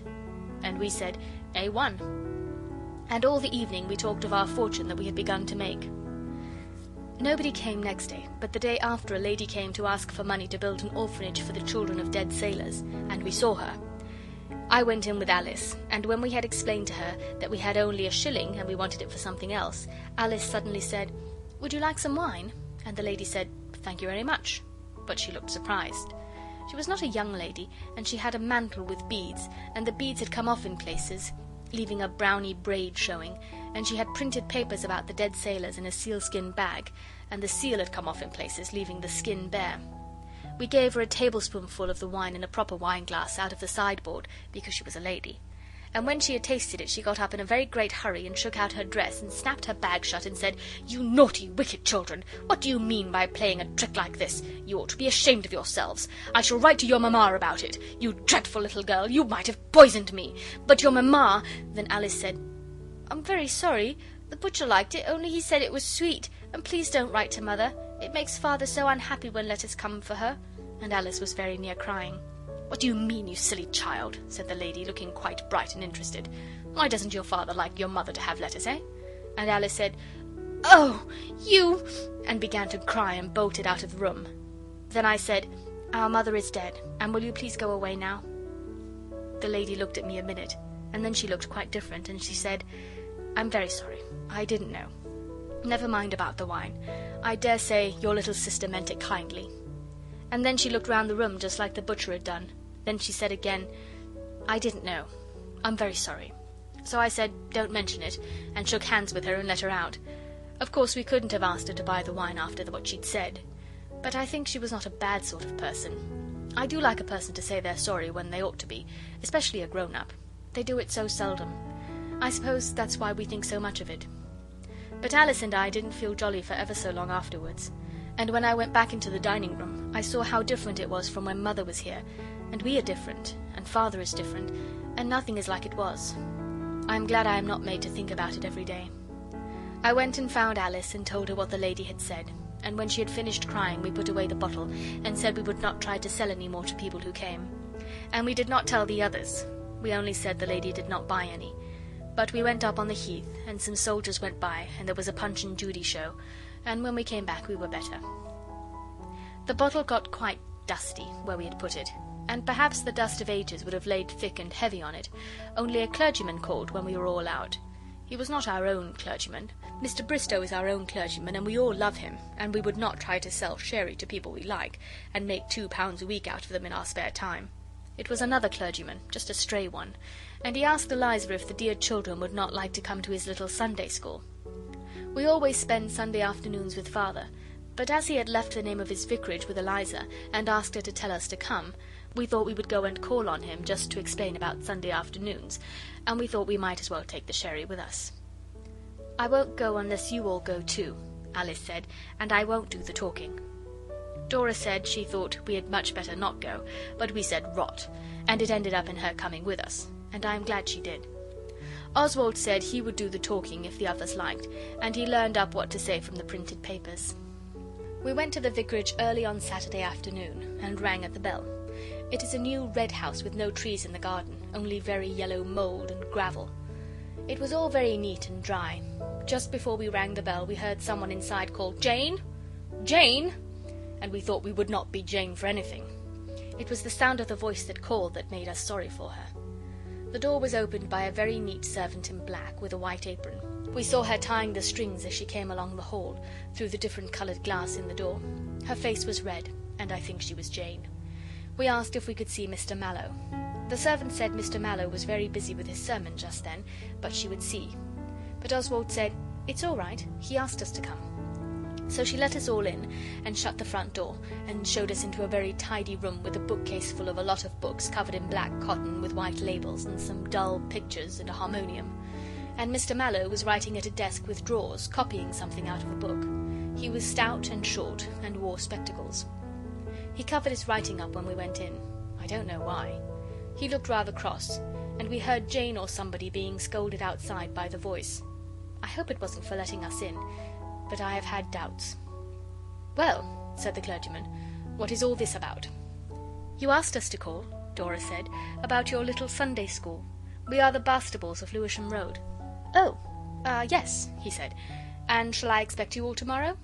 He took up his pen and fiddled with it, and he did not ask us to sit down, but some of us did. "We always spend Sunday afternoon with Father," said Dora, "but we wish to thank you for being so kind as to ask us." "And we wish to ask you something else," said Oswald, and he made a sign to Alice to get the sherry ready in the glass. She did, behind Oswald's back, while he was speaking. "My time is limited," said Mr. Mallow, looking at his watch, "but still..." Then he muttered something about the fold and went on. "Tell me what is troubling you, my little man, and I will try to give you any help in my power. What is it you want?" Then Oswald quickly took the glass from Alice and held it out to him, and said, "I want your opinion on that." "On that?" he said. "What is it?" "It is a shipment," Oswald said, "but it's quite enough for you to taste." Alice had filled the glass half full. I suppose she was too excited to measure properly. "A shipment?" said the clergyman, taking the glass in his hand. "Yes," Oswald went on, "an exceptional opportunity. Full-bodied and nutty." It really does taste rather like one kind of Brazil nut. Alice put her oar in as usual. The vicar looked from Alice to Oswald and back again, and Oswald went on with what he had learned from the printing. The clergyman held the glass at half arm's length, stiffly, as if he had caught cold. It is of a quality never before offered at the price. Old, delicate what's his name? Amorolio, said H.O. Amoroso, said Oswald. H.O., you just shut up. Castilian Amoroso. It's a true after-dinner wine, stimulating and yet... Wine? Said Mr. Mallow, holding the glass further off. Do you know, he went on, making his voice very thick and strong, I expect he does it like that in church, have you never been taught that it is the drinking of wine and spirits, yes, and beer, which makes half the homes in England full of wretched little children and degraded, miserable parents? Not if you put sugar in it, said Alice firmly. 8 lumps and shake the bottle. We have each had more than a teaspoonful of it, and we were not ill at all. It was something else that upset H.O., most likely all those acorns he got out of the park. The clergyman seemed to be speechless with conflicting emotions, and just then the door opened and the lady came in. She had a white cap with lace and an ugly violet flower in it, and she was tall and looked very strong, though thin. I do believe she had been listening at the door. But why, the vicar was saying, why did you bring this dreadful fluid, this curse of our country, to me to taste? Because we thought you might buy some, said Dora, who never sees when a game is up. In books the parson loves his bottle of old port, and new sherry is just as good, with sugar, for people who like sherry. And if you would order a dozen of the wine, then we should get 2 shillings. The lady said, and it was the voice, good gracious, nasty, sordid little things. Haven't they anyone to teach them better? And Dora got up and said, no, we are not those things you say, but we are sorry we came here to be called names. We want to make our fortune just as much as Mr. Mallow does, only no one would listen to us if we preached, so it's no use our copying out sermons like him. And I think that was smart of Dora, even if it was rather rude. Then I said perhaps we had better go, and the lady said, I should think so. But when we were going to wrap up the bottle and glass, the clergyman said, no, you can leave that, and we were so upset we did, though it wasn't his after all. We walked home very fast and not saying much, and the girls went up to their rooms. When I went to tell them tea was ready and there was a tea cake, Dora was crying like anything and Alice hugging her. I am afraid there is a great deal of crying in this chapter, but I can't help it. Girls will sometimes. I suppose it is their nature, and we ought to be sorry for their affliction. It's no good, Dora was saying. You all hate me, and you think I'm a prig and a busybody, but I do try to do right, oh, I do. Oswald, go away. Don't come here making fun of me. So I said, I'm not making fun, Sissy. Don't cry, old girl. Mother taught me to call her Sissy when we were very little and before the others came, but I don't often somehow, now we were old. I patted her on the back and she put her head against my sleeve, holding on to Alice all the time, and she went on. She was in that laughy, cryy state when people say things they wouldn't say at other times. Oh dear, I do try, I do. And when Mother died, she said, Dora, take care of the others and teach them to be good and keep them out of trouble and make them happy. She said, take care of them for me, Dora dear. And I have tried, and all of you hate me for it, and today I let you do this, though I knew all the time it was silly. I hope you will not think I was a muff, but I kissed Dora for some time, because girls like it, and I will never say again that she comes the good elder sister too much. And I've put all this in, though I do hate telling about it, because I own I have been hard on Dora, but I never will be again. She's a good old sort. Of course, we never knew before about what Mother told her, or we wouldn't have ragged her as we did.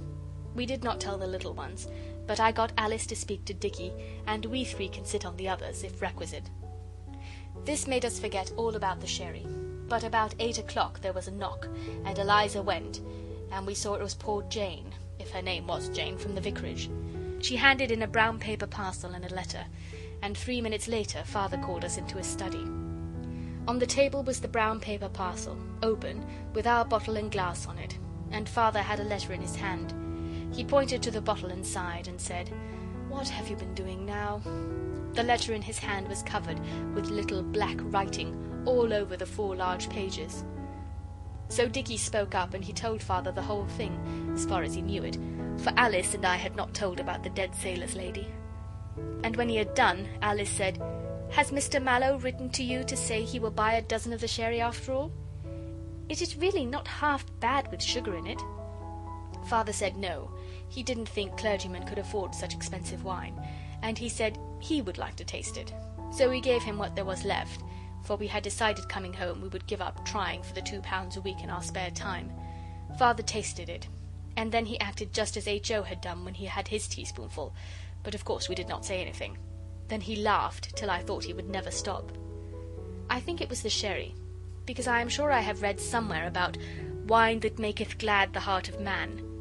He had only a very little, which shows that it was a good after-dinner wine, stimulating, and yet I forget the rest. But when he had done laughing, he said, "It's all right, kids, only don't do it again. The wine trade is overcrowded, and besides, I thought you promised to consult me before going into business." "Before buying one, I thought you meant," said Dicky. "This was only on commission." And Father laughed again. I am glad we got the Castilian Amoroso, because it did really cheer Father up, and you cannot always do that, however hard you try, even if you make jokes or give him a comic paper. End of chapter 11.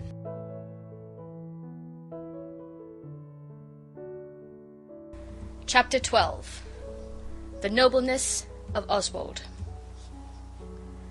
The part about his nobleness only comes at the end, but you would not understand it unless you knew how it began. It began, like nearly everything about that time, with treasure-seeking. Of course, as soon as we had promised to consult my father about business matters, we all gave up wanting to go into business. I don't know how it is, but having to consult about a thing with grown-up people, even the bravest and the best, seems to make the thing not worth doing afterwards. We don't mind Albert's uncle chipping in sometimes when the thing's going on, but we are glad he never asked us to promise to consult him about anything.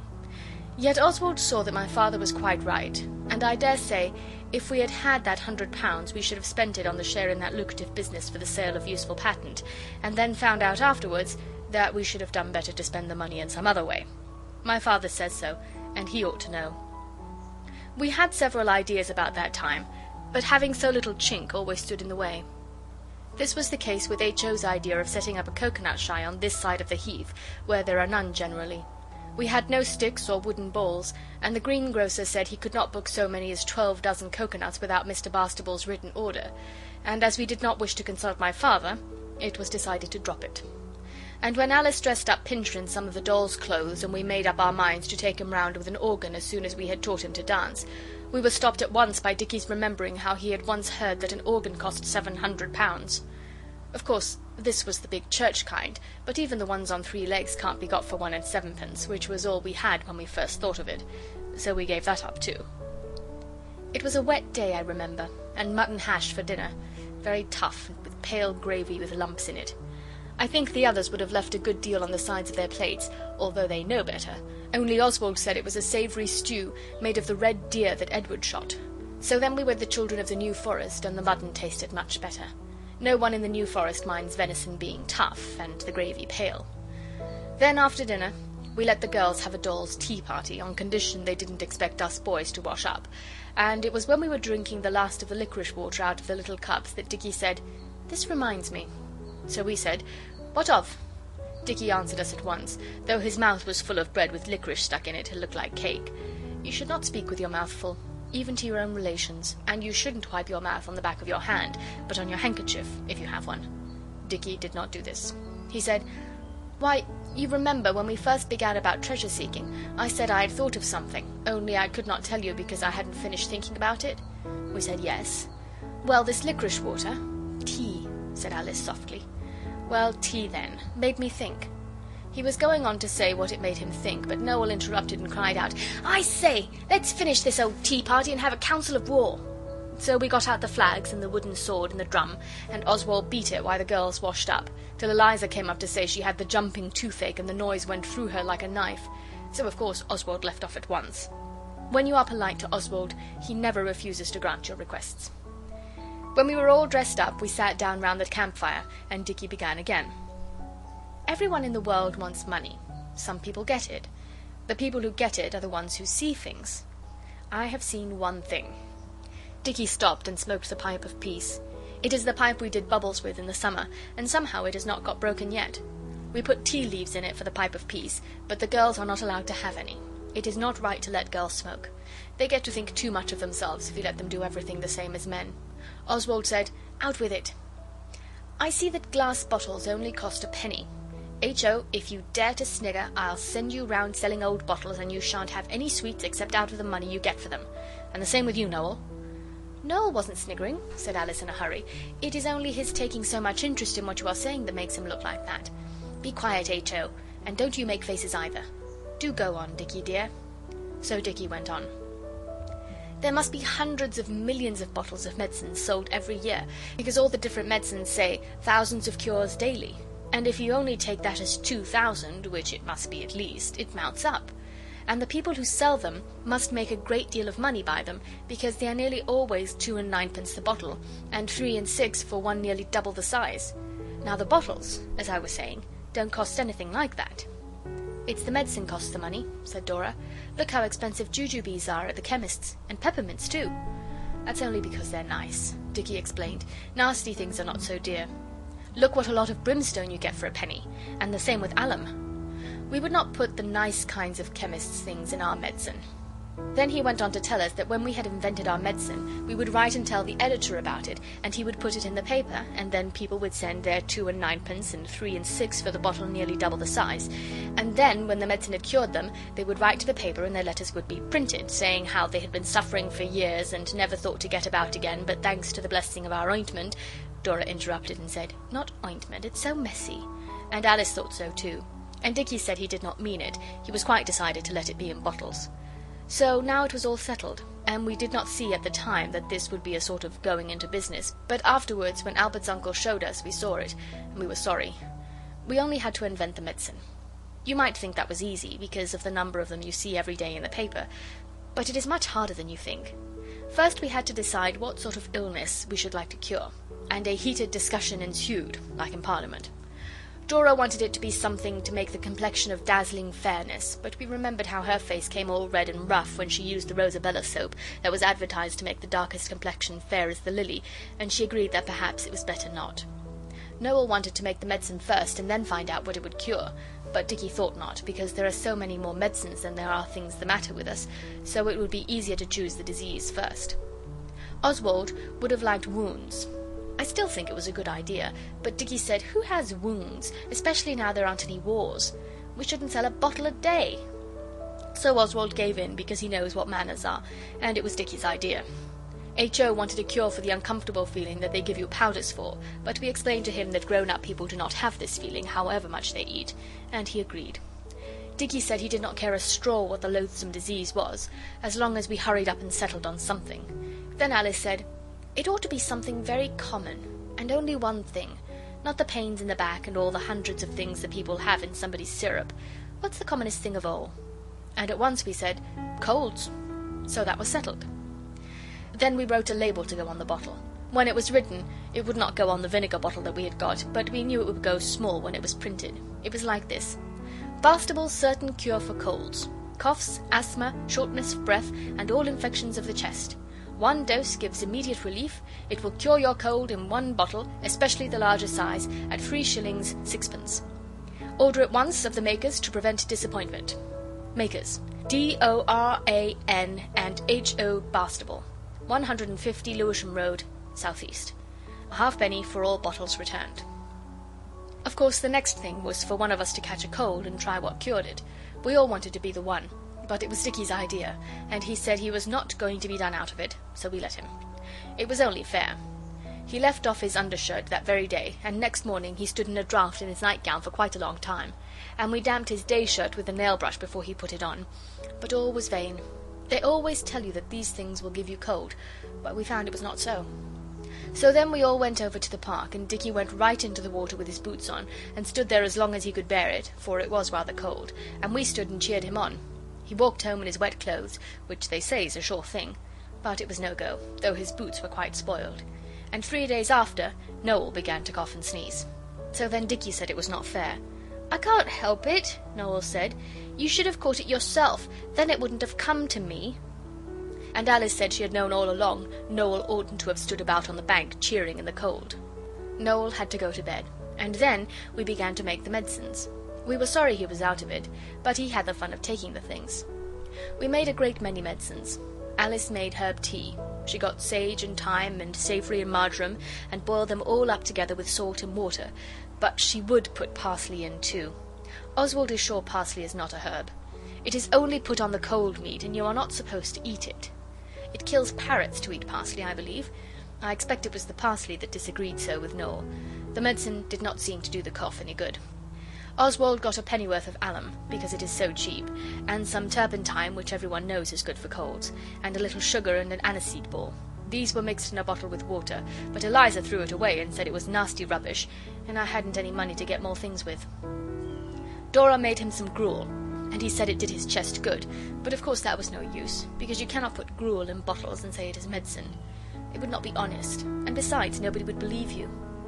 Dick mixed up lemon juice and sugar and a little of the juice of the red flannel that Noel's throat was done up in.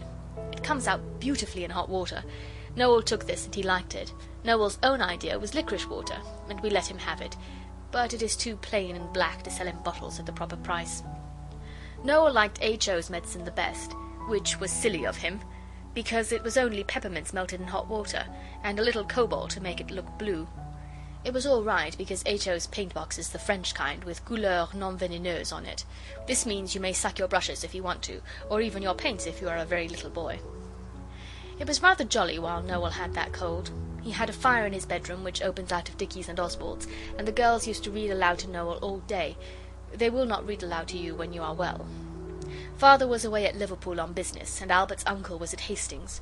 We were rather glad of this, because we wished to give all the medicines a fair trial, and grown-ups are but too fond of interfering.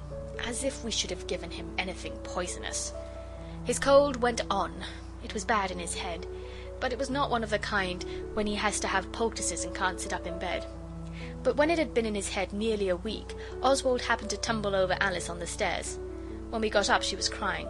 "Don't cry, silly," said Oswald. "You know I didn't hurt you. I was very sorry if I had hurt her, but you ought not to sit on the stairs in the dark and let other people tumble over you. You ought to remember how beastly it is for them if they do hurt you." "Oh, it's not that, Oswald," Alice said. "Don't be a pig. I'm so miserable. Do be kind to me." So Oswald thumped her on the back and told her to shut up. "It's about Noel," she said. "I'm sure he's very ill, and playing about with medicines is all very well, but I know he's ill, and Eliza won't send for the doctor. She says it's only a cold. And I know the doctor's bills are awful. I heard Father telling Aunt Emily so in the summer. But he is ill, and perhaps he'll die or something." Then she began to cry again. Oswald thumped her again, because he knows how a good brother ought to behave, and said, "Cheer up."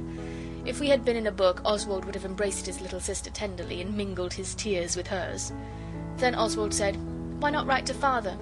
And she cried more and said, "I've lost the paper with the address. H.O. had it to draw on the back of, and I can't find it now. I've looked everywhere. I'll tell you what I'm going to do." "No, I won't. But I'm going out. Don't tell the others. And I say, Oswald, do pretend I'm in if Eliza asks. Promise." "Tell me what you're going to do," I said. But she said no. And there was a good reason why not. So I said I wouldn't promise if it came to that.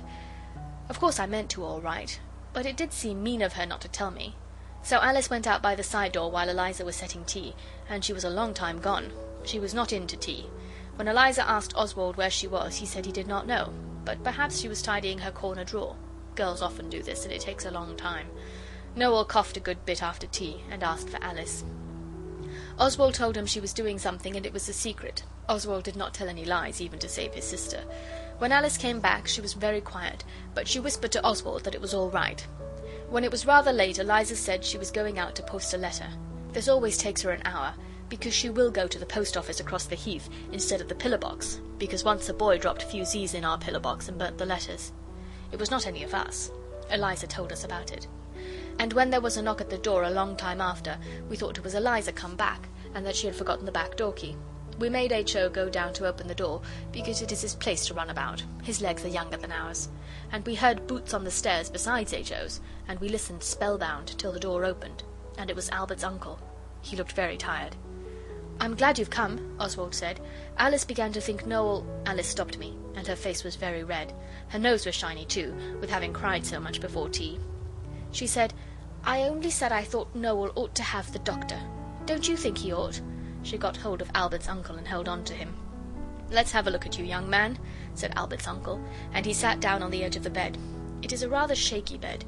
The bar that keeps it steady underneath got broken when we were playing burglars last winter. It was our crowbar. He began to feel Noel's pulse, and went on talking. It was revealed to the Arab physician, as he made merry in his tents on the wild plains of Hastings, that the presence had a cold in its head. So he immediately seated himself on the magic carpet, and bade it bear him hither, only pausing in the flight to purchase a few sweetmeats in the bazaar. He pulled out a jolly lot of chocolate and some butterscotch and grapes for Noel. When we had all said thank you, he went on. "The physicians are the words of wisdom. It's high time this kid was asleep. I have spoken. You have my leave to depart." So we bunked, and Dora and Albert's uncle made Noel comfortable for the night. When they came to the nursery, which we had gone down to, he sat down in the Guy Fawkes chair and said, "Now then." Alice said, "You may tell them what I did. I dare say they'll all be in a wax, but I don't care." "I think you were very wise," said Albert's uncle, pulling her close to him to sit on his knee. "I am very glad you telegraphed." So then Oswald understood what Alice's secret was. She had gone out and sent a telegram to Albert's uncle at Hastings. But Oswald thought she might have told him. Afterwards she told me what she had put in the telegram. It was, "Come home. We have given Noel a cold, and I think we are killing him." With the address it came to 10 halfpenny.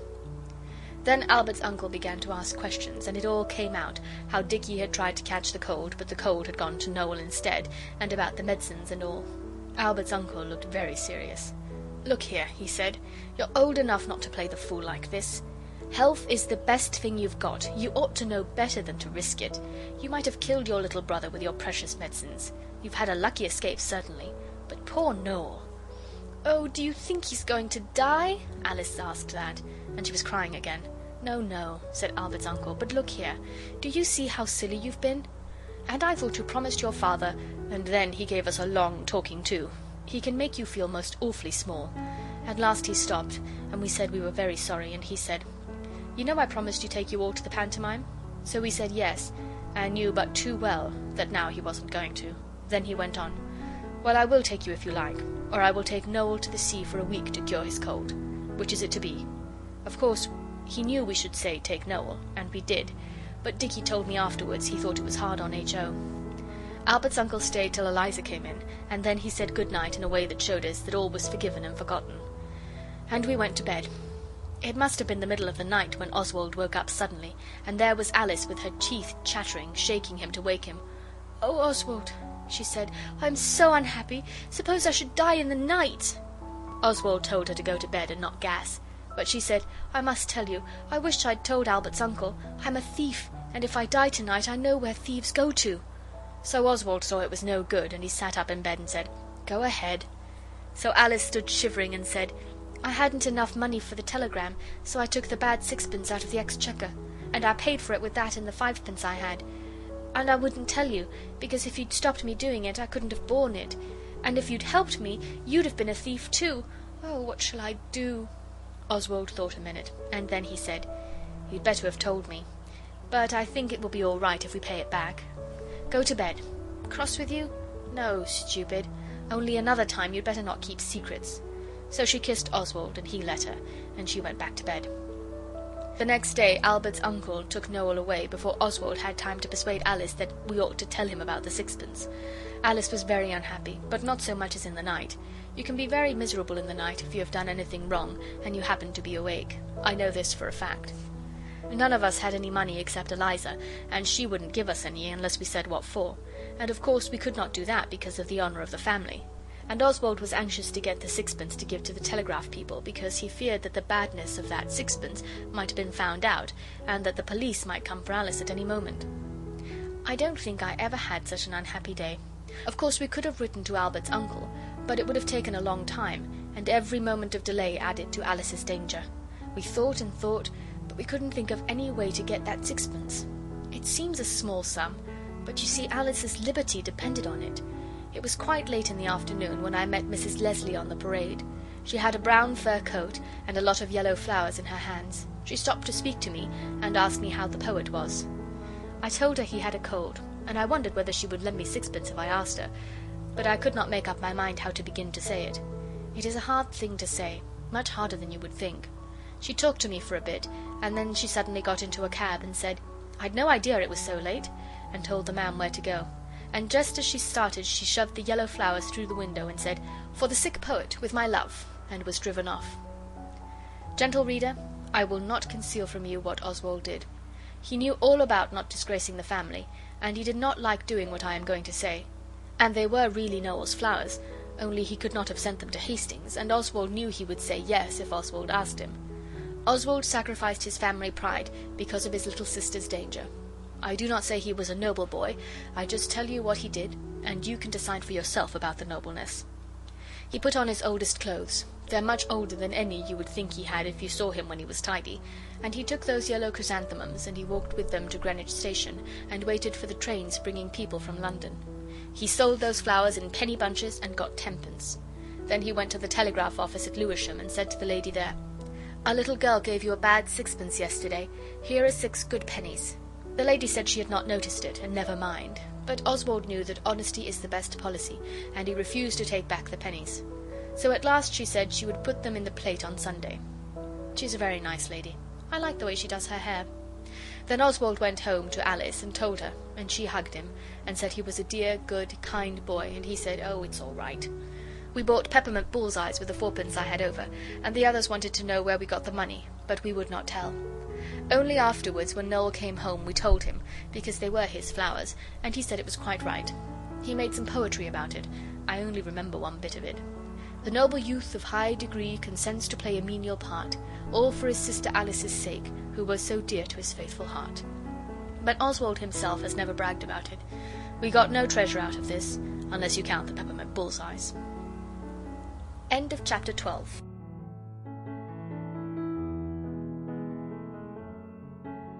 Chapter 13. The Robber and the Burglar.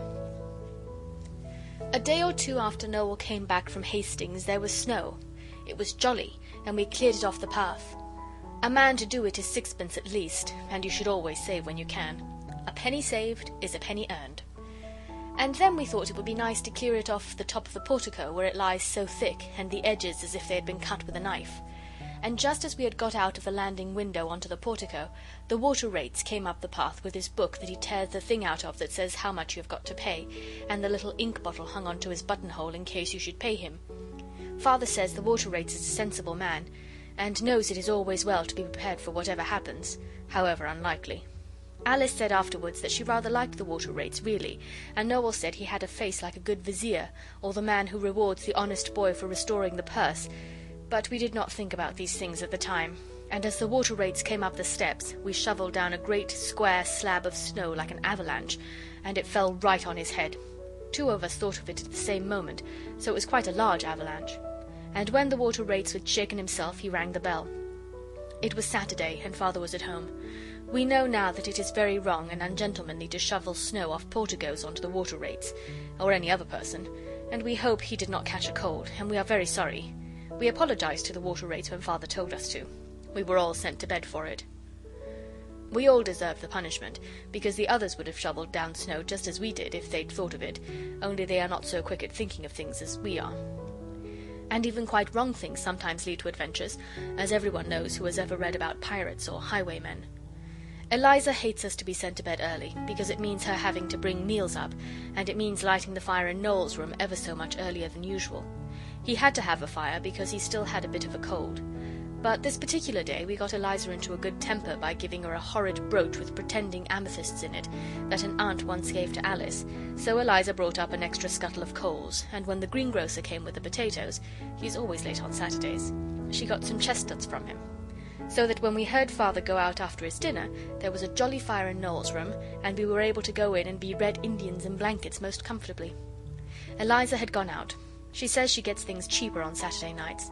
She has a great friend who sells fish at a shop, and he is very generous and lets her have herrings for less than half the natural price. So we were all alone in the house. Pincher was out with Eliza, and we talked about robbers. And Dora thought it would be a dreadful trade, but Dicky said, "I think it would be very interesting."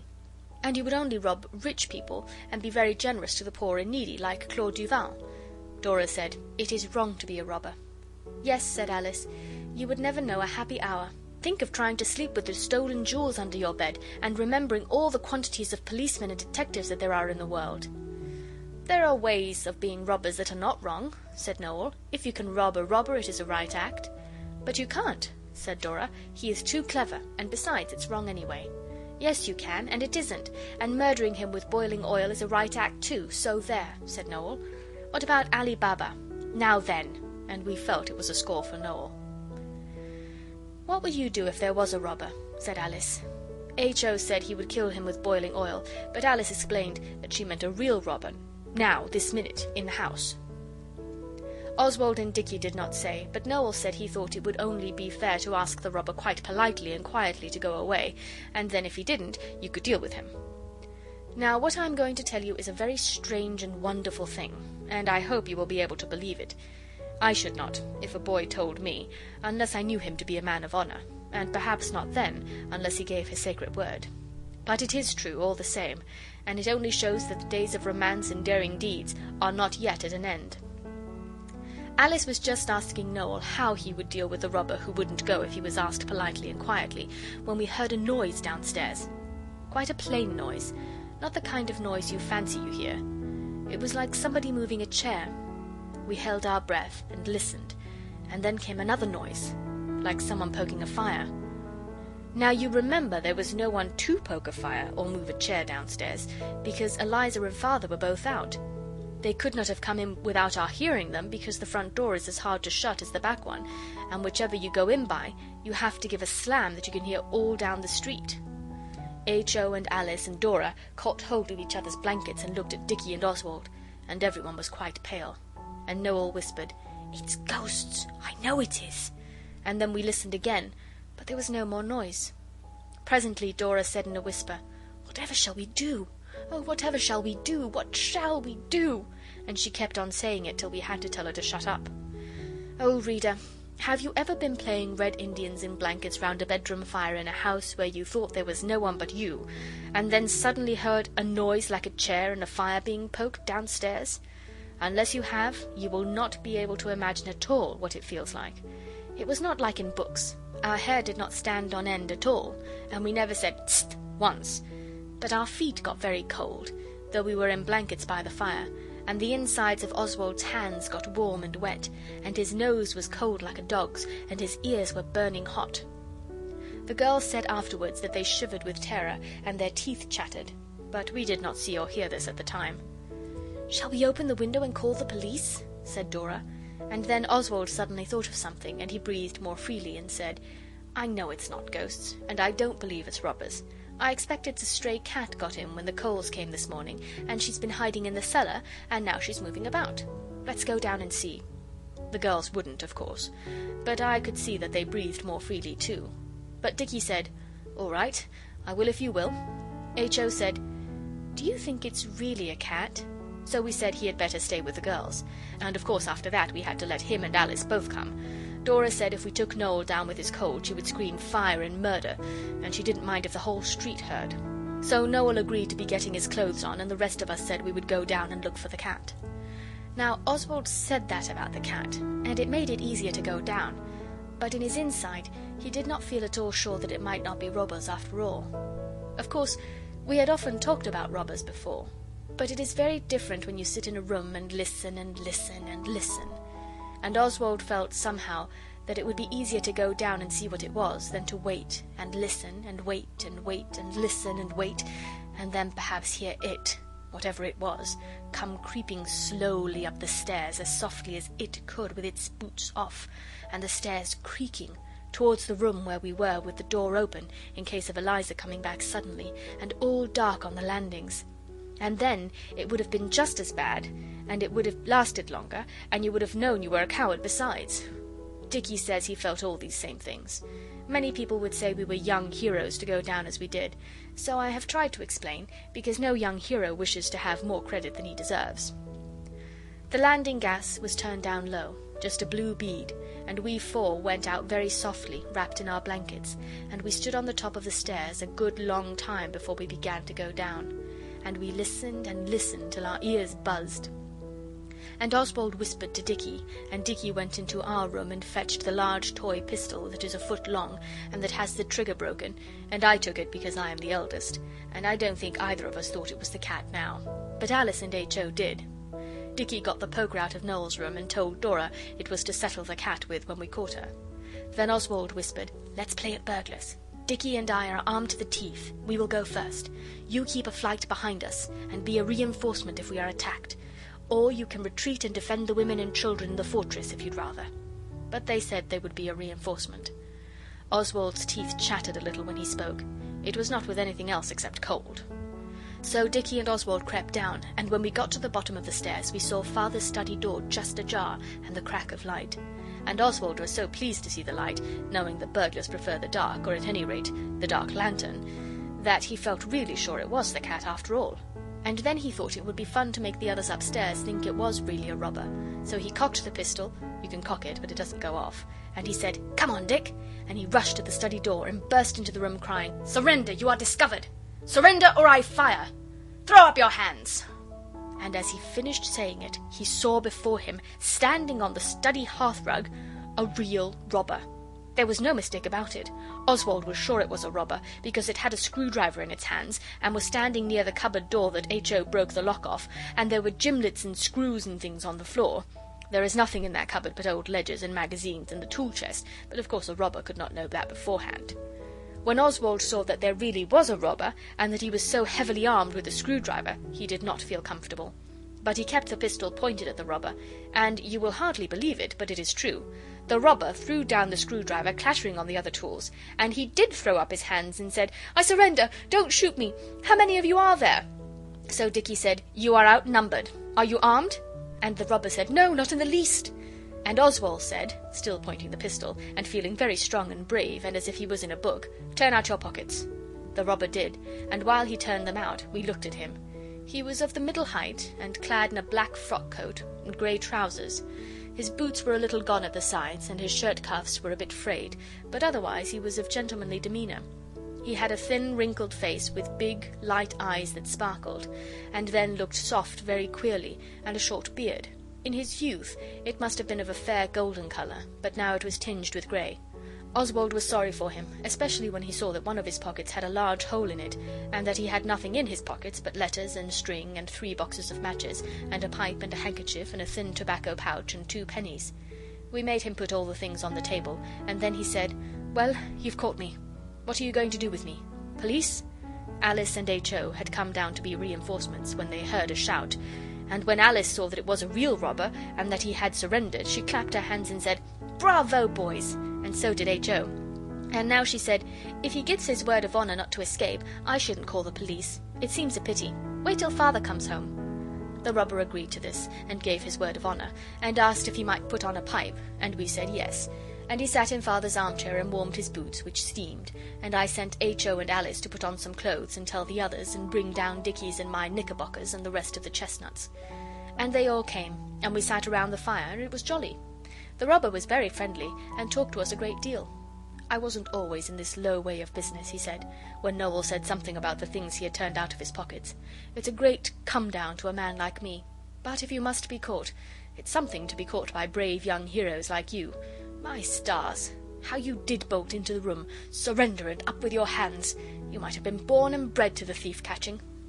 Oswald is sorry if it was mean, but he could not own up just then that he did not think there was anyone in the study when he did that brave, if rash, act. He has told since. "And what made you think there was anyone in the house?" the robber asked when he had thrown his head back and laughed for quite half a minute. So we told him, and he applauded our valour, and Alice and H.O. explained that they would have said surrender too, only they were reinforcements. The robber ate some of the chestnuts, and we sat and wondered when Father would come home, and what he would say to us for our intrepid conduct. And the robber told us of all the things he had done before he began to break into houses. Dicky picked up the tools from the floor, and suddenly he said, "Why, this is Father's screwdriver and his gimlets and all. Well, I do call it jolly cheek to pick a man's locks with his own tools." "True, true," said the robber. "It is cheek, of the jolliest. But you see, I've come down in the world. I was a highway robber once, but horses are so expensive to hire, 5 shillings an hour, you know, and I couldn't afford to keep them. The highwayman business isn't what it was." "What about a bike?" said H.O. But the robber thought cycles were low, and besides, you couldn't go across country with them when occasion rose, as you could with a trusty steed, and he talked of highwaymen as if he knew just how we liked hearing it. Then he told us how he had been a pirate captain, and how he had sailed over waves mountains high and gained rich prizes, and how he did begin to think that here he had found a profession to his mind. "I don't say there are no ups and downs in it," he said, "especially in stormy weather. But what a trade! And a sword at your side, and the Jolly Roger flying at the peak, and a prize in sight, and all the black mouths of your guns pointed at the laden trader, and the wind in your favour, and your trusty crew ready to live and die for you. Oh, but it's a grand life." I did feel so sorry for him. He used such nice words, and he had a gentleman's voice. "I'm sure you weren't brought up to be a pirate," said Dora. She had dressed even to her collar, and made Noel do it too, but the rest of us were in blankets with just a few odd things put on anyhow underneath. The robber frowned and sighed. "No," he said, "I was brought up to the law. I was at Balliol, bless your hearts, and that's true anyway." He sighed again, and looked hard at the fire. "That was my father's college," H.O. was beginning, but Dicky said, "Why did you leave off being a pirate?" "A pirate?" he said, as if he had not been thinking of such things. "Oh, yes. Why I gave it up. Because I could not get over the dreadful seasickness." "Nelson was seasick," said Oswald. "Ah," said the robber, "but I hadn't his luck, or his pluck, or something. He stuck to it and won Trafalgar, didn't he? Kiss me hardy, and all that, eh? I couldn't stick to it. I had to resign, and nobody kissed me." I saw by his understanding about Nelson that he was really a man who had been to a good school as well as to Balliol. Then we asked him, "And what did you do then?" And Alice asked him if he was ever a coiner, and we told him how we had thought we'd caught the desperate gang next door, and he was very much interested and said he was glad he had never taken to coining. "Besides, the coins are so ugly nowadays," he said. "No one could really find any pleasure in making them. And it's a hole and corner business at the best, isn't it? And it must be a very thirsty one, with the hot metal and furnaces and things." And again he looked at the fire. Oswald forgot for a minute that the interesting stranger was a robber, and asked him if he wouldn't have a drink. Oswald has heard Father do this to his friends, so he knows it is the right thing. The robber said he didn't mind if he did, and that is right too. And Dora went and got a bottle of Father's ale, the light sparkling family, and a glass, and we gave it to the robber. Dora said she would be responsible. Then, when he had had a drink, he told us about bandits, but he said it was so bad in wet weather. Bandits' caves were hardly ever properly weather-tight, and bush-ranging was the same. "As a matter of fact," he said, "I was bush-ranging this afternoon among the furze bushes on the heath, but I had no luck. I stopped the Lord Mayor in his gilt coach, with all his footmen in plush and gold lace, smart as cockatoos, but it was no go. The Lord Mayor hadn't a stiver in his pockets. One of the footmen had 6 new pennies. The Lord Mayor always pays his servants' wages in new pennies. I spent 4p of that in bread and cheese. That on the table's the 2p. Ah, it's a poor trade." And then he filled his pipe again. We had turned out the gas, so that Father should have a jolly good surprise when he did come home, and we sat and talked as pleasant as could be. I never liked a new man better than I liked that robber, and I felt so sorry for him. He told us he had been a war correspondent and an editor in happier days, as well as a horse-stealer and a colonel of dragoons. And quite suddenly, just as we were telling him about Lord Tottenham and our being highwaymen ourselves, he put up his hand and said, "Shh!" And we were quiet and listened. There was a scraping noise. It came from downstairs. "They're filing something," whispered the robber. "Here, shut up. Give me that pistol and the poker. There is a burglar now, and no mistake." "It's only a toy one, and it won't go off," I said, "but you can cock it." Then we heard a snap. "There goes the window bar," said the robber, softly. "Jove, what an adventure! You kids stay here, I'll tackle it." But Dicky and I said we should come. So he let us go as far as the bottom of the kitchen stairs, and we took the tongs and shovel with us. There was a light in the kitchen, a very little light. It is curious we never thought, any of us, that this might be a plant of our robber's to get away. We never thought of doubting his word of honour, and we were right. That noble robber dashed the kitchen door open, and rushed in with the big toy pistol in one hand and the poker in the other, shouting out just like Oswald had done, "Surrender! You are discovered! Surrender, or I'll fire! Throw up your hands!" And Dicky and I rattled the tongs and shovel so that he might know there were more of us, all bristling with weapons. and we heard a husky voice in the kitchen saying, "All right, governor, stow that scent sprinkler, I'll give in. Blowed if I ain't pretty well sick of the job anyway." Then we went in. Our robber was standing in the grandest manner with his legs very wide apart and the pistol pointing at the cowering burglar. The burglar was a large man who did not mean to have a beard, I think, but he had got some of one, and a red comforter in a fur cap, and his face was red and his voice was thick. How different from our own robber. The burglar had a dark lantern, and he was standing by the plate basket. When we had lit the gas, we all thought he was very like what a burglar ought to be. He did not look as if he could ever have been a pirate or a highwayman, or anything really dashing or noble, and he scowled and shuffled his feet and said, "Well, go on. Why don't you fetch the police?" "Upon my word, I don't know," said our robber, rubbing his chin. "Oswald, why don't we fetch the police?" It is not every robber that I would stand Christian names from, I can tell you, but just then I didn't think of that. I just said, "Do you mean I'm to fetch one?" Our robber looked at the burglar and said nothing. Then the burglar began to speak very fast, and to look different ways with his hard, shiny little eyes. "Look here, governor," he said, "I was stony broke, so help me, I was. I'm blessed if I've nicked a ha'porth of your little lot. You know yourself there ain't much to tempt a bloke." He shook the plate basket as if he was angry with it, and the yellowy spoons and forks rattled. "I was just a-looking through this here Bank Holiday show when you come. Let me off, sir. Come now, I've got kids of my own at home. Strike me if I ain't, same as yours. I've got a nipper just about his size, and what'll come of them if I'm lagged?" "I ain't been in it long, sir, and I ain't handy at it." "No," said our robber, "you certainly are not." Alice and the others had come down by now to see what was happening. Alice told me afterwards they thought it really was the cat this time. "No, I ain't handy, as you say, sir. And if you let me off this once, I'll chuck the whole bloomin' biz, rake my civvy, I will. Don't be hard on a cove, mister. Think of the missus and the kids. I got one just the cut of little Missy there, bless her pretty heart." "Your family certainly fits your circumstances very nicely," said our robber. Then Alice said, "Oh, do let him go. If he's got a little girl like me, whatever will she do? Suppose it was Father." "I don't think he's got a little girl like you, my dear," said our robber, "and I think he'll be safer under lock and key."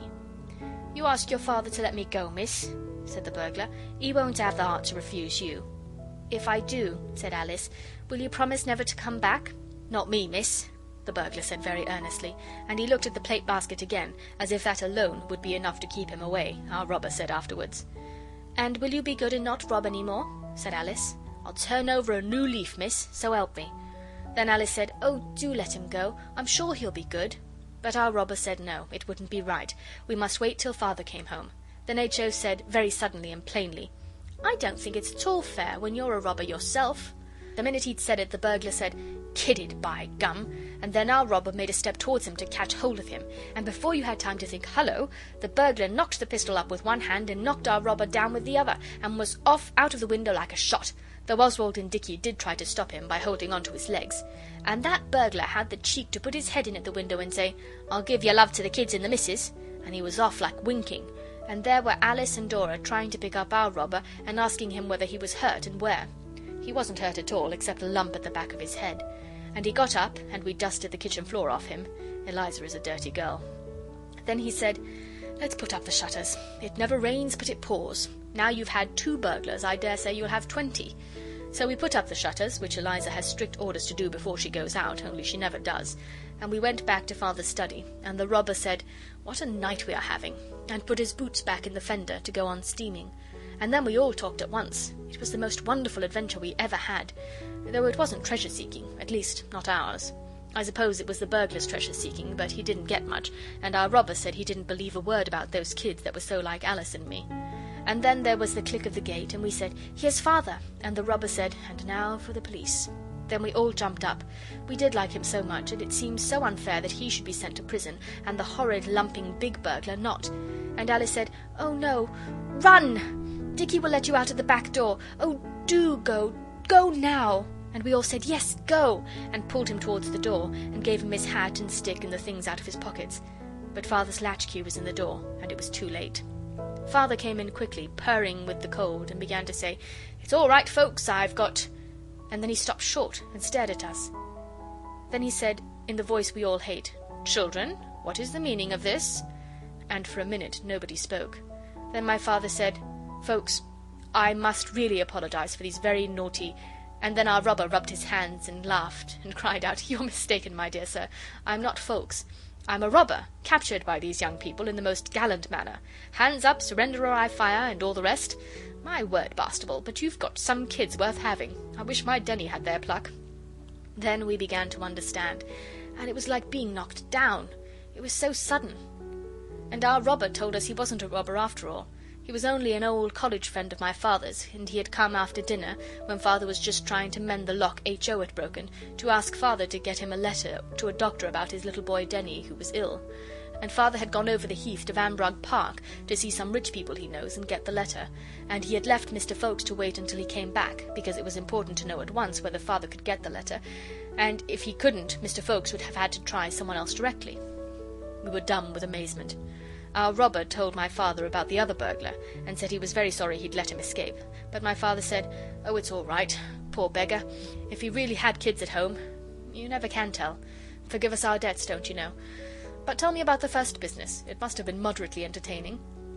Then our robber told my father how I had rushed into the room with a pistol, crying out, "Oh, but you know all about that," and he laid it on so thick and fat about plucky young 'uns and chips of the old blocks and things like that, I felt I was purple with shame, even under the blanket. So I swallowed that thing that tries to prevent you speaking when you ought to, and I said, "Look here, Father, I didn't really think there was anyone in the study. We thought it was a cat at first, and then I thought there was no one there, and I was just larking. And when I said surrender and all that, it was just the game, don't you know?" Then our robber said, "Yes, old chap, but when you found there really was someone there, you dropped the pistol and bunked, didn't you, eh?" And I said, "No, I thought, hullo, here's a robber. Well, it's all up, I suppose, but I may as well hold on and see what happens." And I was glad I'd owned up, for Father slapped me on the back and said I was a young brick, and our robber said I was no funk anyway, and though I got very hot under the blanket, I liked it, and I explained that the others would have done the same if they had thought of it. Then Father got up some more beer and laughed about Dora's responsibility, and he got out a box of figs he had bought for us, only he hadn't given it to us because of the water rates, and Eliza came in and brought up the bread and cheese and what there was left of the neck of mutton, cold wreck of mutton, Father called it, and we had a feast, like a picnic, all sitting anywhere, and eating with our fingers. It was prime. We sat up until past 12 o'clock, and I never felt so pleased to think I was not born a girl. It was hard on the others. They would have done just the same if they'd thought of it, but it does make you feel jolly when your pater says you're a young brick. When Mr. Ffoulkes was going, he said to Alice, "Goodbye, Hardy," and Alice understood, of course, and kissed him as hard as she could. And she said, "I wanted to, when you said no one kissed you when you left off being a pirate," and he said, "I know you did, my dear." And Dora kissed him too and said, "I suppose none of those tales were true," and our robber just said, "I tried to play the part properly, my dear." And he jolly well did play it, and no mistake. We have often seen him since, and his boy Denny, and his girl Daisy, but that comes in another story. And if any of you kids who read this ever had 2 such adventures in one night, you can just write and tell me, that's all. End of chapter 13.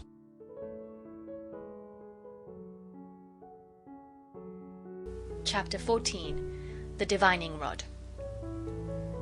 You have no idea how uncomfortable the house was on the day when we sought for gold with the divining rod. It was like a spring cleaning in the winter time. All the carpets were up, because Father had told Eliza to make the place decent, as there was a gentleman coming to dinner the next day. So she got in a charwoman, and they slopped water about and left brooms and brushes on the stairs for people to tumble over. H.O. got a big lump on his head in that way, and when he said it was too bad, Eliza said he should keep in the nursery then, and not be where he'd no business. We bandaged his head with a towel, and then he stopped crying and played at being England's wounded hero dying in the cockpit, while every man was doing his duty, as the hero had told them to. And Alice was Hardy, and I was the doctor, and the others were the crew. Playing at Hardy made us think of our own dear robber, and we wished he was there, and wondered if we should ever see him any more. We were rather astonished at Father's having anyone to dinner, because now he never seems to think of anything but business. Before Mother died, people often came to dinner, and Father's business did not take up so much of his time, and was not the bother it is now. And we used to see who could go furthest down in our nightgowns and get nice things to eat without being seen, out of the dishes as they came out of the dining room. Eliza can't cook very nice things. She told Father she was a good plain cook, but he says it was a fancy portrait. We stayed in the nursery till the charwoman came in and told us to be off. She was going to make one job of it and have our carpet up as well as all the others, now the man was here to beat them. It came up, and it was very dusty, and under it we found my 3-penny bit that I lost ages ago, which shows what Eliza is. H.O. had got tired of being the wounded hero, and Dicky was so tired of doing nothing that Dora said she knew he'd begin to tease Noel in a minute. Then, of course, Dicky said he wasn't going to tease anybody, he was going out to the heath. He said he'd heard that nagging women drove a man from his home, and now he found it was quite true.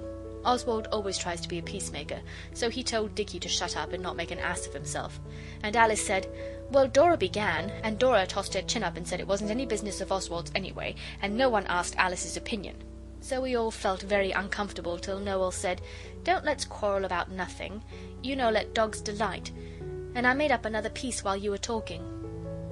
Quarrelling is an evil thing, it fills with gall life's cup, for when once you begin, it takes such a long time to make it up. We all laughed then and stopped jawing at each other. Noel is very funny with his poetry, but that piece happened to come out quite true. You begin to quarrel, and then you can't stop. Often, long before the others are ready to cry and make it up, I see how silly it is, and I want to laugh, but it doesn't do to say so, for it only makes the others crosser than they were before. I wonder why that is. Alice said Noel ought to be poet laureate, and she actually went out in the cold and got some laurel leaves, the spotted kind, out of the garden, and Dora made a crown and we put it on him. He was quite pleased, but the leaves made a mess, and Eliza said don't. I believe that's a word grown-ups use more than any other. Then suddenly Alice thought of that old idea of hers for finding treasure, and she said, do let's try the divining rod. So Oswald said, fair priestess, we do greatly desire to find gold beneath our land, therefore we pray thee practise with the divining rod, and tell us where we can find it. Do ye desire to fashion of it helms and hauberks? Said Alice. Yes, said Noel, and chains and ouches. I bet you don't know what an ouch is, said Dicky. Yes, I do, so there, said Noel. It's a carcanet. I looked it out in the dicker. Now then. We asked him what a carcanet was, but he wouldn't say. And we want to make fair goblets of the gold, said Oswald. Yes, to drink coconut milk out of, said H.O. And we desire to build fair palaces of it, said Dicky. And to buy things, said Dora, a great many things. New Sunday frocks and hats and kid gloves and... She would have gone on for ever so long, only we reminded her that we hadn't found the gold yet. By this Alice had put on the nursery tablecloth, which is green, and tied the old blue and yellow antimacassar over her head, and she said, if your intentions are correct, fear nothing and follow me. And she went down into the hall. We all followed, chanting heroes. It is a gloomy thing the girls learnt at the high school, and we always use it when we want a priestly chant.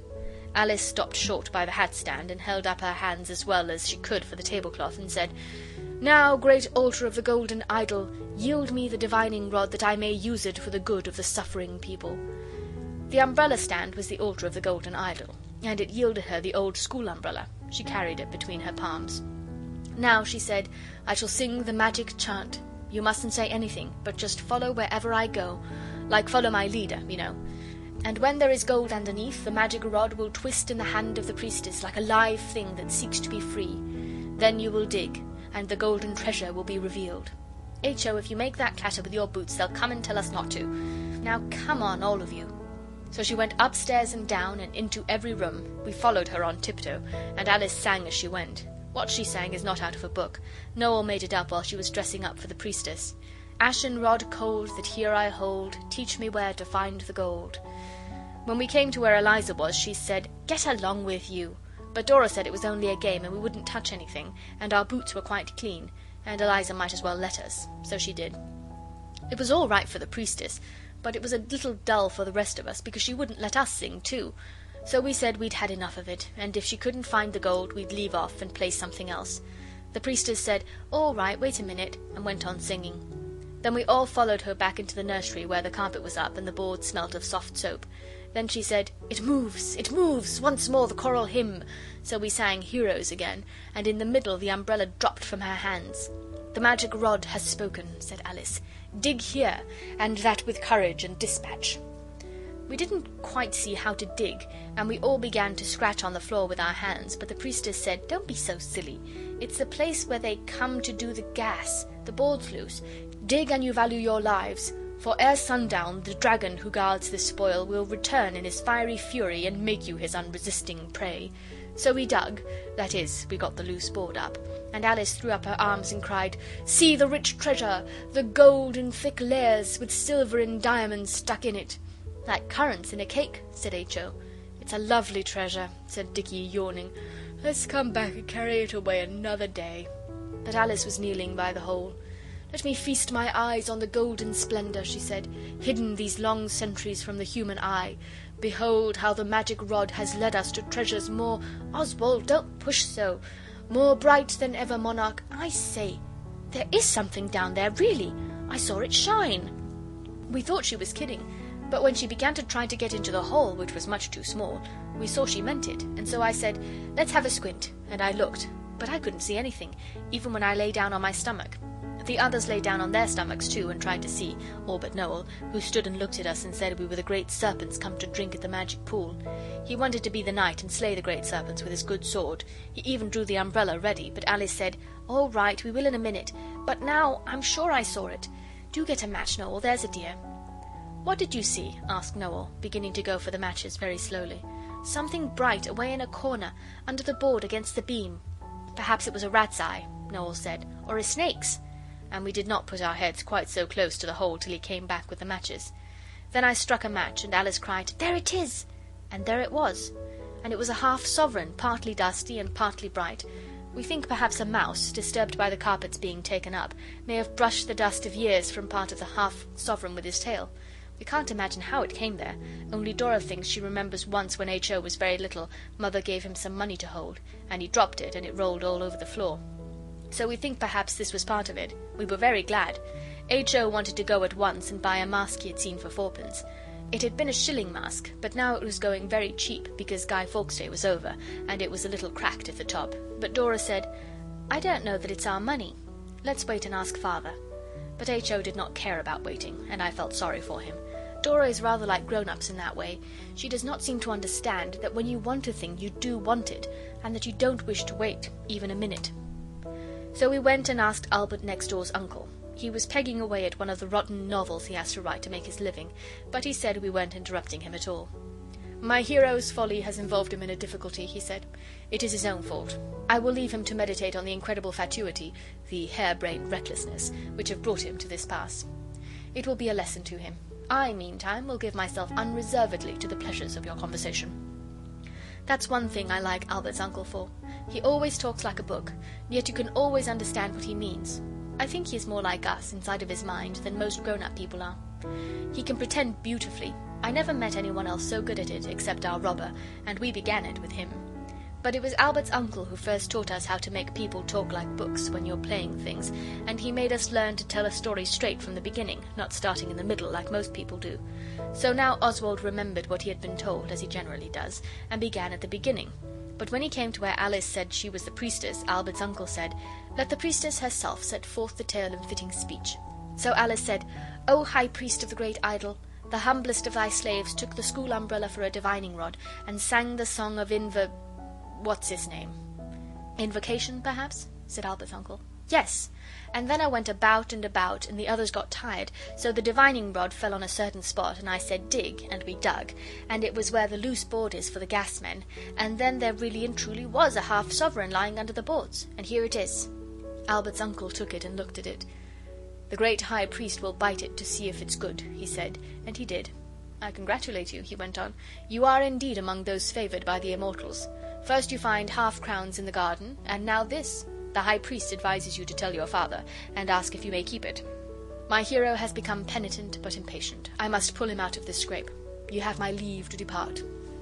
Of course we knew from Kipling that that means you'd better bunk and be sharp about it, so we came away. I do like Albert's uncle. I shall be like that when I'm a man. He gave us our Jungle books, and he is awfully clever, though he does have to write grown-up tales. We told Father about it that night. He was very kind. He said we might certainly have the half-sovereign, and he hoped we should enjoy ourselves with our treasure trove. Then he said, "Your dear mother's Indian uncle is coming to dinner here tomorrow night, so you will not drag the furniture about overhead, please, more than you're absolutely obliged. And H.O. might wear slippers or something. I can always distinguish the note of H.O.'s boots." We said we would be very quiet, and Father went on. "This Indian uncle is not used to children, and he is coming to talk business with me. It is really important that he should be quiet. Do you think, Dora, that perhaps bed at 6 for H.O. and Noel?" But H.O. said, "Father, I really and truly won't make a noise. I'll stand on my head all evening sooner than disturb the Indian uncle with my boots." And Alice said Noel never made a row anyhow. So Father laughed and said, "All right," and he said we might do as we liked with the half-sovereign, Only for goodness sake, don't try to go in for business with it," he said. "It's always a mistake to go into business with an insufficient capital." We talked it over all that evening, and we decided that as we were not to go into business with our half-sovereign, it was no use not spending it at once, and so we thought we might as well have a right royal feast. The next day we went out and bought the things. We got figs and almonds and raisins and a real raw rabbit, and Eliza promised to cook it for us if we would wait till tomorrow, because of the Indian uncle coming to dinner. She was very busy cooking nice things for him to eat. We got the rabbit because we are so tired of beef and mutton, and Father hasn't a bill at the poultry shop. And we got some flowers to go on the dinner table for Father's party, and we got hardbake and raspberry noyeau and peppermint rock and oranges and a coconut, with other nice things. We put it all in the top long drawer. It is H.O.'s play drawer, and we made him turn his things out and put them in Father's old portmanteau. H.O. is getting old enough now to learn to be unselfish, and besides, his drawer wanted tidying very badly. Then we all vowed by the honour of the ancient house of Bastable that we would not touch any of the feast till Dora gave the word next day, and we gave H.O. some of the hardbake to make it easier for him to keep his vow. The next day was the most remarkable day in all our lives, but we didn't know that then. But that is another story. I think that is such a useful way to know when you can't think how to end up a chapter. I learnt it from another writer named Kipling. I've mentioned him before, I believe, but he deserves it. End of chapter 14.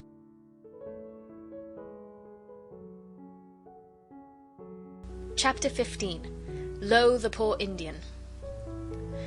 It was all very well for Father to ask us not to make a row because the Indian uncle was coming to talk business, but my young brother's boots are not the only things that make a noise.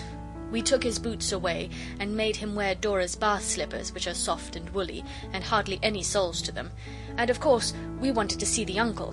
So we looked over the banisters when he came, and we were as quiet as mice, but when Eliza had let him in she went straight down to the kitchen and made the most awful row you ever heard. It sounded like the Day of Judgment, or all the saucepans and crockery in the house being kicked about the floor, but she told me afterwards it was only the tea tray and 1 or 2 cups and saucers that she had knocked over in her flurry. We heard the uncle say, "God bless my soul," and then he went into Father's study and the door was shut. We didn't see him properly at all that time. I don't believe the dinner was very nice. Something got burned, I'm sure, for we smelt it. It was an extra smell besides the mutton. I know that got burned. Eliza wouldn't have any of us in the kitchen except Dora till dinner was over. Then we got what was left of the dessert and had it on the stairs, just round the corner where they can't see you from the hall, unless the first landing gas is lighted. Suddenly the study door opened and the uncle came out and went and felt in his greatcoat pocket. It was his cigar case he wanted. We saw that afterwards. We got a much better view of him then. He didn't look like an Indian, but just like a kind of brown, big Englishman, and of course he didn't see us, but we heard him mutter to himself, "Shocking bad dinner, eh, what?" When he went back to the study he didn't shut the door properly. That door has always been a little tiresome since the day we took the lock off to get out the pencil sharpener H.O. had shoved into the keyhole. We didn't listen, really and truly, but the Indian uncle has a very big voice, and Father was not going to be beaten by a poor Indian in talking or anything else, so he spoke up too, like a man, and I heard him say it was a very good business, and only wanted a little capital, and he said it as if it was an imposition he had learned, and he hated having to say it. The uncle said pooh-pooh to that, and then he said he was afraid that what that same business wanted was not capital, but management. Then I heard my father say, "It is not a pleasant subject. I am sorry I introduced it. Suppose we change it, sir. Let me fill your glass." Then the poor Indian said something about vintage, and that a poor broken-down man like he was couldn't be too careful, and then Father said, "Well, whiskey then." And afterwards they talked about native races and imperial something or other, and it got very dull. So then Oswald remembered that you must not hear what people do not intend you to hear, even if you are not listening, and he said, "We ought not to stay here any longer. Perhaps they would not like us to hear." Alice said, "Oh, do you think it could possibly matter?" and went and shut the study door softly but quite tight. So it was no use staying there any longer, and we went to the nursery. Then Noel said, "Now I understand. Of course my father is making a banquet for the Indian, because he is a poor broken-down man. We might have known that from Lo, the Poor Indian, you know." We all agreed with him, and we were glad to have the thing explained, because we had not understood before what Father wanted to have people to dinner for, and not let us come in. "Poor people are very proud," said Alice, "and I expect Father thought the Indian would be ashamed if all of us children knew how poor he was." Then Dora said, "Poverty is no disgrace. We should honour honest poverty," and we all agreed that that was so. "I wish his dinner had not been so nasty," Dora said, while Oswald put lumps of coal on the fire with his fingers so as not to make a noise. He is a very thoughtful boy, and he did not wipe his fingers on his trouser leg as perhaps Noel or H.O. would have done, but he just rubbed them on Dora's handkerchief while she was talking. "I am afraid the dinner was horrid," Dora went on. "The table looked very nice with the flowers we got. I set it myself, and Eliza made me borrow the silver spoons and forks from Albert next door's mother." "I hope the poor Indian is honest," said Dicky gloomily. "When you are a poor broken-down man, silver spoons must be a great temptation." Oswald told him not to talk such tommy-rot, because the Indian was a relation, so of course he couldn't do anything dishonourable. And Dora said it was all right anyway, because she had washed up the spoons and forks herself and counted them, and they were all there, and she had put them into their wash-leather bag and taken them back to Albert next door's mother. "And the Brussels sprouts were all wet and swimmy," she went on, "and the potatoes looked grey, and there were bits of black in the gravy, and the mutton was bluey red and soft in the middle. I saw it when it came out. The apple pie looked very nice, but it wasn't quite done in the apply part. The other thing that was burnt, you must have smelt it, was the soup." "It is a pity," said Oswald. "I don't suppose he gets a good dinner every day." "No more do we," said H.O., "but we shall tomorrow."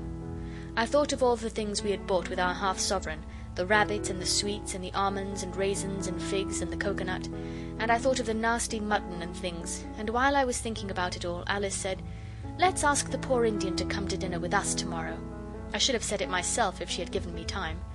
We got the little ones to go to bed by promising to put a note on their dressing table saying what had happened, so that they might know the first thing in the morning, or in the middle of the night if they happened to wake up, and then we elders arranged everything. I waited by the back door, and when the uncle was beginning to go, Dicky was to drop a marble down between the banisters for a signal, so that I could run round and meet the uncle as he came out. This seems like deceit, but if you are a thoughtful and considerate boy you will understand that we could not go down and say to the uncle in the hall under Father's eye, "Father has given you a beastly nasty dinner, but if you will come to dinner with us tomorrow, we will show you our idea of good things to eat." You will see, if you think it over, that this would not have been at all polite to Father. So when the uncle left, Father saw him to the door and let him out, and then went back to the study, looking very sad, Dora says. As the poor Indian came down our steps he saw me there at the gate. I did not mind his being poor, and I said, "Good evening, uncle," just as politely as though he had been about to ascend into one of the gilded chariots of the rich and affluent, instead of having to walk to the station a quarter of a mile in the mud, unless he had the money for a tram fare. "Good evening, uncle." I said it again, for he stood staring at me. I don't suppose he was used to politeness from boys. Some boys are anything but, especially to the aged poor.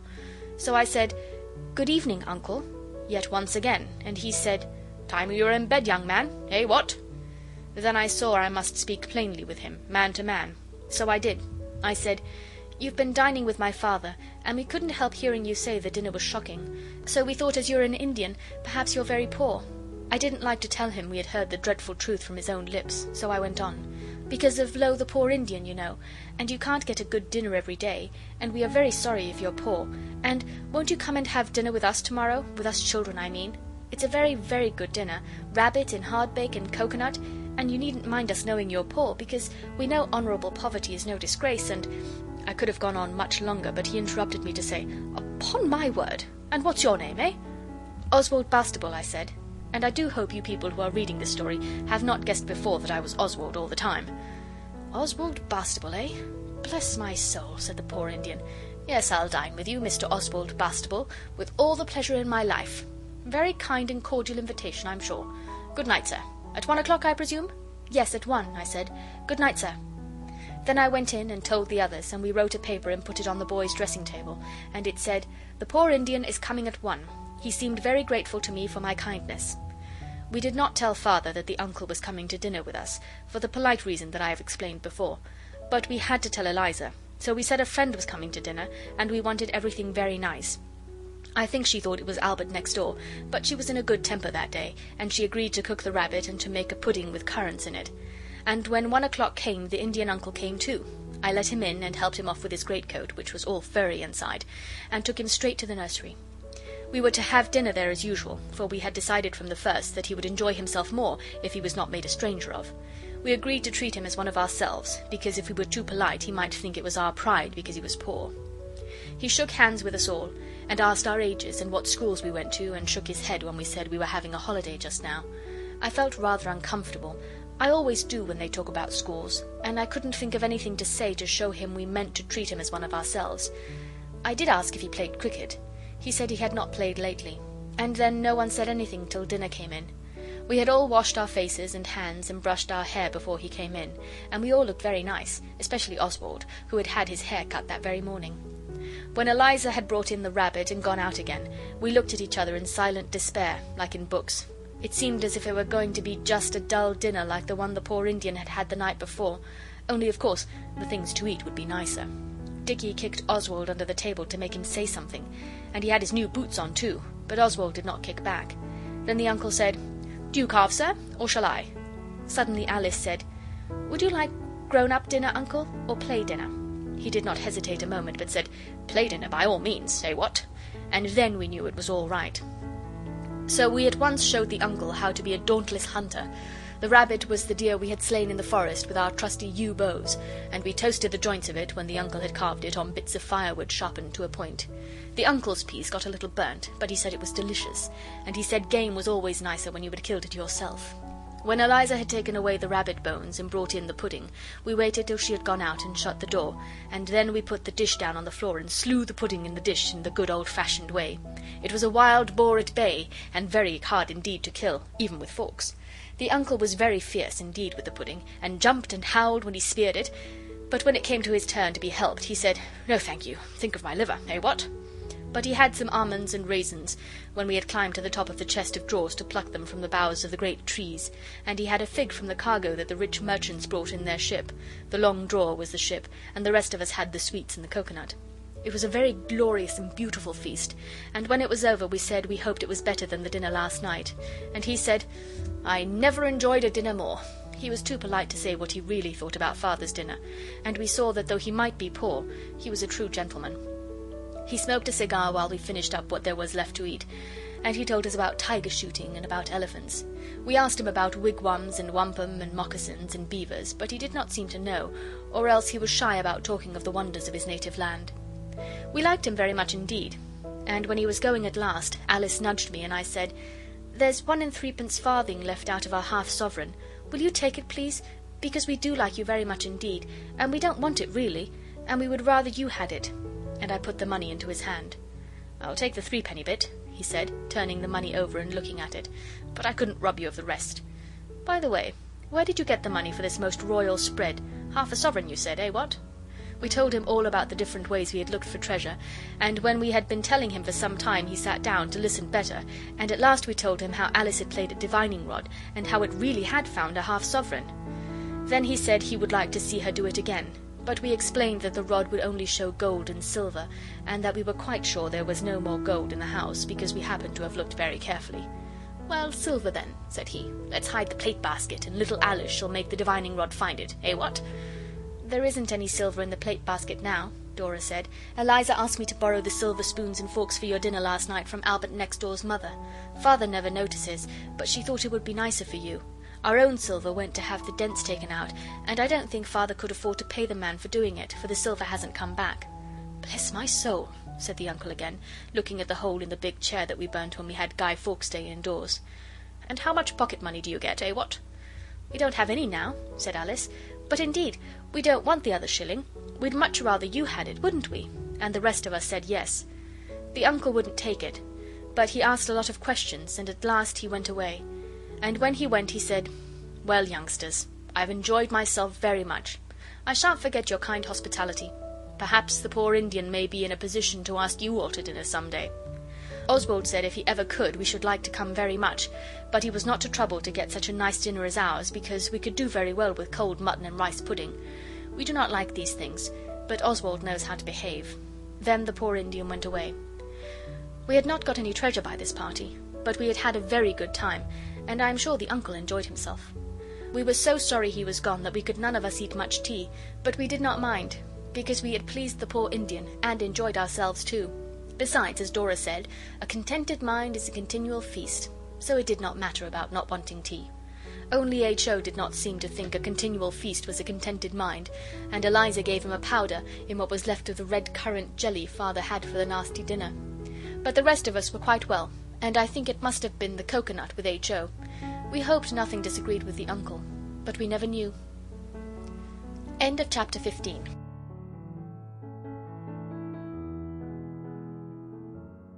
Chapter 16. The end of the treasure seeking. Now it is coming near the end of our treasure seeking, and the end was so wonderful that now nothing is like it used to be.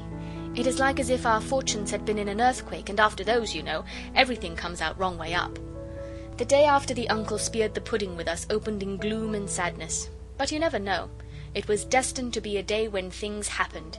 Yet no sign of this appeared in the early morning. Then all was misery and upsetness. None of us felt quite well. I don't know why. And Father had one of his awful colds, so Dora persuaded him not to go to London, but to stay cosy and warm in the study, and she made him some gruel. She makes it better than Eliza does. Eliza's gruel is all little lumps, and when you suck them it is dry oatmeal inside.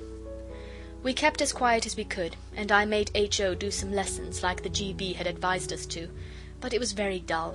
There are some days when you seem to have got to the end of all the things that could ever possibly happen to you, and you feel you will spend all the rest of your life doing dull things just the same way.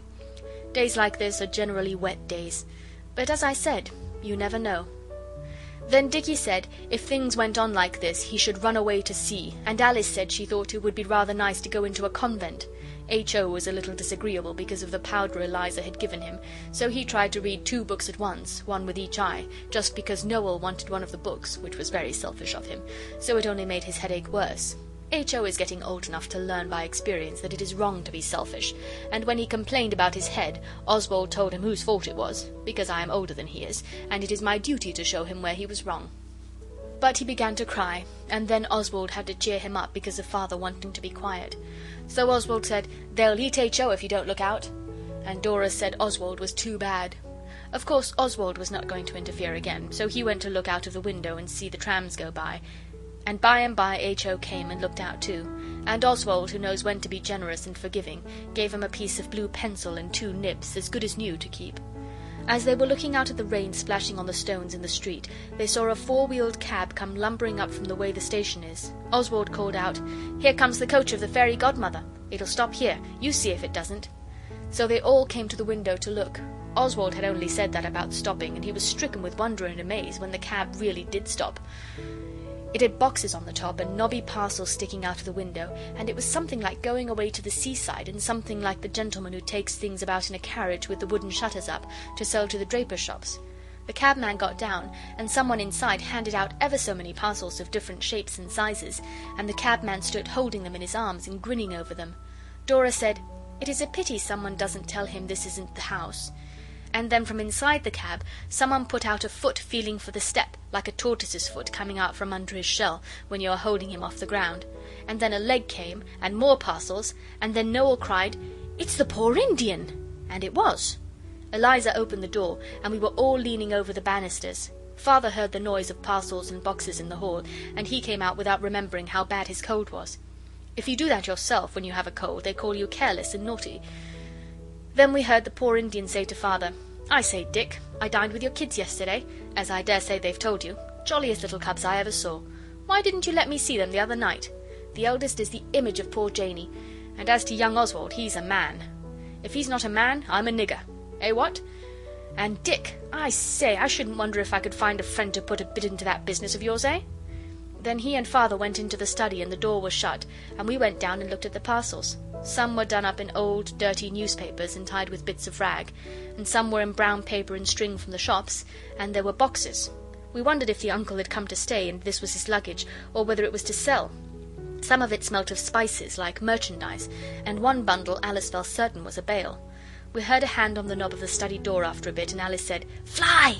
and we all got away but H.O., and the uncle caught him by the leg as he was trying to get upstairs after us. "Peeping at the baggage, eh?" said the uncle, and the rest of us came down because it would have been dishonourable to leave H.O. alone at a scrape, and we wanted to see what was in the parcels. "I didn't touch," said H.O. "Are you coming to stay? I hope you are." "No harm done if you did touch," said the good, kind Indian man to all of us, "for all these parcels are for you." I have several times told you about our being dumb with amazement and terror and joy and things like that, but I never remember us being dumber than we were when he said this. The Indian uncle went on, I told an old friend of mine what a pleasant dinner I had with you, and about the threepenny bit, and the divining rod and all that, and he sent all these odds and ends as presents for you. Some of the things came from India." "Have you come from India, Uncle?" Noel asked, and when he said yes, we were all very much surprised, for we never thought of his being that sort of Indian. We thought he was the red kind, and of course his not being accounted for his ignorance of beavers and things. He got Eliza to help, and we took all the parcels into the nursery, and he undid them, and undid them, and undid them, till the papers lay thick on the floor. Father came too, and sat in the Guy Fawkes chair. I cannot begin to tell you all the things that kind friend of Uncle's had sent us. He must be a very agreeable person. There were toys for the kids, and model engines for Dick and me, and a lot of books, and Japanese china tea sets for the girls, red and white and gold. There were sweets by the pound and by the box, and long yards and yards of soft silk from India to make frocks for the girls, and a real Indian sword for Oswald, and a book of Japanese pictures for Noel, and some ivory chessmen for Dicky. The castles of the chessmen are elephant and castles. There is a railway station called that. I never knew what it meant before. The brown paper and string parcels had boxes of games in them, and big cases of preserved fruits and things, and the shabby old newspaper parcels in the boxes had the Indian things in. I never saw so many beautiful things before. There were carved fans and silver bangles and strings of amber beads and necklaces of uncut gems, turquoises and garnets the uncle said they were, and shawls and scarves of silk, and cabinets of brown and gold, and ivory boxes and silver trays and brass things. The uncle kept saying, "This is for you, young man," or "Little Alice will take this fan," or "Miss Dora would look well in this green silk, I think, eh, what?" And Father looked on as if it was a dream, till the uncle suddenly gave him an ivory paper knife and a box of cigars and said, "My old friend sent you these, Dick. He's an old friend of yours too, he says." And he winked at my father, for H.O. and I saw him, and my father winked back, though he has always told us not to. That was a wonderful day. It was a treasure and no mistake. I never saw such heaps and heaps of presents, like things out of a fairy tale, and even Eliza had a shawl. Perhaps she deserved it, for she did cook the rabbit and the pudding, and Oswald says it is not her fault if her nose turns up and she does not brush her hair. I do not think Eliza likes brushing things. It is the same with the carpets, but Oswald tries to make allowances even for people who do not wash their ears. The Indian uncle came to see us often after that, and his friend always sent us something. Once he tipped us a sovereign each. The uncle brought it, and once he sent us money to go to the Crystal Palace, and the uncle took us, and another time to a circus, and when Christmas time was near the uncle said, "You remember when I dined with you some time ago, you promised to dine with me some day if I could ever afford to give a dinner party? Well, I am going to give one, a Christmas party, not on Christmas Day, because everyone goes home then, but on the day after. Cold mutton and rice pudding. You'll come, eh, what?" We said we should be delighted if Father had no objection, because that is the proper thing to say, and the poor Indian, I mean the uncle, said, "No, your father won't object. He's coming too, bless your soul." We all got Christmas presents for the uncle. The girls made him a handkerchief case and a comb bag out of some of the pieces of silk he had given them. I got him a knife with 3 blades, H.O. got a siren whistle, a very strong one, and Dicky joined with me in the knife, and Noel would give the Indian ivory box that Uncle's friend had sent on the wonderful fairy cab day. He said it was the very nicest thing he had, and he was sure Uncle wouldn't mind his not having bought it with his own money. I think Father's business must have got better. Perhaps Uncle's friend put money in it, and that did it good, like feeding the starving. Anyway, we all had new suits, and the girls had the green silk from India made into frocks, and on Boxing Day we went in 2 cabs, Father and the girls in one, and us boys in the other. We wondered very much where the Indian uncle lived, because we had not been told, and we thought when the cab began to go up the hill towards the heath that perhaps the uncle lived in one of the poky little houses up at the top of Greenwich. But the cab went right over the heath, and in at some big gates, and through a shrubbery all white with frost like a fairy forest, because it was Christmas time. And at last we stopped before one of those jolly big ugly red houses with a lot of windows that are so comfortable inside, and on the steps was the Indian uncle, looking very big and grand, in a blue cloth coat and yellow sealskin waistcoat, with a bunch of seals hanging from it. "I wonder whether he has taken a place as butler here," said Dicky. "A poor broken down man." Noel thought it was very likely, because he knew that in these big houses there were always thousands of stately butlers. The uncle came down the steps and opened the cab door himself, which I don't think butlers would expect to have to do, and he took us in.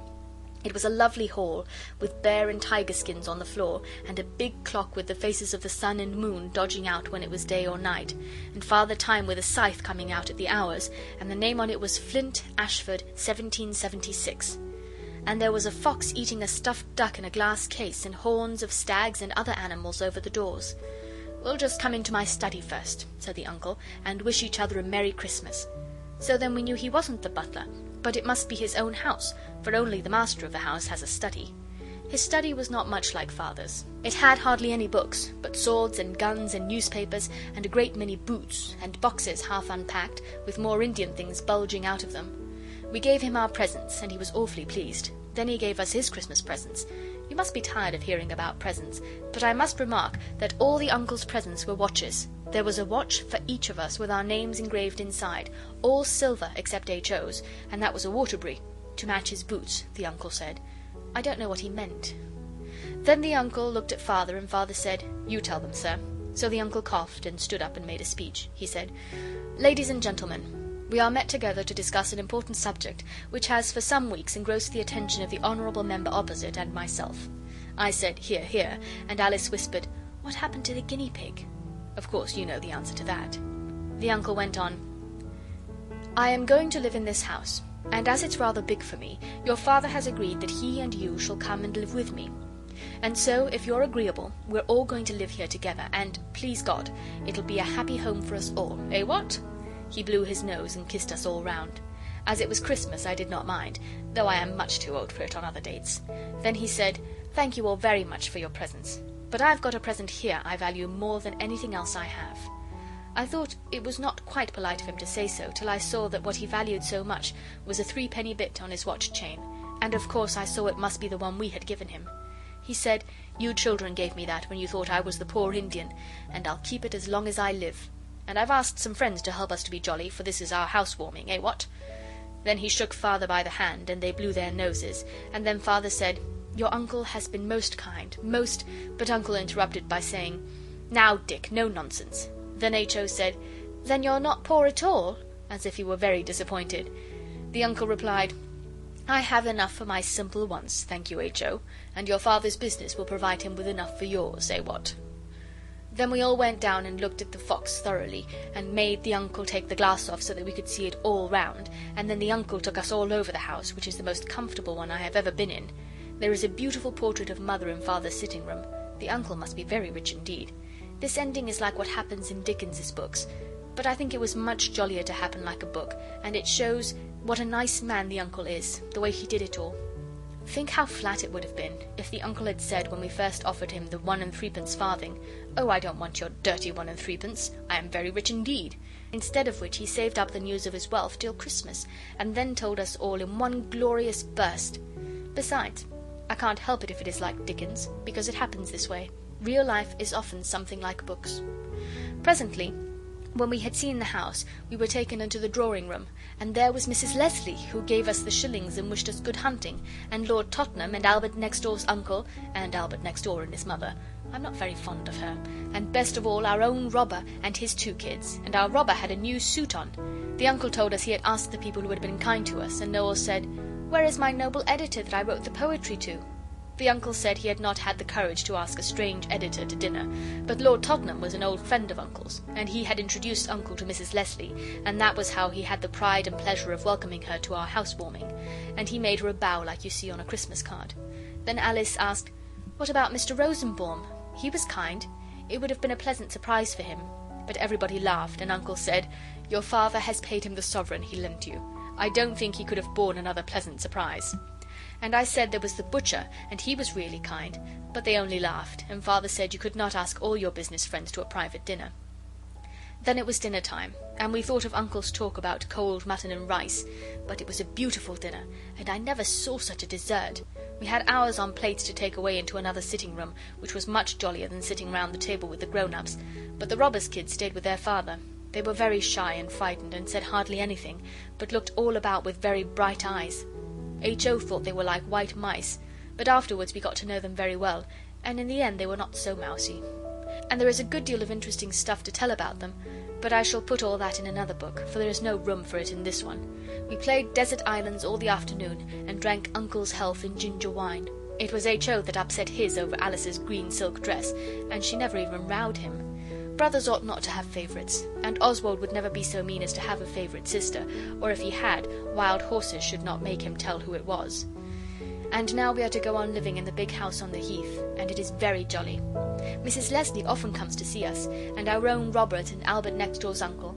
The Indian uncle likes him because he has been in India too and is brown, but our uncle does not like Albert next door. He says he is a muff. And I'm to go to Rugby, and so are Noel and H.O., and perhaps to Balliol afterwards. Balliol is my father's college. It has 2 separate coats of arms, which many other colleges are not allowed. Noel is going to be a poet, and Dicky wants to go into father's business. The uncle is a real good old sort. And just think, we should never have found him if we hadn't made up our minds to be treasure seekers. Noel made a poem about it. Lo, the poor Indian from lands afar comes where the treasure seekers are. We looked for treasure, but we find the best treasure of all is the uncle good and kind. I thought it was rather rot, but Alice would show it to the uncle, and he liked it very much. He kissed Alice, and he smacked Noel on the back, and he said, I don't think I've done so badly either, if you come to that, though I was never a regular professional treasure seeker, eh what? End of chapter 16. End of The Story of the Treasure Seekers.